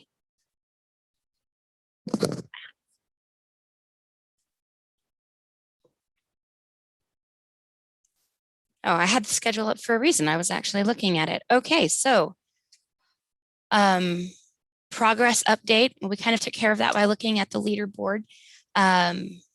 Word tutorial. Are there any other Word document questions at the moment? Because if not, we're going to take a quick break before the top of the hour, and we'll come back with some PowerPoint and Excel tutorial, and we will then do another trivia at 2:40.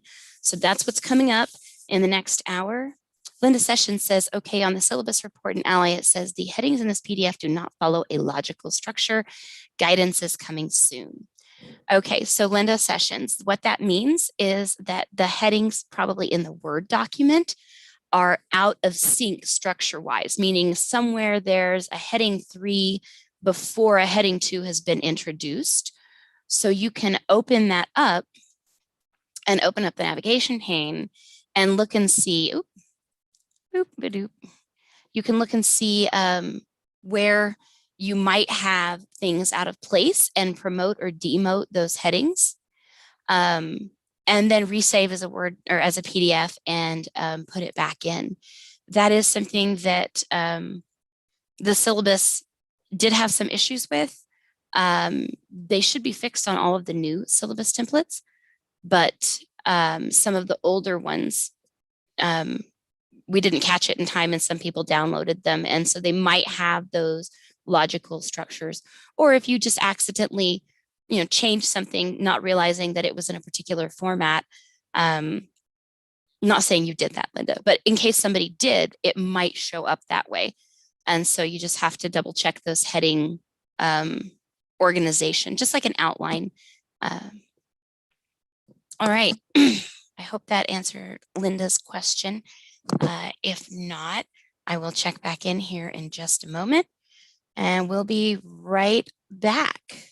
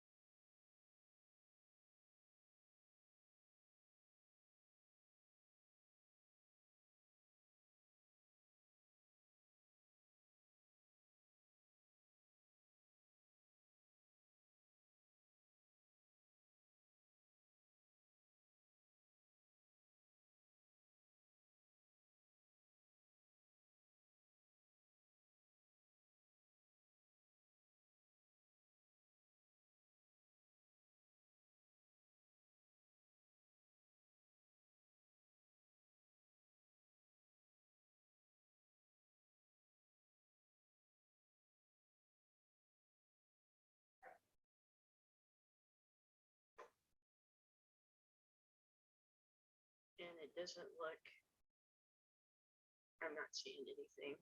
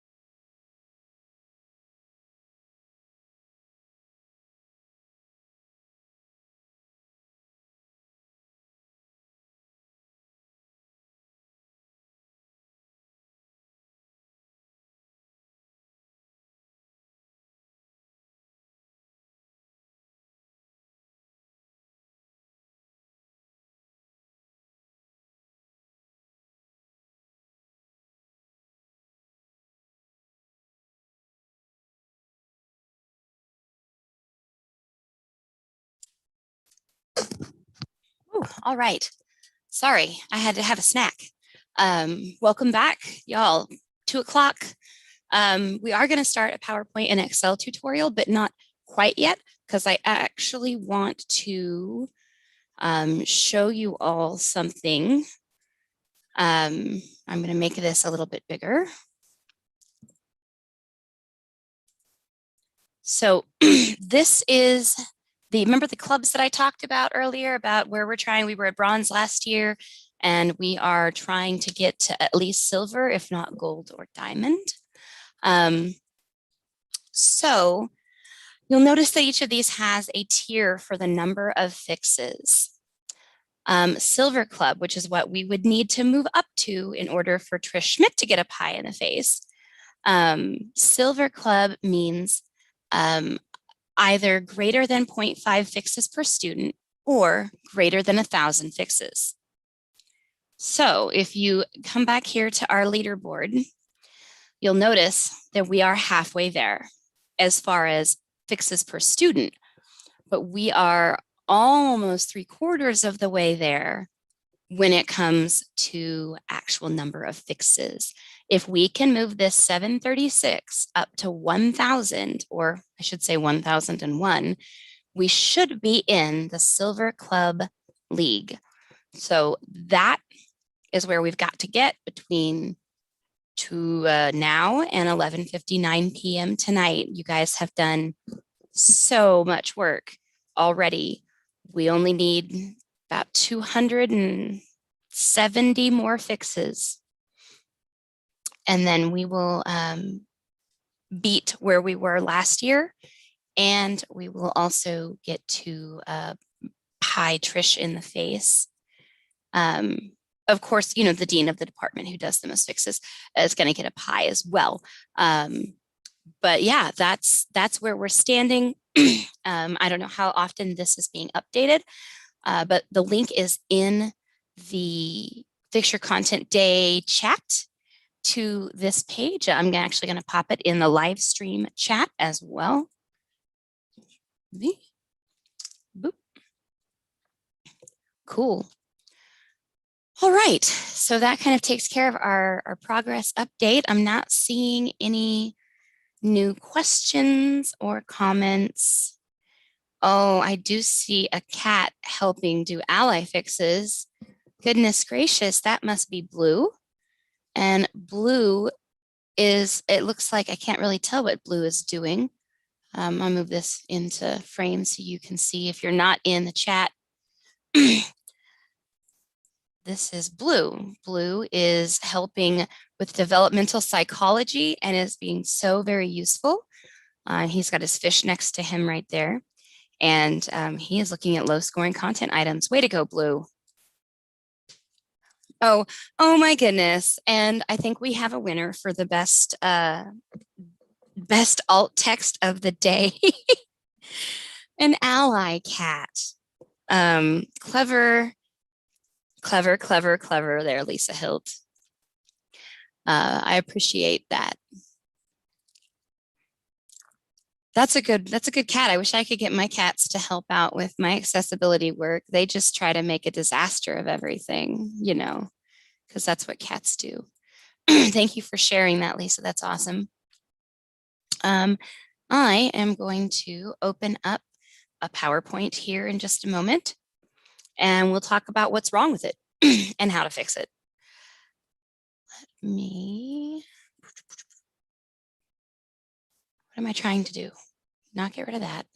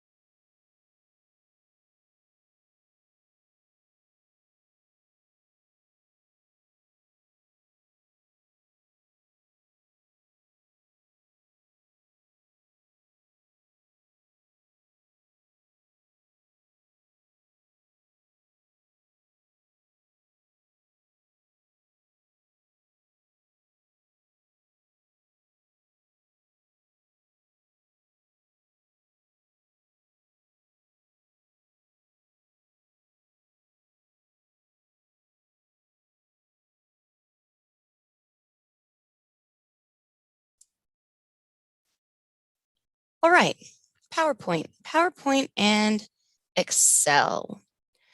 We do a lot of PowerPoint work, and this was a training that we did probably 2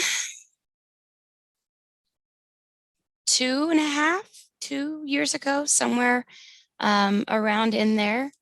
And it is just as valid today as it was then, because we do see this quite frequently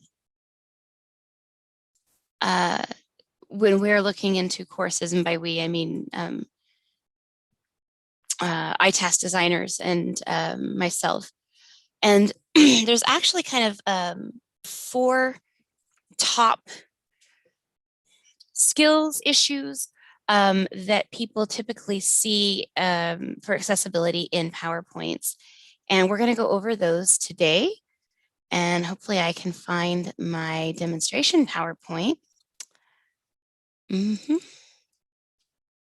show you. Ah, yes, here we go. Here's a fun PowerPoint from the way back. This was an old WATC PowerPoint, and there are some problems with it. One of the first things you have to take into consideration is the slide design.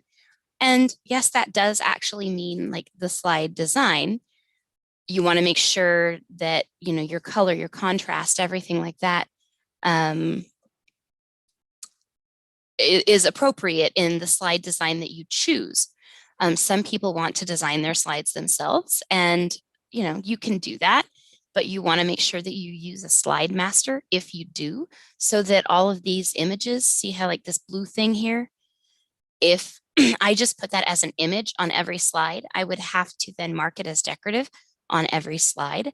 And it just increases the chance that you'll have something that doesn't have alt text.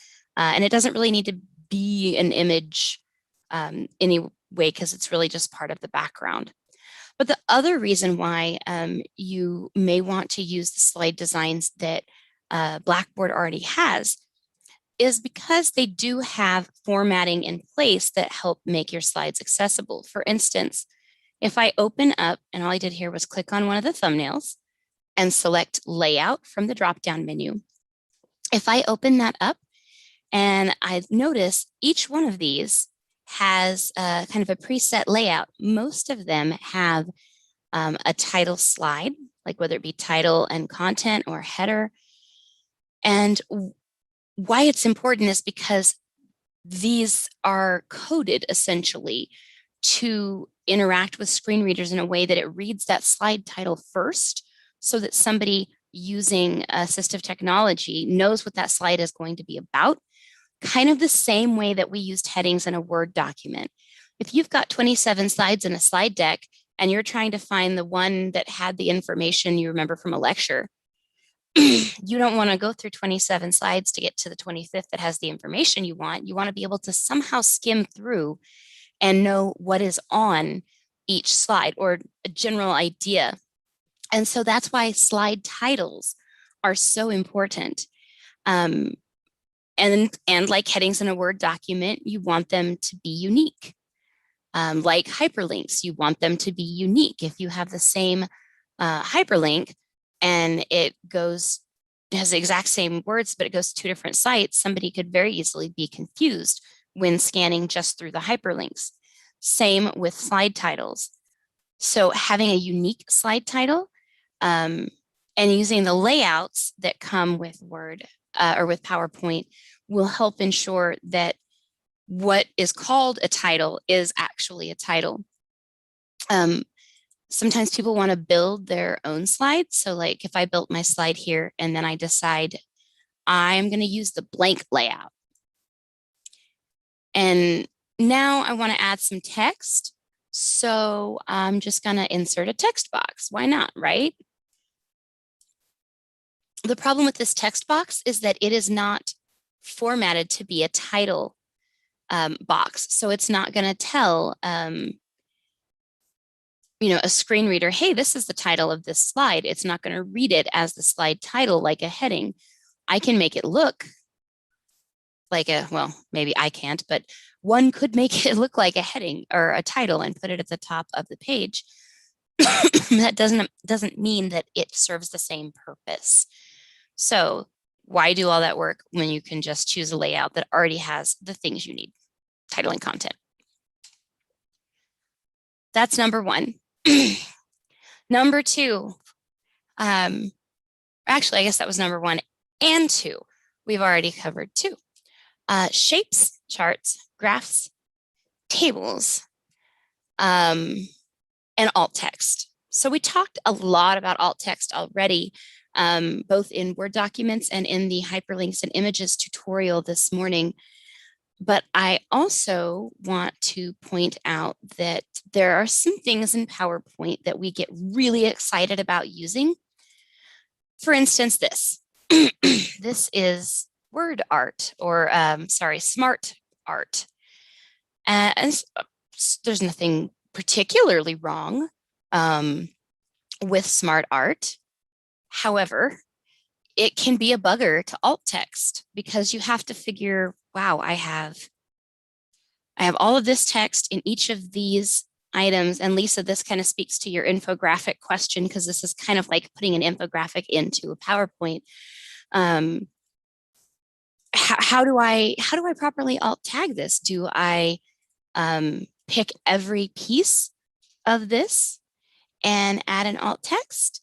Do I then have to explain the relationship between each of these pieces? So, gosh, I could alt text this one and, make it say one thing, or I could alt text this one and make it say another, and then the alt text would have the relationship. That's a lot to do. And then it also means that if you have other, sidebar things, for instance, look at this arrow that's pointing at program discipline outcomes. Now, this arrow would need to have alt text that says arrow pointing at program discipline outcomes tier of upside down pyramid,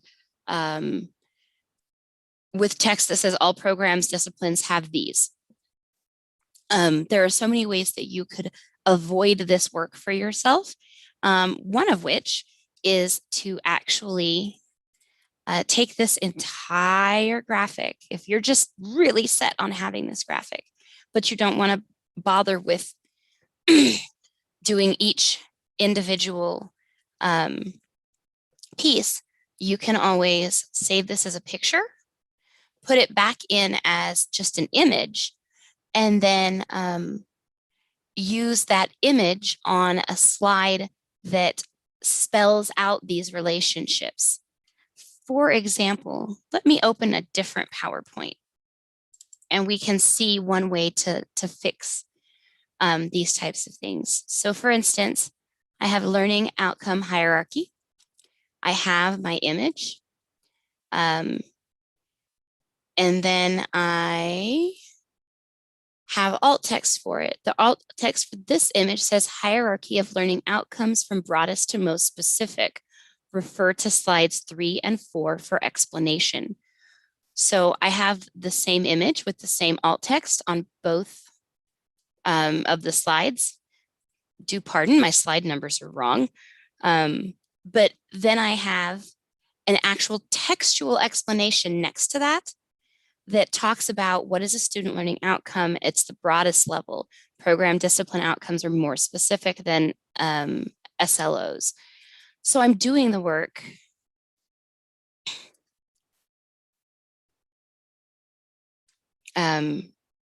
Ooh, Lisa, sorry, that just popped in into the live chat. She says it's an excellent way to learn, though. She's thinking she may ask her students to do this in group work. Let them break down the graphics, which will also show how they are processing the information. Yes, I definitely agree with you that infographics are an excellent way to learn. We are visual creatures. It's only my accessibility curmudgeon that hates infographics, just because they are so tricky.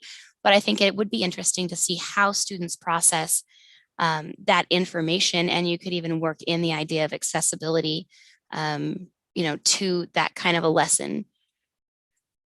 So this is one way. There are other ways you could solve this problem. You could actually have kept this the way it was and tagged every single piece and made sure that it was in the right order, reading order. You'll notice that we also got rid of the arrow because that can be problematic. Again, it has to have so much alt text explaining what it's doing, where it's pointing. Instead, it became a second bullet under all programs and disciplines have these, okay? So you have to kind of think around what your purpose is, what you're trying to convey, and how much time and effort you want to spend on fixing things. You'll notice I do have a unique slide title, but I have used this continued. General rule of thumb for that, only once. So I would never want to have learning outcome hierarchy continued 2 or more than that.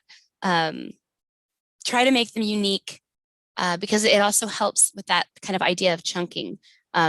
This was on that slide. I remember that slide title, so I kind of remember how to put that information with it. That's not even a disability thing. That's just different ways people learn.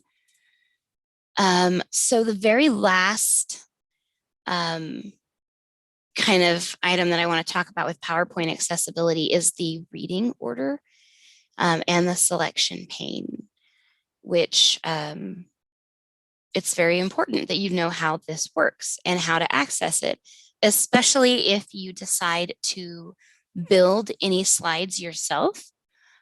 Or let's say, for instance, I need 3 pictures, as this slide has 3 pictures, right?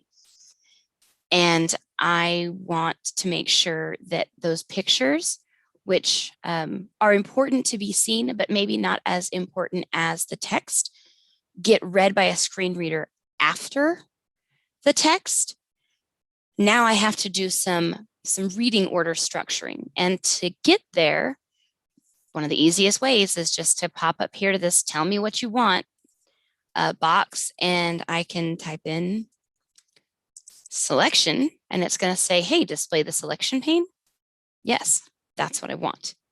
Now I can see every item that is on my slide in the selection pane.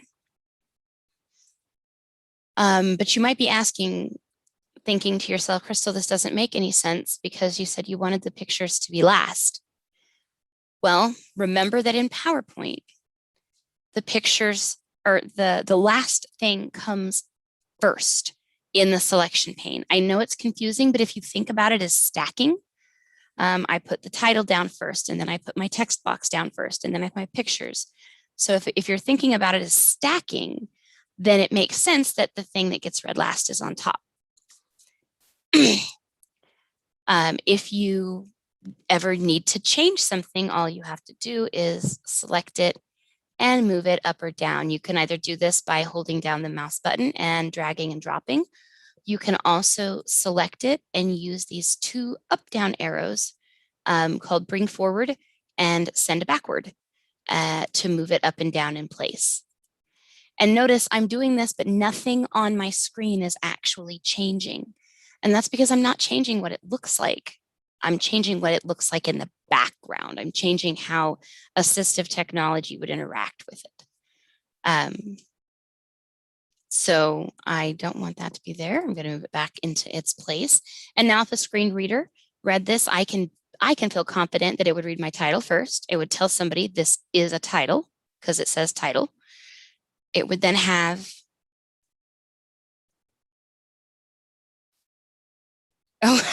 Lisa says she's working on one now, and she'll never forget this information makes you learn backwards, clarifying assumptions, getting deeply into the language and the meaning, etc.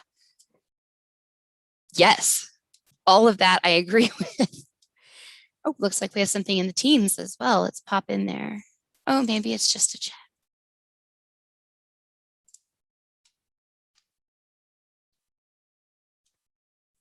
And nope, it was just a chat. Still no baby for Cliff, no grandbaby yet. We're all waiting with bated breath to see pictures, but nothing so far. Yeah, Yeah, so I would be able to look at this and be sure that it's going to be read in the order I want my students to receive it.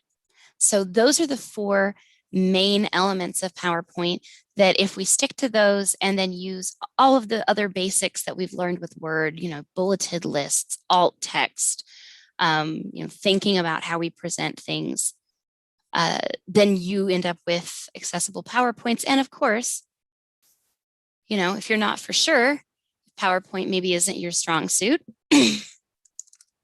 That's why your good old friend, the accessibility checker, lives there. Yes, PowerPoint has it, Word has it, Excel has it, Outlook even has it now, so you can make sure that your emails are accessible. We haven't trained on that, but it's basically just like Word. You're going to see one thing special, though, and in the accessibility checker for PowerPoint, under warnings, it's going to ask you to check reading order on certain slides.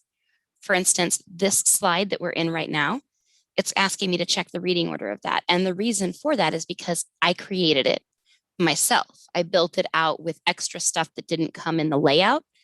And so it wants me to make sure to open the selection pane and say, hey, did you get it right? These don't really go away. I can verify the object order and it opens the selection pane. But even after I've verified the order, it's not going to take it off the warnings. So you'll just have to understand that those are going to stay there. You've done the work. So you're good to go. Let's get rid of these PowerPoints. Take a time check. It is 2:24 in the afternoon. And that means I have gone a little bit over with this particular tutorial. I got a little bit of a late start, but all we have next until the Kahoot at 2:40 is call in help request time, which we can do while I talk a little bit about Excel. We don't use Excel as much in this college. I don't see them very often in course reviews, but we do use them a lot with each other, and there's nothing that says we can't be more accessible for each other as well, because quite frankly, I'm sure many of us are walking around considered disabled. In fact, if I take these off, I am actually removing my assistive technology. So one of the stipulations, or one of the definitions in WSU's agreement with WSU Proper's agreement with the Federation of the Blind was that the definition of an assistive technology, or a definition of somebody with a disability, was anyone who had to use any sort of assistive technology to do basic life things.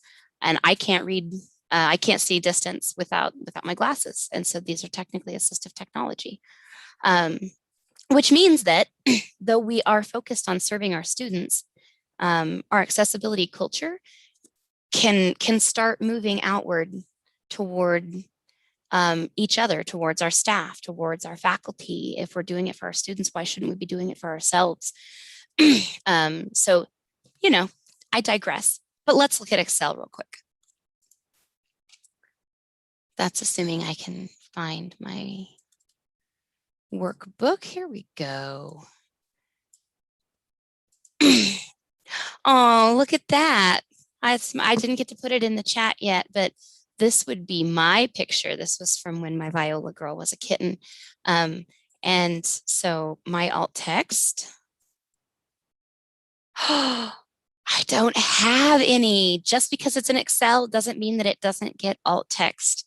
So this might be a calico kitten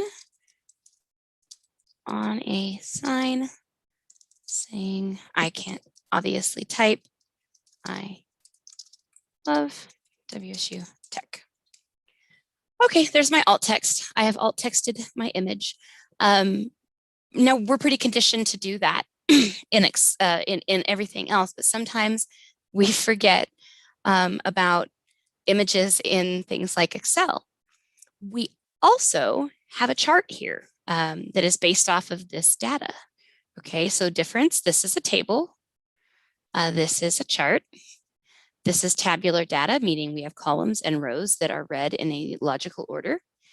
This is a visual representation of that information. They are on the same worksheet. And so if I right click on my little graph chart here, you'll notice it also needs alt text, which it doesn't have. So for alt text for this, I would say a visual representation of the data in the table on sheet 3, something like that. Or I could even give the actual name of the table. After that, I could say pets of ITAS.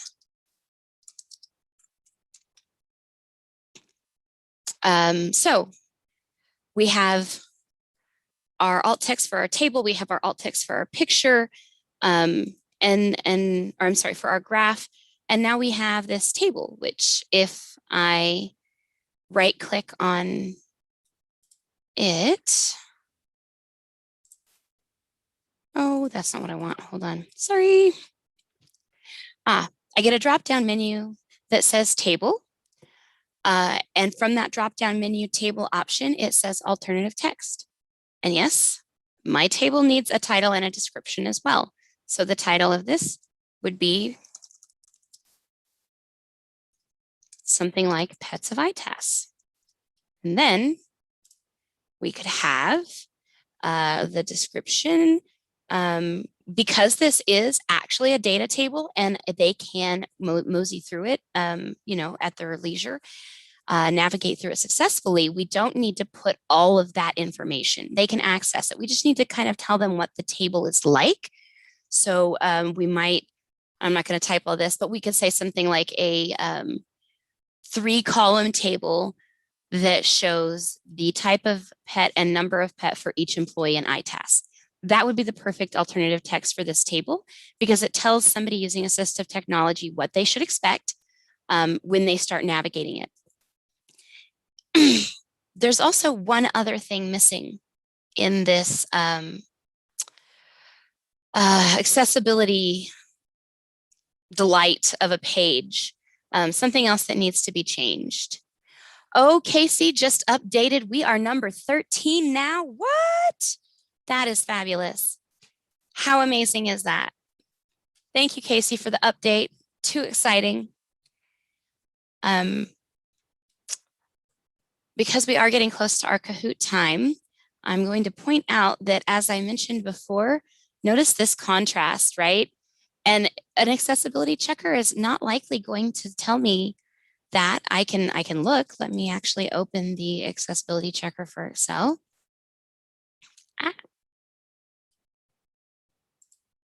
That was not my intention. There we go. So the newer iterations may actually have hard to read text contrast options. Some of the older, if you're ever on like 2016, it does not have that in the accessibility checker. So you have to do that work with your eyes.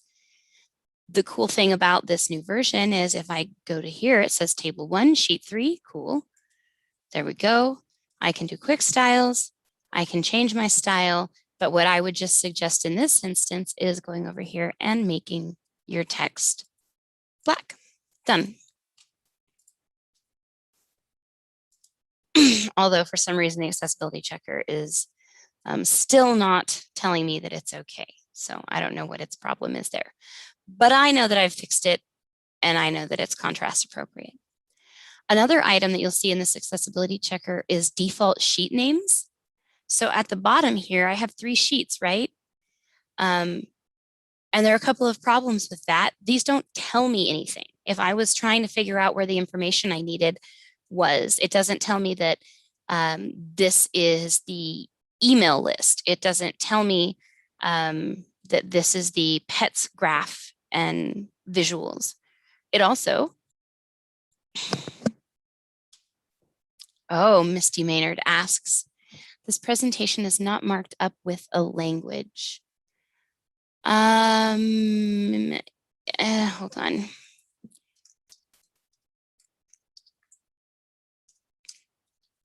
document or a PowerPoint? While Misty is answering that question, I'll finish real quick.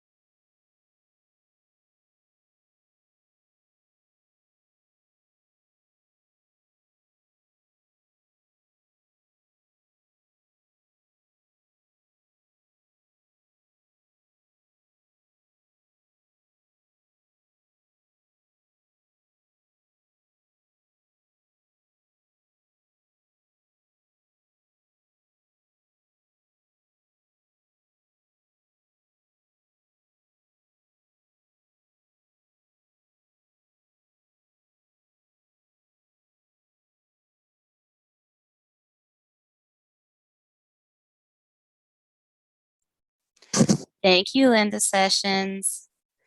Sorry about that. I muted myself to cough and forgot to unmute.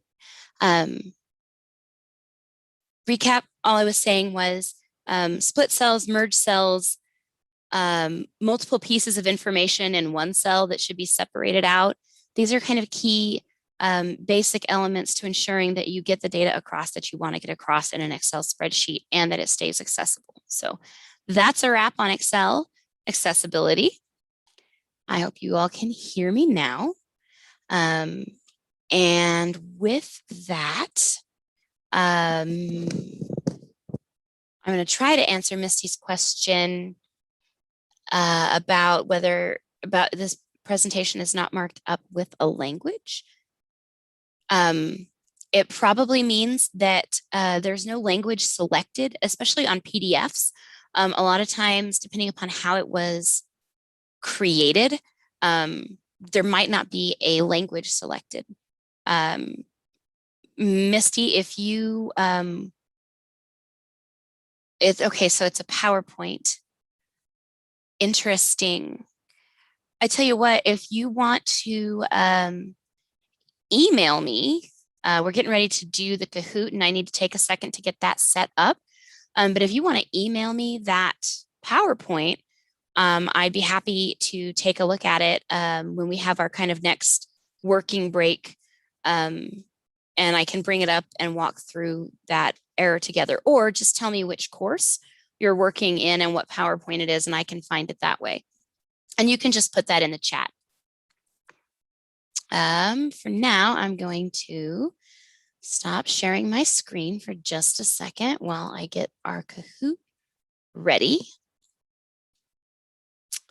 And as Chad Littlefield says, sometimes you need to take a video break. I'm sure y'all are sick of looking at my mug, so I'm going to go video silent and radio silent for just a second, and we'll be back in about 4 minutes to start our second to last, our penultimate Kahoot, which will be over Word and PowerPoint and Excel.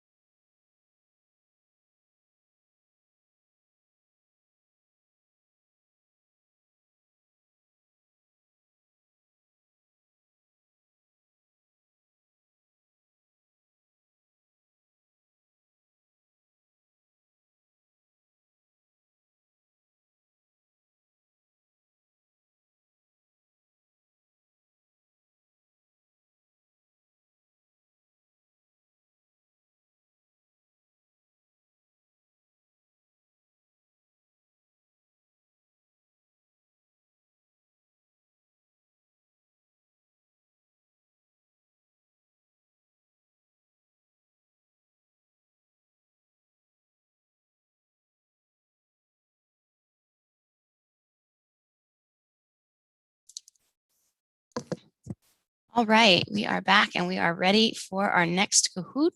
I'm going to share my screen.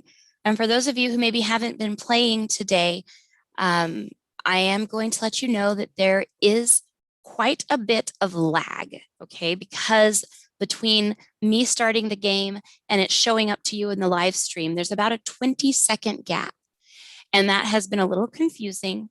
I have increased the duration of the questions so that you can see the answers, because remember, you'll want to play this on another screen or on your phone and look at the live stream for the written answers of the Kahoot, and then choose on your other screen or device. So make sure that you see the answers before you choose. And the timer you see is actually going to be 20 minutes more time than you have. So I will put how much time you have to respond in the chat in the live stream. I know that's a lot to take in, but just remember, 20-second delay. Get your answers in as quickly as you can.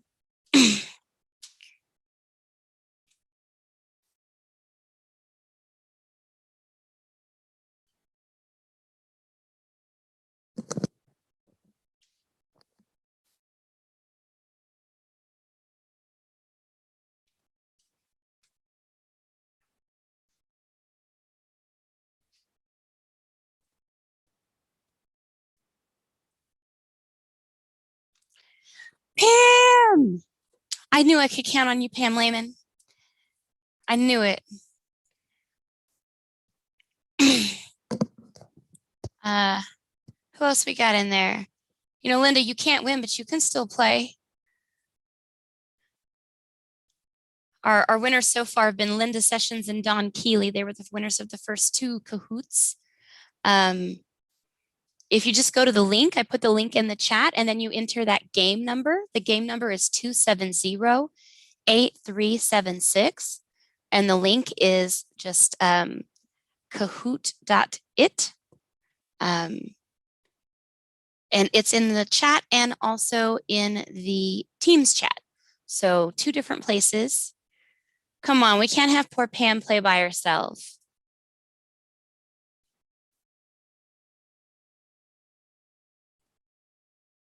We can't have Pam play by herself and she'll just win. Maybe Pam doesn't want anyone to play with her, so she gives guaranteed that $5 gift card.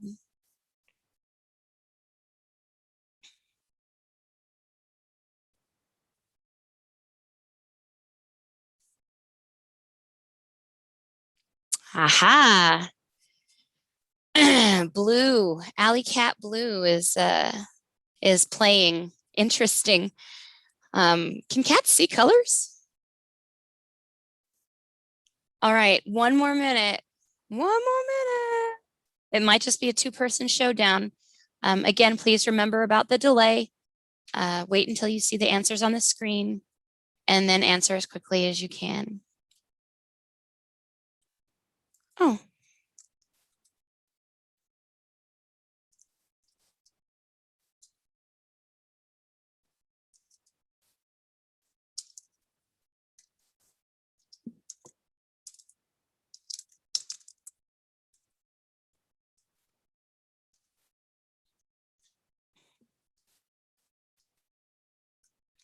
Okay. I can see.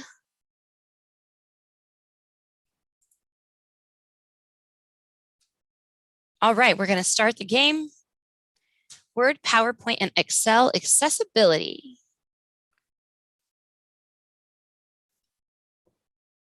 Information on why an accessibility issue is important and how to fix it is provided at the bottom of the accessibility checker panel. When you install the Accessibility Plus in Word and PowerPoint, by going to Help Accessibility Issues, or when you enable accessibility information in Preferences.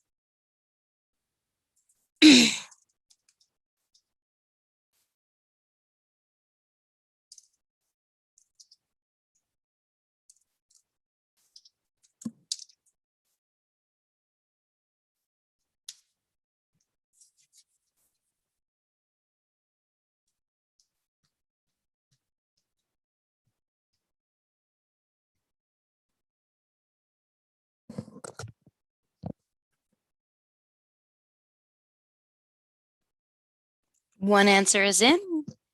Waiting for Alley Cat Blue or Pam. I don't know whose answer is in.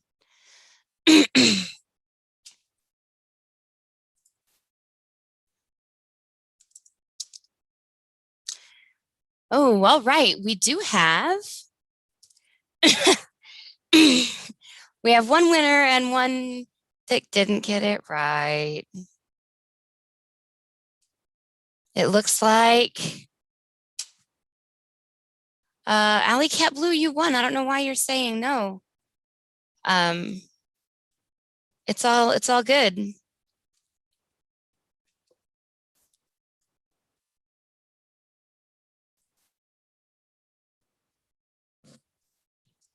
All right. A proper heading structure functions like a footnote, a glossary, an index, or a table of contents.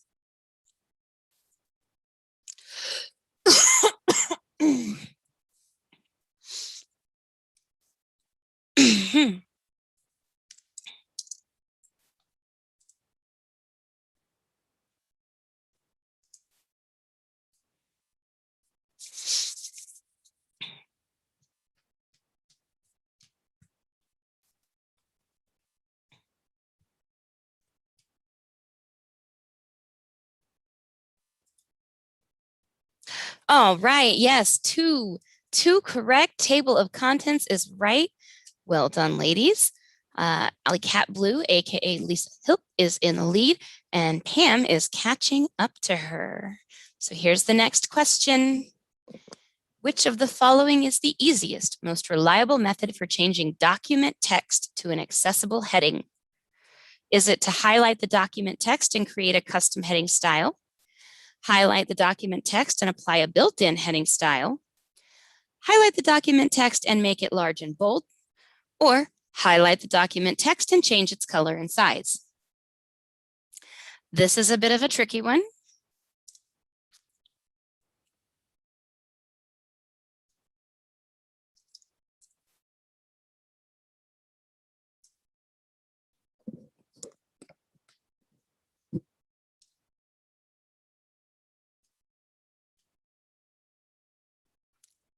Remember, easiest and most reliable.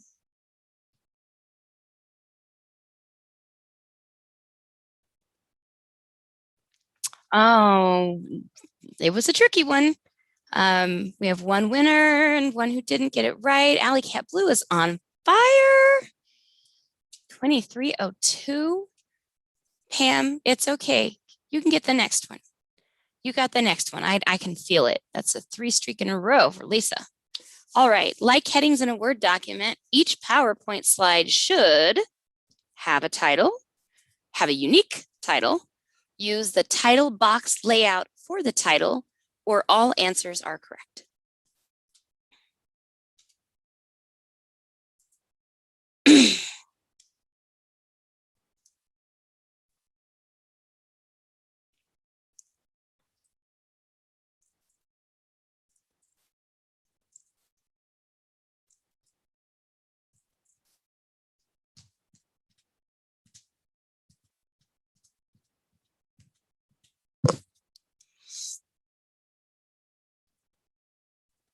Oh my, all right. We had one and one. Again, it's a split. And this time, Pam is catching up. Pam. Nice. Excellent. And the very last question, this will be the decider. Okay, ready? Which should you do to ensure accessible tables in Excel? Skip rows or leave blank cells. Use 2 cells for one piece of information. Split or merge cells. And define your header row using format as table option. Which should you do?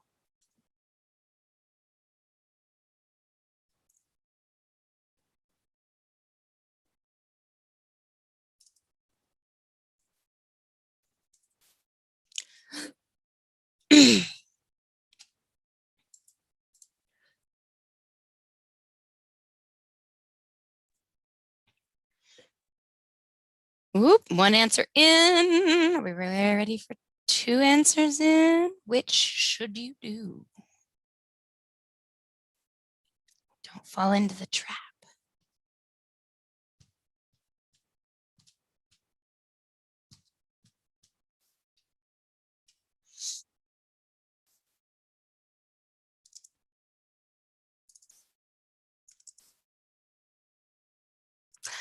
Yes, 2 correct. That's what I love to see. And no one, well, I guess Alley Cat Blue, the other, is in 3rd place. Pam is in 2nd, and Lisa is in 1st. Yay, Lisa in blue. Well done. Lisa, I will get with you about a $5 gift card from a selection of gift cards tomorrow. And thank you so much for playing. I'm going to get rid of those dancing letters. Awesome.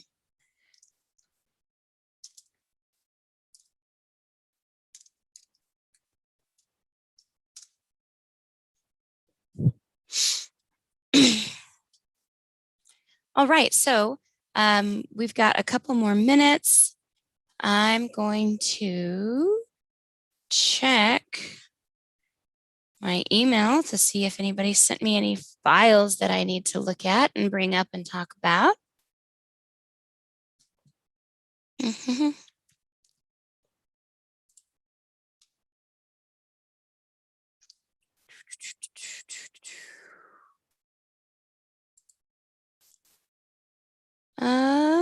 Nope, I'm not seeing any files specifically that need to be gone over. I would say that back to Misty Maynard's question, that's not an error I've seen before on a PowerPoint. I've seen it on a PDF, and it's just a matter of going in and in like the settings for like the properties for that document, actually choosing a language setting. My guess is that it would be similar in a PowerPoint. So let's just bring one up and see if we can't find those language settings. And maybe this could be a very simple fix. We'll do a new one. Let's do that. We'll go to File, Properties, Size, Slides, Hidden Slides, Title Tags, Categories, Author. Interesting. I don't see a language selection in PowerPoint. So again, Misty, feel free to email that file to me and we can take a look at it. Sorry, I don't have a better answer for you right off the cuff. While you take a look at our glory, which I'm going to change this overall leaderboard so we can see that, yes, we are now number 12. We just went up. Oh my gosh, guys, we're over 1,000 fixes. We're silver. Guess what I get to tell Trish? Yeah, that's right. Our next interview is with Trish Schmidt here in about 10 minutes. I'm going to leave this up and stop my video and mute myself and get ready to go interview Trish and tell her the sad, sad story. She's getting a pie in the face in August.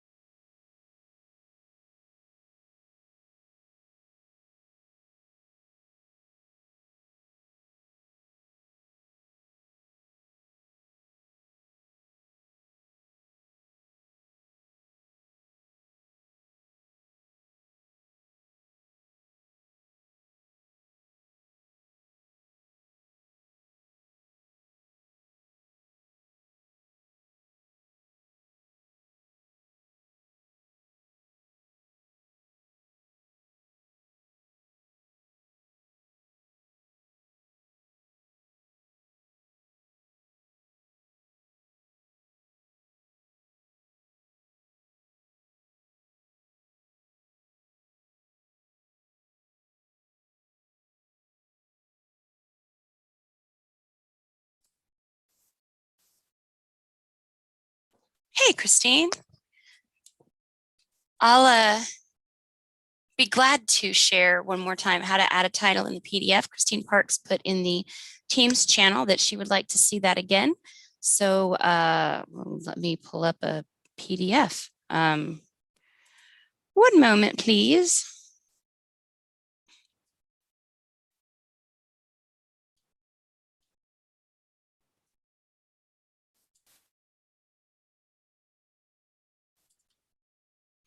Okay, so here we have a PDF document. And to add a title or to check to see if you have a title, you will go to File. And then from this drop-down menu, go to Properties. If you like to use keyboard commands, apparently this is Control D. I didn't know that, never noticed that before, but once you select Properties, it's the second item right here. So this is my file name, and this is my title. And it's always a good idea to make sure that your title here typically matches what your title is, what you would consider the title of the document or your heading 1 out here. So this is an excellent title, Web Aim Evaluation, Checklist, Word and PowerPoint 2016. So I don't need to change anything there. But if this was blank, then I would put the title there and click OK. And that's how you change it in a PDF. And it's the same for a Word document, File, Properties, and then add the title there. Hope that answers your question, Christine. And let's see. It is time for me to go find my boss for the last chance hour, which starts now. That's right. This is the last hour of our live stream. I can't thank you all enough for being here. I hope you will stick around. We're going to talk about NOMIA accessibility and captioning here in a minute. And we will end with the audio visual accessibility trivia, your last chance to win a $5 e-gift card. You're absolutely welcome, Christine. Closing comments and follow-up, basically, we'll see where we are on the leaderboard. Hey, maybe by then we'll be in 10th place. Who knows?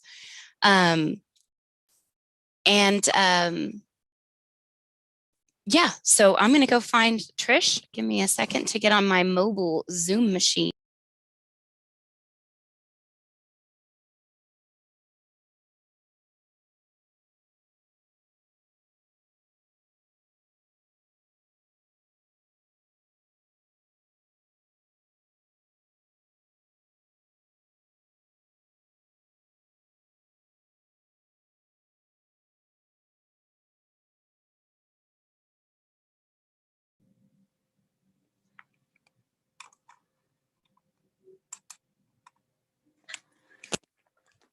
All right, so we're going to take a walk here.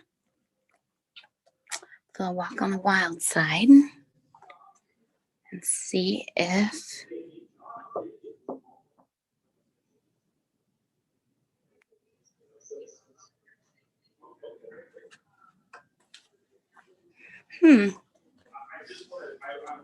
one second. I'm not quite sure where she's at.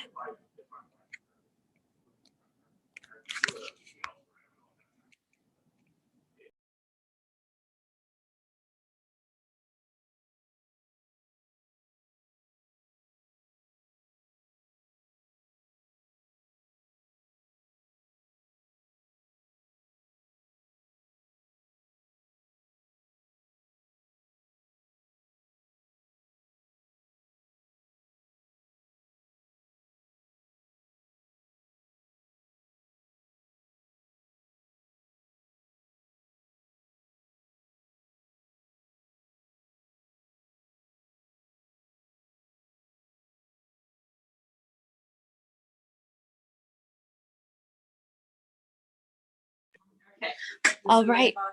No, this is perfect. Live streamers, here we are. I'm about ready to flip the camera around. And I've just delivered the news to Trish Schmidt that she is getting pied in the face. So what's your reaction to that, Trish? I'm just curious. I'm so excited that you guys are doing so well today. Now, Pies in the face. I prefer lemon, thank you. Okay, Yeah. so lemon is the preference. Okay. Oh, do you want to? I'm gonna pause this right here. Hang on just a second. We're working a program. Always busy, always busy, of course. So we know that you like a lemon pie. So the question now is, we actually have 3 camps. We started off with 2 camps, Okay. whipped cream and meringue. But both Lynn and Jennifer this afternoon have mentioned ice cream. So for a pie topping, which is the most appropriate? Lemon, because I love lemon meringue. Okay, so meringue it is. You and Jim might be getting lemon meringued in the face. I know aviation has been. Have they been busy? They've been busy. We can't see their scores yet. We can only see the overall college, but they've been busy over there. So, and the very last thing is, any other parting thoughts that you would like to say as we wind down our live stream today? Very exciting that you guys are working so hard at doing this, and we really appreciate all your efforts. Happy to take that pie in the face, but I am going to need a shower cap to keep the curls from, come on now. Okay. I will find you the finest shower cap, probably if I can find it in blue to match my Ally socks. We'll have a blue Ally shower cap. All right. It'll be great. It'll be great. Thank you for your time, Trish. Bye. Have a great day. All right, streamers, that was the last interview of the day. So woohoo. I think she took that news pretty well. Let me swap out of phone mode and into this mode.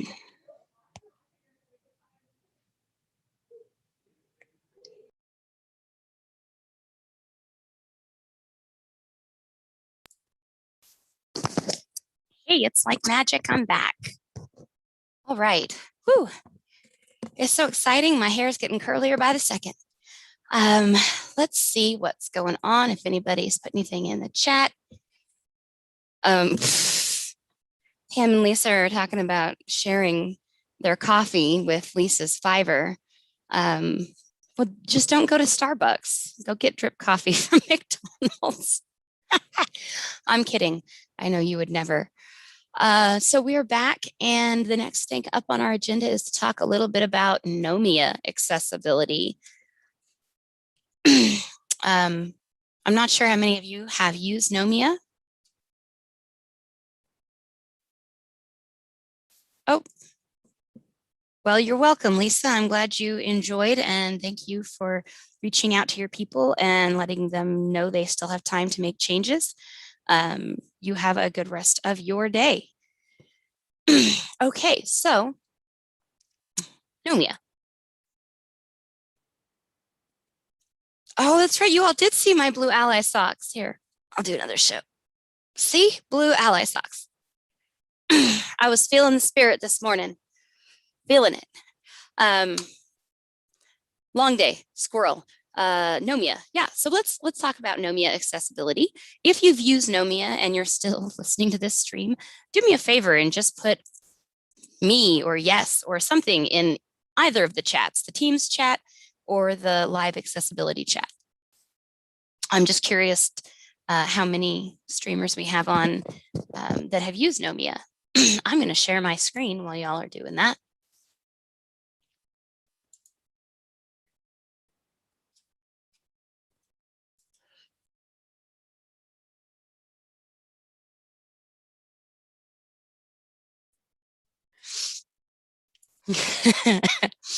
Yes, meringue.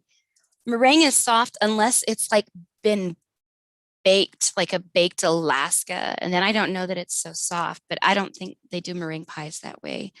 Joe's still here, man. I thought you would have had enough of me by now. What? Glad you're still here, friend. I would normally go with ice cream as a topping on pie because I love fruit pies, but they're too cold.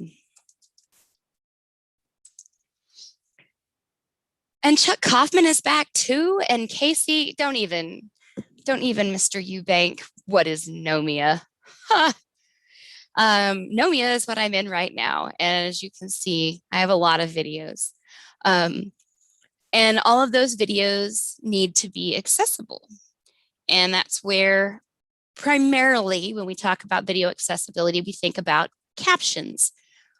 But Dawn is tough.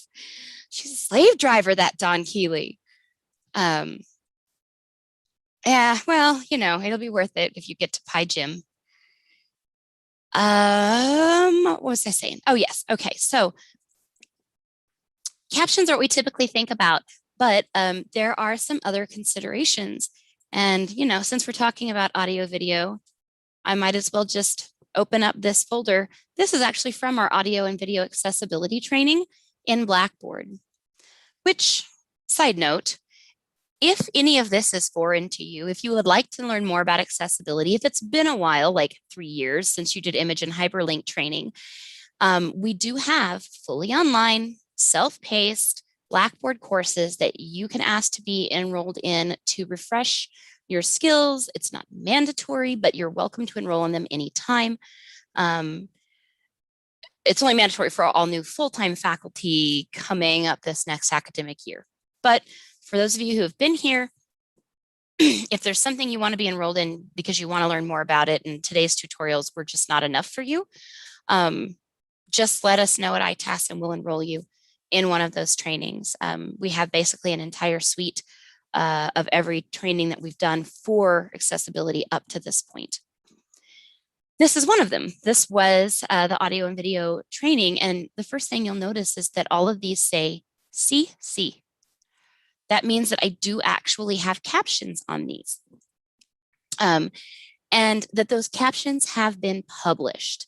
So when you are working in Nomia, something that a lot of people don't realize, in fact, we really didn't realize it until recently, is that you have to click the publish button in order to make even your automatic captions get published. So let me show you what I mean. I'm going to go back out to my library and find something that doesn't have captions. Let's see, how about, this was a short little video on how to fill out your training checklist. It doesn't have captions. So we can walk through this process together. Let's say I just made this video and I want to caption it in Nomia. This is a little bit different from how it was when we first did Nomia. It's even a bit different from how we did in last spring. So this will be a great refresher.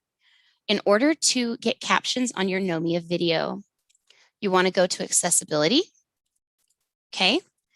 And it's going to ask you a couple of things, but what you need to do, oh, gosh, I guess I must have already done it on this one. Typically, it's going to ask you if you want to add a caption track. Let me find one for absolute sure that I haven't done this on.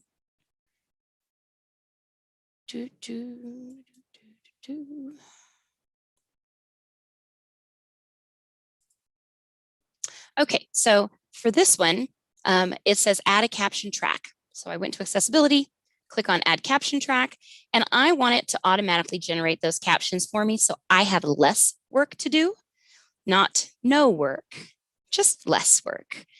And then I click apply.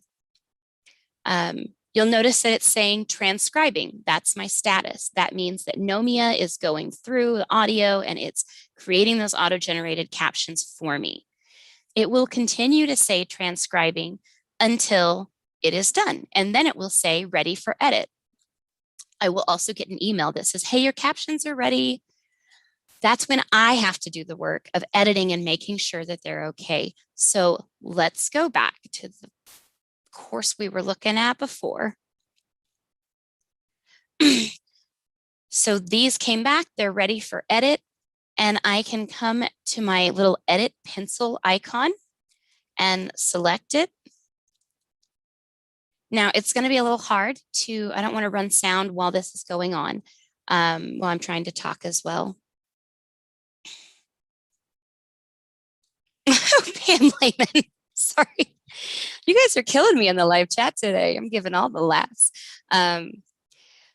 and they're hard questions. I made them hard on purpose so that we would learn, because they are some things that we haven't touched on in a while. The last one should be pretty easy, I think. It's got less questions too. So anyway, the way that you go about adding captions here or checking your captions, you'll notice that each of these little segments is a bar of captions. Like I said, I'm not going to play it here, but I could hit my play button and I can listen to what it's saying and double check my captions as it goes along. I might want to change and fix my punctuation, for instance. That should be like that. This is best practice. This is like AAA, and we're aiming for AA. We would love to have, you know, proper punctuation, capitalization, all of the things. But understand that, you know, everybody's plate is full. And so when you are looking through captions, it is probably the most important that you make sure things make sense. For instance, this is supposed to say, I'm going to highlight this, PRD 101 training. Instead, it says PRD 101, which would be confusing if you were trying to equate this to the name of the course in Blackboard or something. You also want to make sure that there is no offensive language. Most of your automatic captioning devices will actually will avoid those types of mistakes at this point. They've gotten that good. But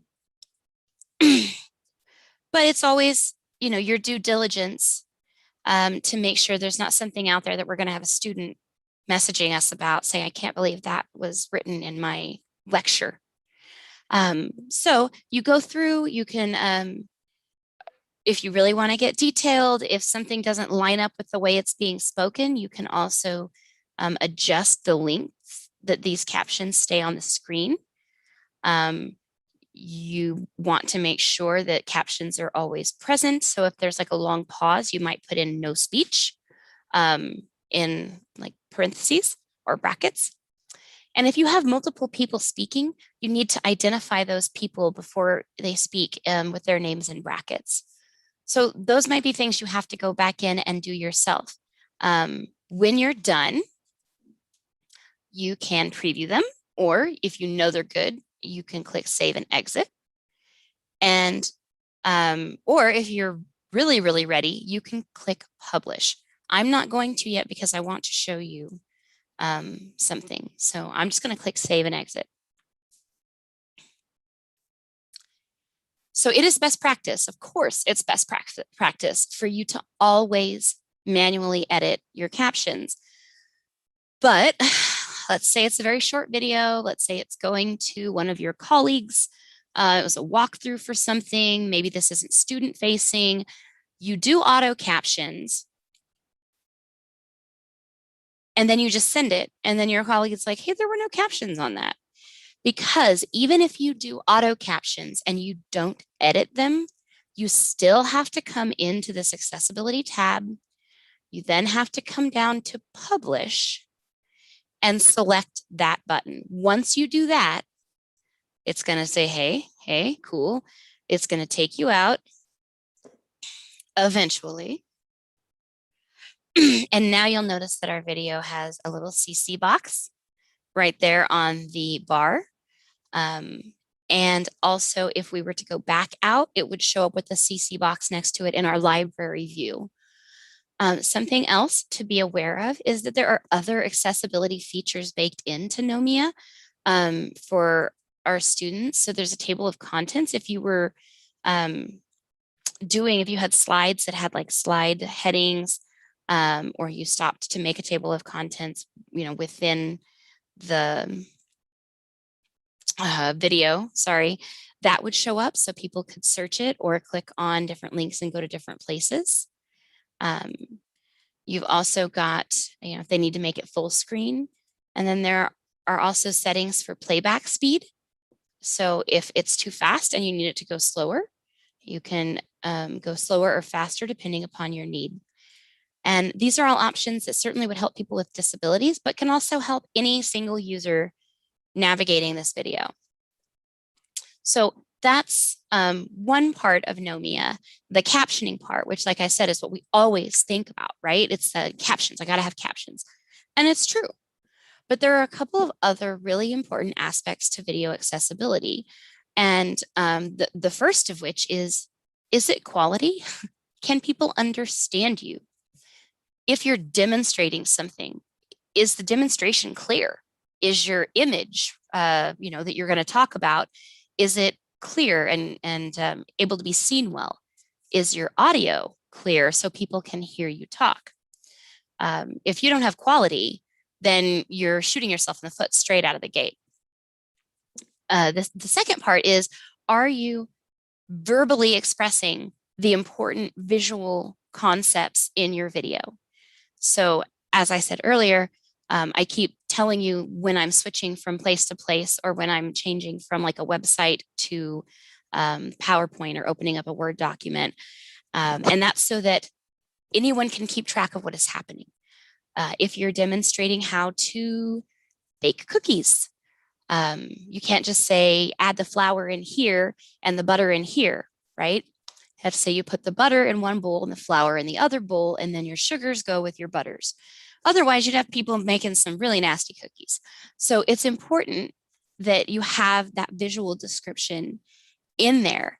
And there are several ways you can do that. If you're making it from scratch, try to plan your script so that you include that already in your dialogue, and then it's going to caption it for you, and it's going to be right there.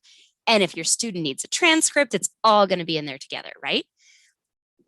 But let's say that you didn't, because you didn't know, but your video is still a good video and you want to put it into Nomia and generate captions. You can also generate an audio description. And an audio description is a track that basically goes over the actual like main audio track and just describes what's happening in the background. Audio descriptions are not as common as they probably should be, but it is cool that we have the feature to do that, because a lot of these, like YouTube doesn't have I don't think has an audio description track availability. So that's something to take into consideration. Another thing is this details tab. If you're doing something static, meaning like me, I'm just sitting here doing a talking head video to you, I could put the details of my like background and what you might see if it's important. Like right now, I'm just in an office. So my background really isn't making any importance, but if I was going to be standing at graduation doing a talking head video with the stage behind me, I might want to make sure that somewhere in my description, I have something about being at graduation, especially if I don't say it in the video. So I could simply say, I did an interview with Pam Lehman, graduation 2021 Coke Arena. Maybe that's what I put in my description here, and then I don't have to say it in the actual video. So just thinking about what you need to convey and how you need to convey it, and then making sure that you have, a good description for the video, good captions, quality, and audio description. Those are your heavy hitters for accessibility of audio visual things. Okay, with that, I'm checking the chats. I see nothing new in the chats. I need to get out of there. I'm going to stop sharing my screen for just a moment. And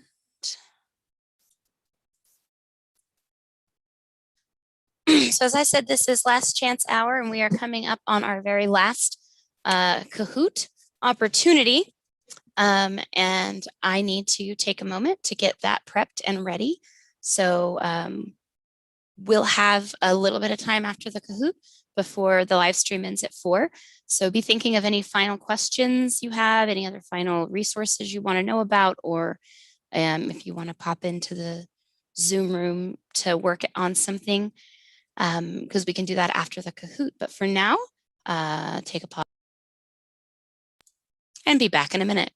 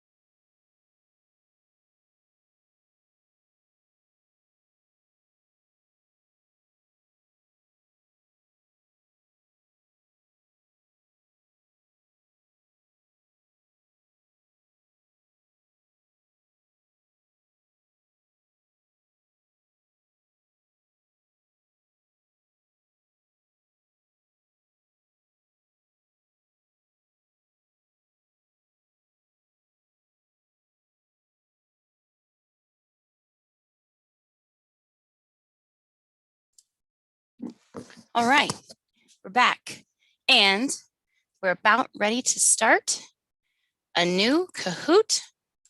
I am putting this conversation, the link and the game number are in the Teams chat as well as in the live chat. This is your last chance for $5. It's 4 questions. 3 of them are true, false. And they're all about audio and video accessibility. We just talked about it. So this should be anybody's battle.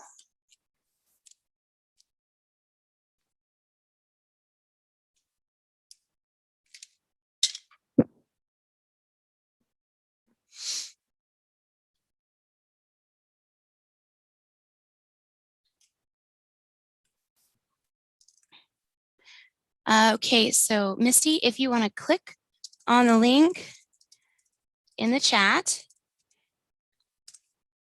then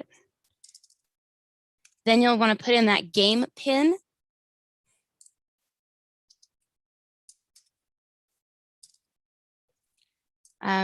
Make sure that you have it open in another browser or on your phone, because you want to be able to see this screen, the live stream screen that I'm about ready to share, as well as your answer screen. Sharing.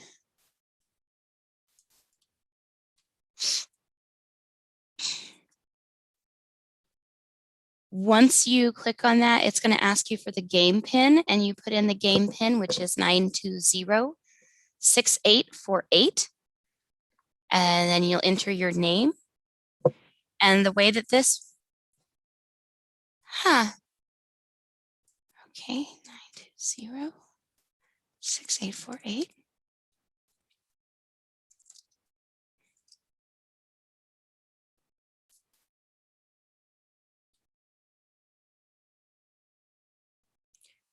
So if you haven't played Kahoot before, you'll want to have it open on one screen to answer and then another screen to see what the choices are.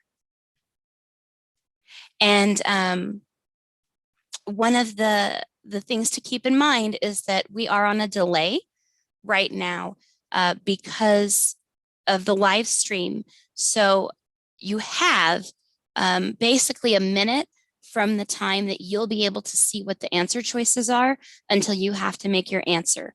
Don't believe the timer on the screen. The one that you will be seeing will have more time on it than you actually have. I'll put the time countdown in the chat.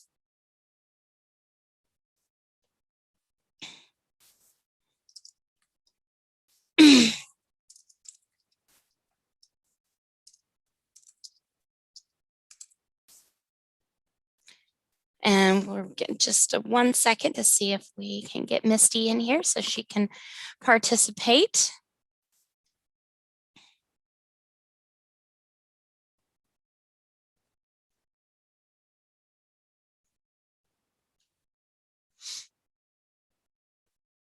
Oh, Christina's in.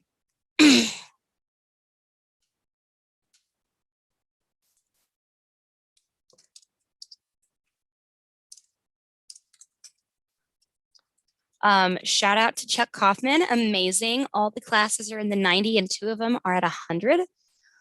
What? Well done, sir. Well done. That's fantastic. There's a reason why we're number 12 in the international competition. Okay, Misty's gonna just watch. And oh, Chuck is joining too. Oh my goodness. You guys are making my day. I didn't know if anyone would still be here this late in the day. All right, well, let's get started. Who's gonna win that $5? Don't forget about the delay.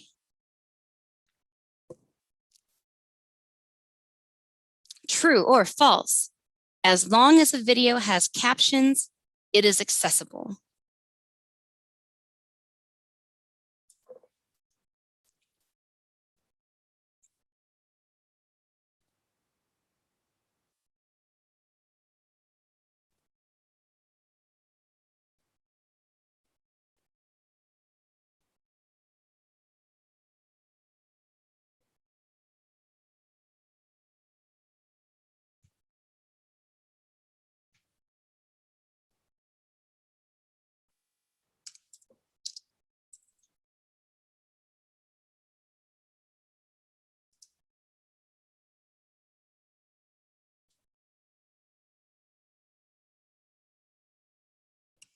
Looks like we need one more answer.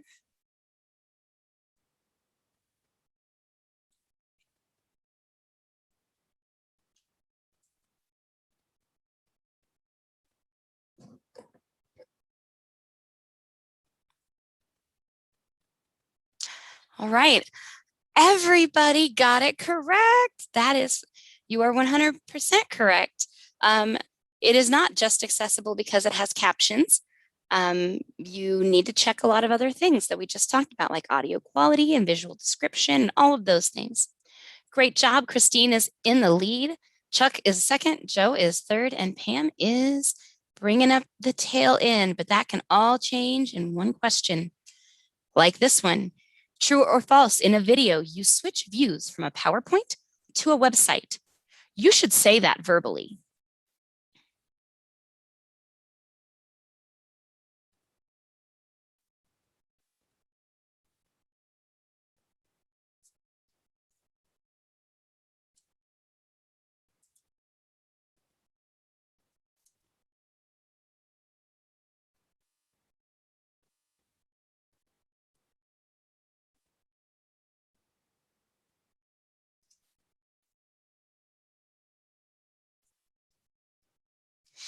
Two answers.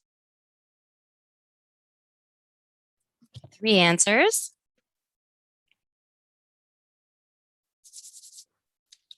Yes. Yes. You all are amazing. It is true.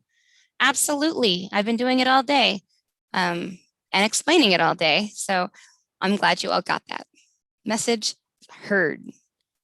Oh, Joe was quick on the button this time and moved into first place. Pam's only less than 300 away. All right. We're cruising through this. Next, this is the only non-true false question, and it is audio description refers to what? Is it the main audio track of a video? Is it an extra audio track that describes visual cues and actions? Is it both of these answers or neither of these answers?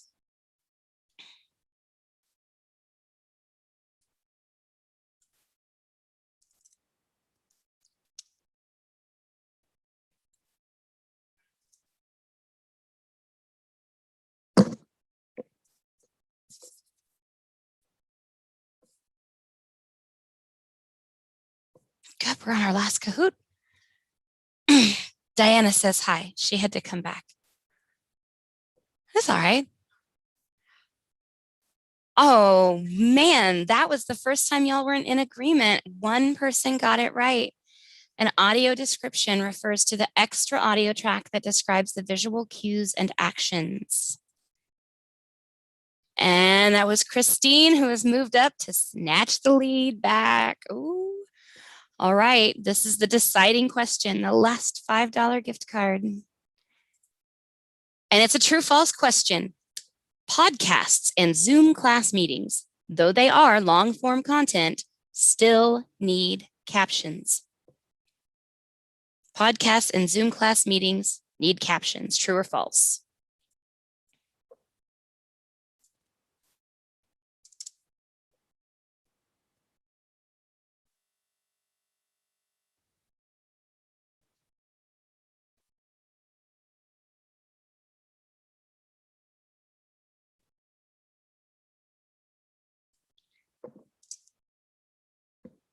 One answer, two answers, three answers. And everybody got that one right. Fantastic. Okay, big drum roll. In third place, Chuck Kaufman. What? In second place, Joe Varientos. And in first place, Christine Parks. Awesome job, everybody. Pam is honorable mention. I just want to say that Pam is going to be getting a $5 gift card all of her own because she has played every Kahoot today and has actually doubled as an ITAS member to help out and take over Cliff's job of interviewing Jennifer and Matt at South Campus, since we're still waiting on Cliff's daughter to have her baby. So Pam, I want to give you a very specific shout out. Thank you for helping make this day go smooth and being an interactive part of the experience. And everybody else, you've all been amazing. Let's take another look at our progress report. Christine, I'll get with you tomorrow or soon about that $5 gift card. I'm writing your name down on my list. Boom. Everybody give Christine a big round of applause. Joe, Chuck, you did great too. I'm getting out of this and I'm going to go find our Ally content leaderboard. Okay, so with 14 hours, 21 minutes, and 52 seconds until the end of Global Accessibility Awareness Day, which is again why we're fixing our content in celebration, we are in 11th place. So we went from 15 to 11 in the last hour, and that speaks volumes to the amazing work you guys have been doing all day long. I can't even, oh, Pam, it's not a participation award. It's a thank you for saving our buns award and doing the interviews. So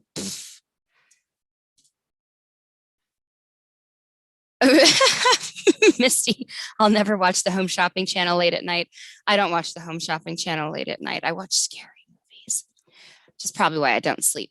Anyway, we have done ourselves proud, even if this was the end of it. You know, we've hit the over 1,000 mark, which means we should be in the Silver Club. So that's phenomenal. We've basically made a fix for almost every other student in our college. And it's up to you guys. You guys did this all. So thank you for sticking around. We have one last bit of business to take care of. And that is just some closing comments, which of course is me expressing my gratitude and maybe getting just a smidge teary-eyed at how amazing this place is. But the other thing is to explain to you what the follow-up for this looks like. So I know you all have been working very hard with the intention of wanting to pie some people in the face. Because I couldn't run those reports today, I sadly could not update you on where each department stands. However, it will be on my to-do list tomorrow. As soon as that data is available, I will run it. I will collate it, and I will send out a very big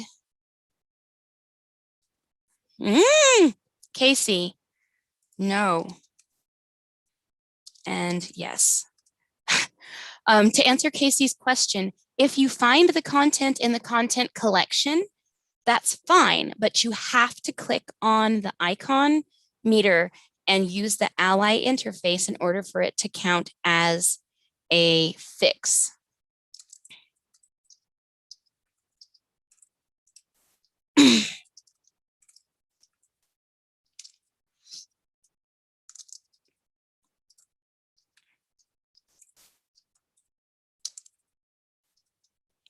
I hope that explains everything. And for those of you who maybe are going to be fixing content after this, if you have questions, feel free to put them in the Teams chat, even though the live stream will have ended. We'll be checking things there. And oh, Casey is helping out. I don't know which area Casey's helping out in though. We all took different areas to help out. Yes, follow up. I will send a big announcement with all of the information and stats and who won the pieing contest and who's going to get pied. The department that makes the most fixes also gets a trophy. The trophy hasn't been made yet. It's going to be made in-house by members of our very creative and talented staff.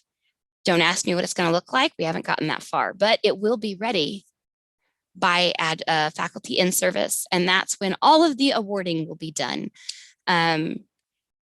We may have a raffle to see who gets to actually pie the dean and some other things. So that more information will come out about that as we get closer to time.